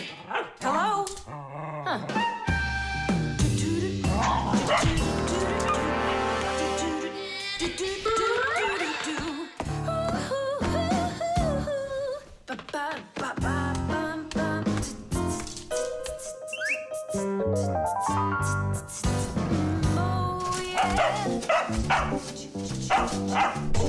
Oh, yeah. There are a lot of things to keep in mind with a washing machine to use it right. For example, do you know what can happen if you wash red and white shirts together? Well, the white one might just turn pink. No, it's not because it's embarrassed, but because some of the color from the red shirt happened to get onto the white one. Another important thing to remember is to empty your pockets before you wash your clothes. Things like keys, nails, and chewing gum might not only ruin your clothes, but they can destroy the washer, too. And this isn't only about little stuff. Big things like music players and mobile phones have managed to find their way into the washing machine. Oh, sure, these things look nice and clean after a good washing, but they certainly don't seem to want to work anymore. And never, ever put a pet inside of a washing machine. That's just no place for a living thing.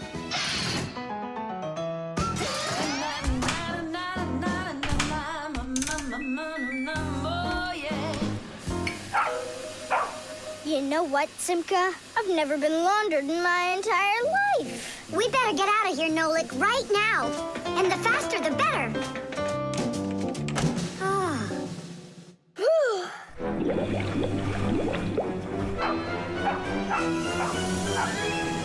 Come on, let's get going. And what about Chusaka? What about Chusaka? Let her get washed up a little in there. Maybe it'll make her nicer. But she could drown, the poor thing.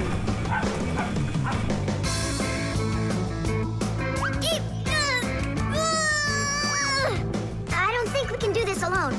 We should get help from Tom Thomas's mother. 1, 2, stop! What? She moved out of the way.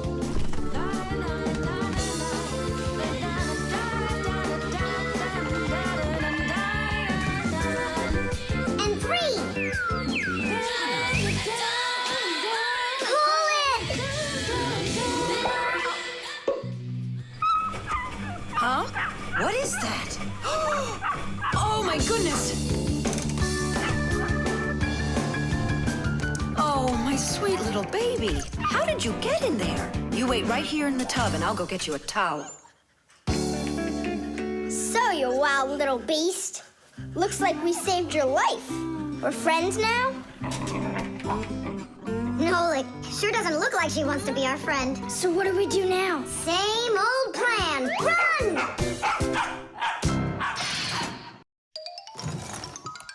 The pen. Not here either.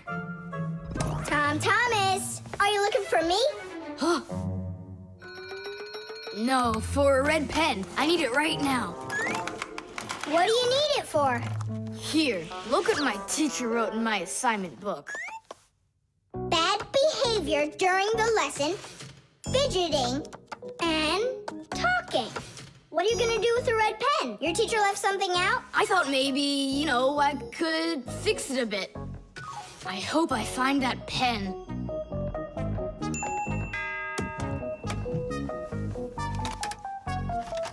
Oh, whoop.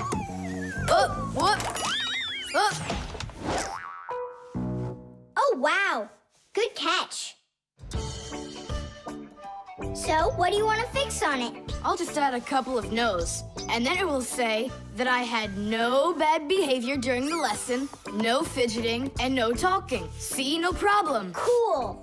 And then add this at the end. Tom Thomas is a perfect student. Nah, then they would guess I did it.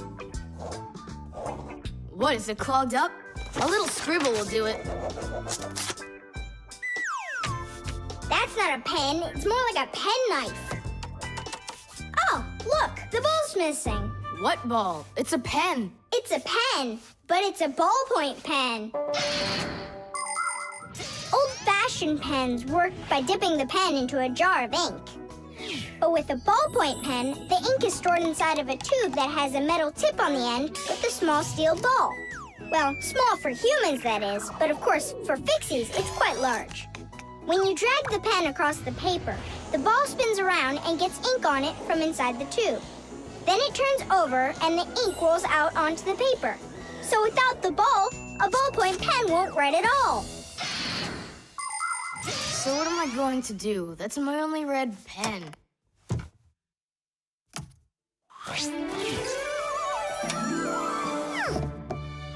Hi, everybody. Why do you look so sad? We lost the ball from the tip of this pen. Where? It's here somewhere.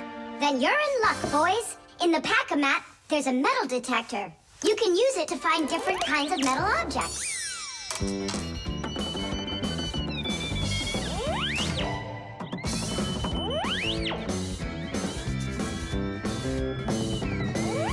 Nah, that's not it. I can see that myself. It's not on the table, Nolik. I'm Until not that long ago, humans used pens that had to be dipped over and over again into an inkwell. This was quite inconvenient, and so to make writing easier, the fountain pen was invented. A fountain pen could be filled up with ink, so it could write for a much longer time. But fountain pens would often leak, leaving blots of ink on the paper. This problem was solved with the invention of the ballpoint pen. Ballpoint pens are simple, handy, and reliable, except that you can't write with them on a wall or upside down for a long time. That's because the ball uses up the ink on it, and the ink can't flow up to the tip. But even this problem has been solved. There are now special ballpoint pens that can be used by astronauts floating in space.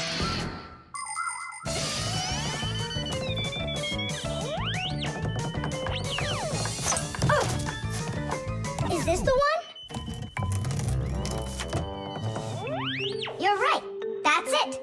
Don't you just see how awesome my metal detector is? Is that what you're calling me now?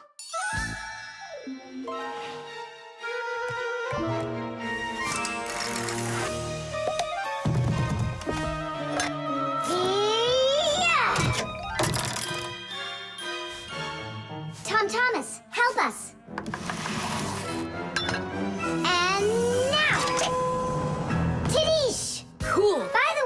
What do you need the red pen for? Well, Tom Thomas and I needed to fix something in his assignment book. What? If I knew that, I wouldn't have helped you out. So no fidgeting and no talking. And your teacher, she writes in your assignment book when you behave well? Uh-huh. Whenever we behave well, she writes a note in our books right away. Ah. Did you see, Simka? How Tom Thomas managed to outsmart everybody? Since I see nothing else here from your teacher, does that mean you behaved badly the other days? Uh-huh. What? Well, Did you see, Nolik? How Tom Thomas just managed to outsmart himself?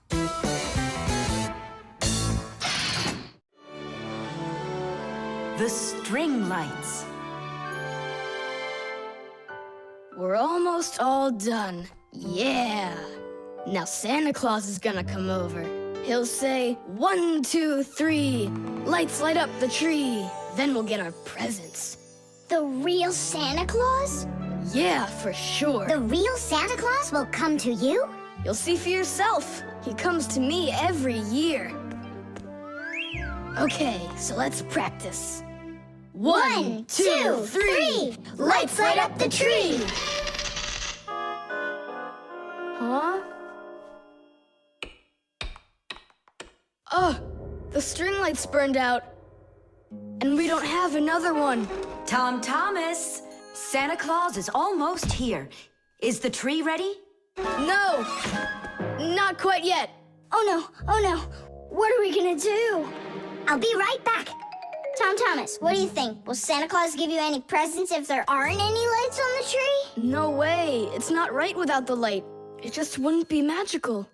Papus, Marcia, Santa Claus is about to come to Tom Thomas, but the string lights on the tree, they all burned out. They all burned out? Really?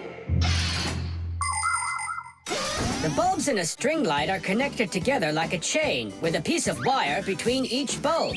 When you turn on a string light, electricity flows through the wire, lighting up each of the bulbs along its way. But if any of the bulbs gets burned out, the circuit will be broken, and the electricity will stop flowing. That means one bad bulb will make all of the lights go out. So if you want to fix a string light with a bad bulb, the answer is really simple. Just find the bad one and put a new one in. So, do we have a spare bulb around here? I'll get it for you. I know where it is. Tom Thomas, hold up Santa Claus for a while. We need a little time to find and replace that bad light for you. I'll try to. Tom Thomas, Santa Claus is already here. Ho, ho, ho! I got one thing to do. So, let's find the bad bulb. Okay, Papoose, let's go. This one's working. Maybe this one burned out. Nope. And that? It lights fine. Santa Claus is getting very hot out here. Hold on. Simka, what's up? We checked all the bulbs, but couldn't find a bad one. Huh. I guess this year won't be magical. Okay, Mom, just come on in. Ho, ho, ho. Hello there, Tom Thomas. So tell me now, have you been good all year? Huh, why aren't the lights on the tree burning? So then let's say it together. 1, 2, 3. Ow! Papoose, I found one more bulb. Here's the one that's not working. 1, 2, 3. Light up the tree. Huh! Now we need to replace this bulb with a new one. So where's Marcia? Show your light, O tree. Hooray! Ho, ho, ho, ho. Whew, that was really hard. I see you already got it shining. But where did you manage to find a new bulb? We got Papoose to act as the bulb. Tidish! Tidish! Ah, what a hero. Pull me up so we can put this bulb in. On Christmas Eve, on Christmas Eve, on Christmas Eve, our spirits light up. Whoa! And on the tree, Yeah! on Christmas Eve, Nice box. the lights burn brighter. Every year when no one is expecting, from some place that no one could conceive, appears a little miracle before us. Every year on Christmas Eve, on Christmas Eve, on Christmas Eve, on Christmas Eve, on Christmas Eve, the clock it seems on Christmas Eve is ticking slower. Then suddenly on Christmas Eve, a miracle on Christmas Eve, no one believes on Christmas Eve comes out of nowhere. Every year when no one is expecting, from some place that no one could conceive. Yeah, a little miracle before us. Every year on Christmas Eve, on Christmas Eve, the clock ticks slower. The cell phone.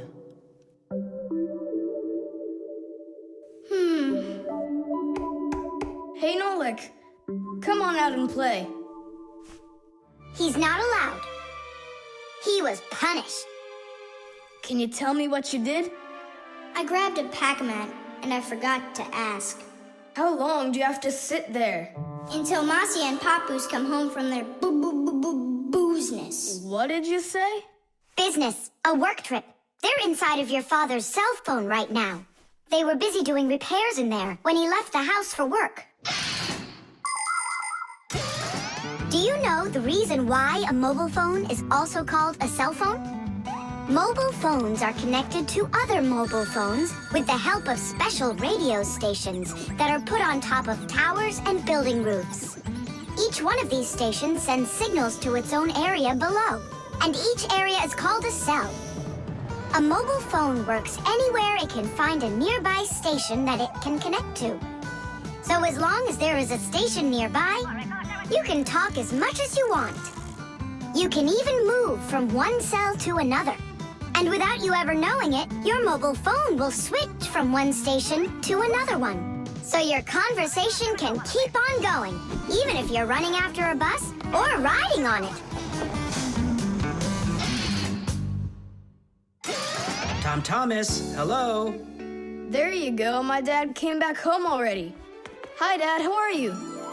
Can you believe it? It looks like I lost my phone. What do you mean you lost it? Where?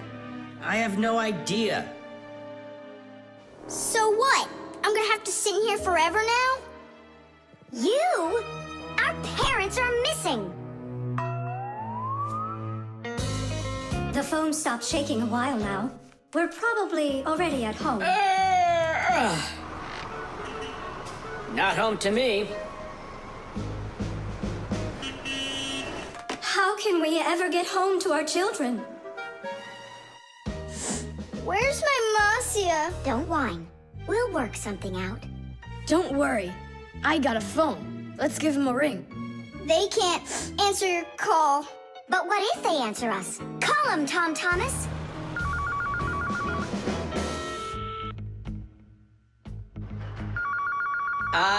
Don't even think it. We're not allowed to talk to humans. We're not gonna talk to them. We're just gonna listen. We need to close the contact.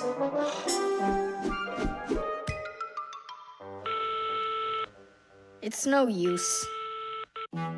Oh, they answered the phone. Let me talk. Papus, Marcia, it's me, Simka. Simka? Yeah, Marcia, where are you? In the telephone! The phone part is not what she's asking you. Oh, it smells a lot like gasoline in here. Ask your father. Was he anywhere around gasoline? Dad! Dad, did you go anywhere today where it smells like gasoline? Gasoline? I had to go to the gas station. That's the place where your telephone disappeared. Are you sure? Yeah. Well, I've got... Intuition. Intuition? Intuition, huh? You know what? I'll go check.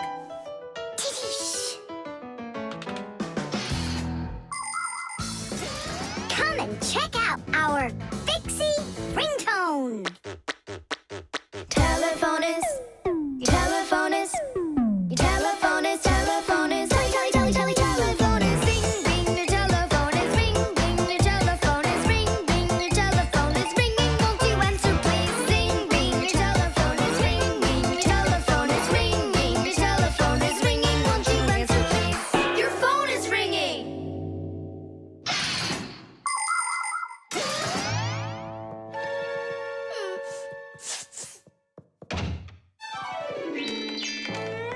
It's just incredible. You see?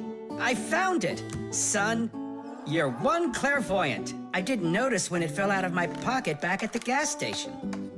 My children! Oh, my Marcia. Papus. Ah, my sweeties. So, just by any chance, you think you might happen to know where I can find that nice watch I lost? No.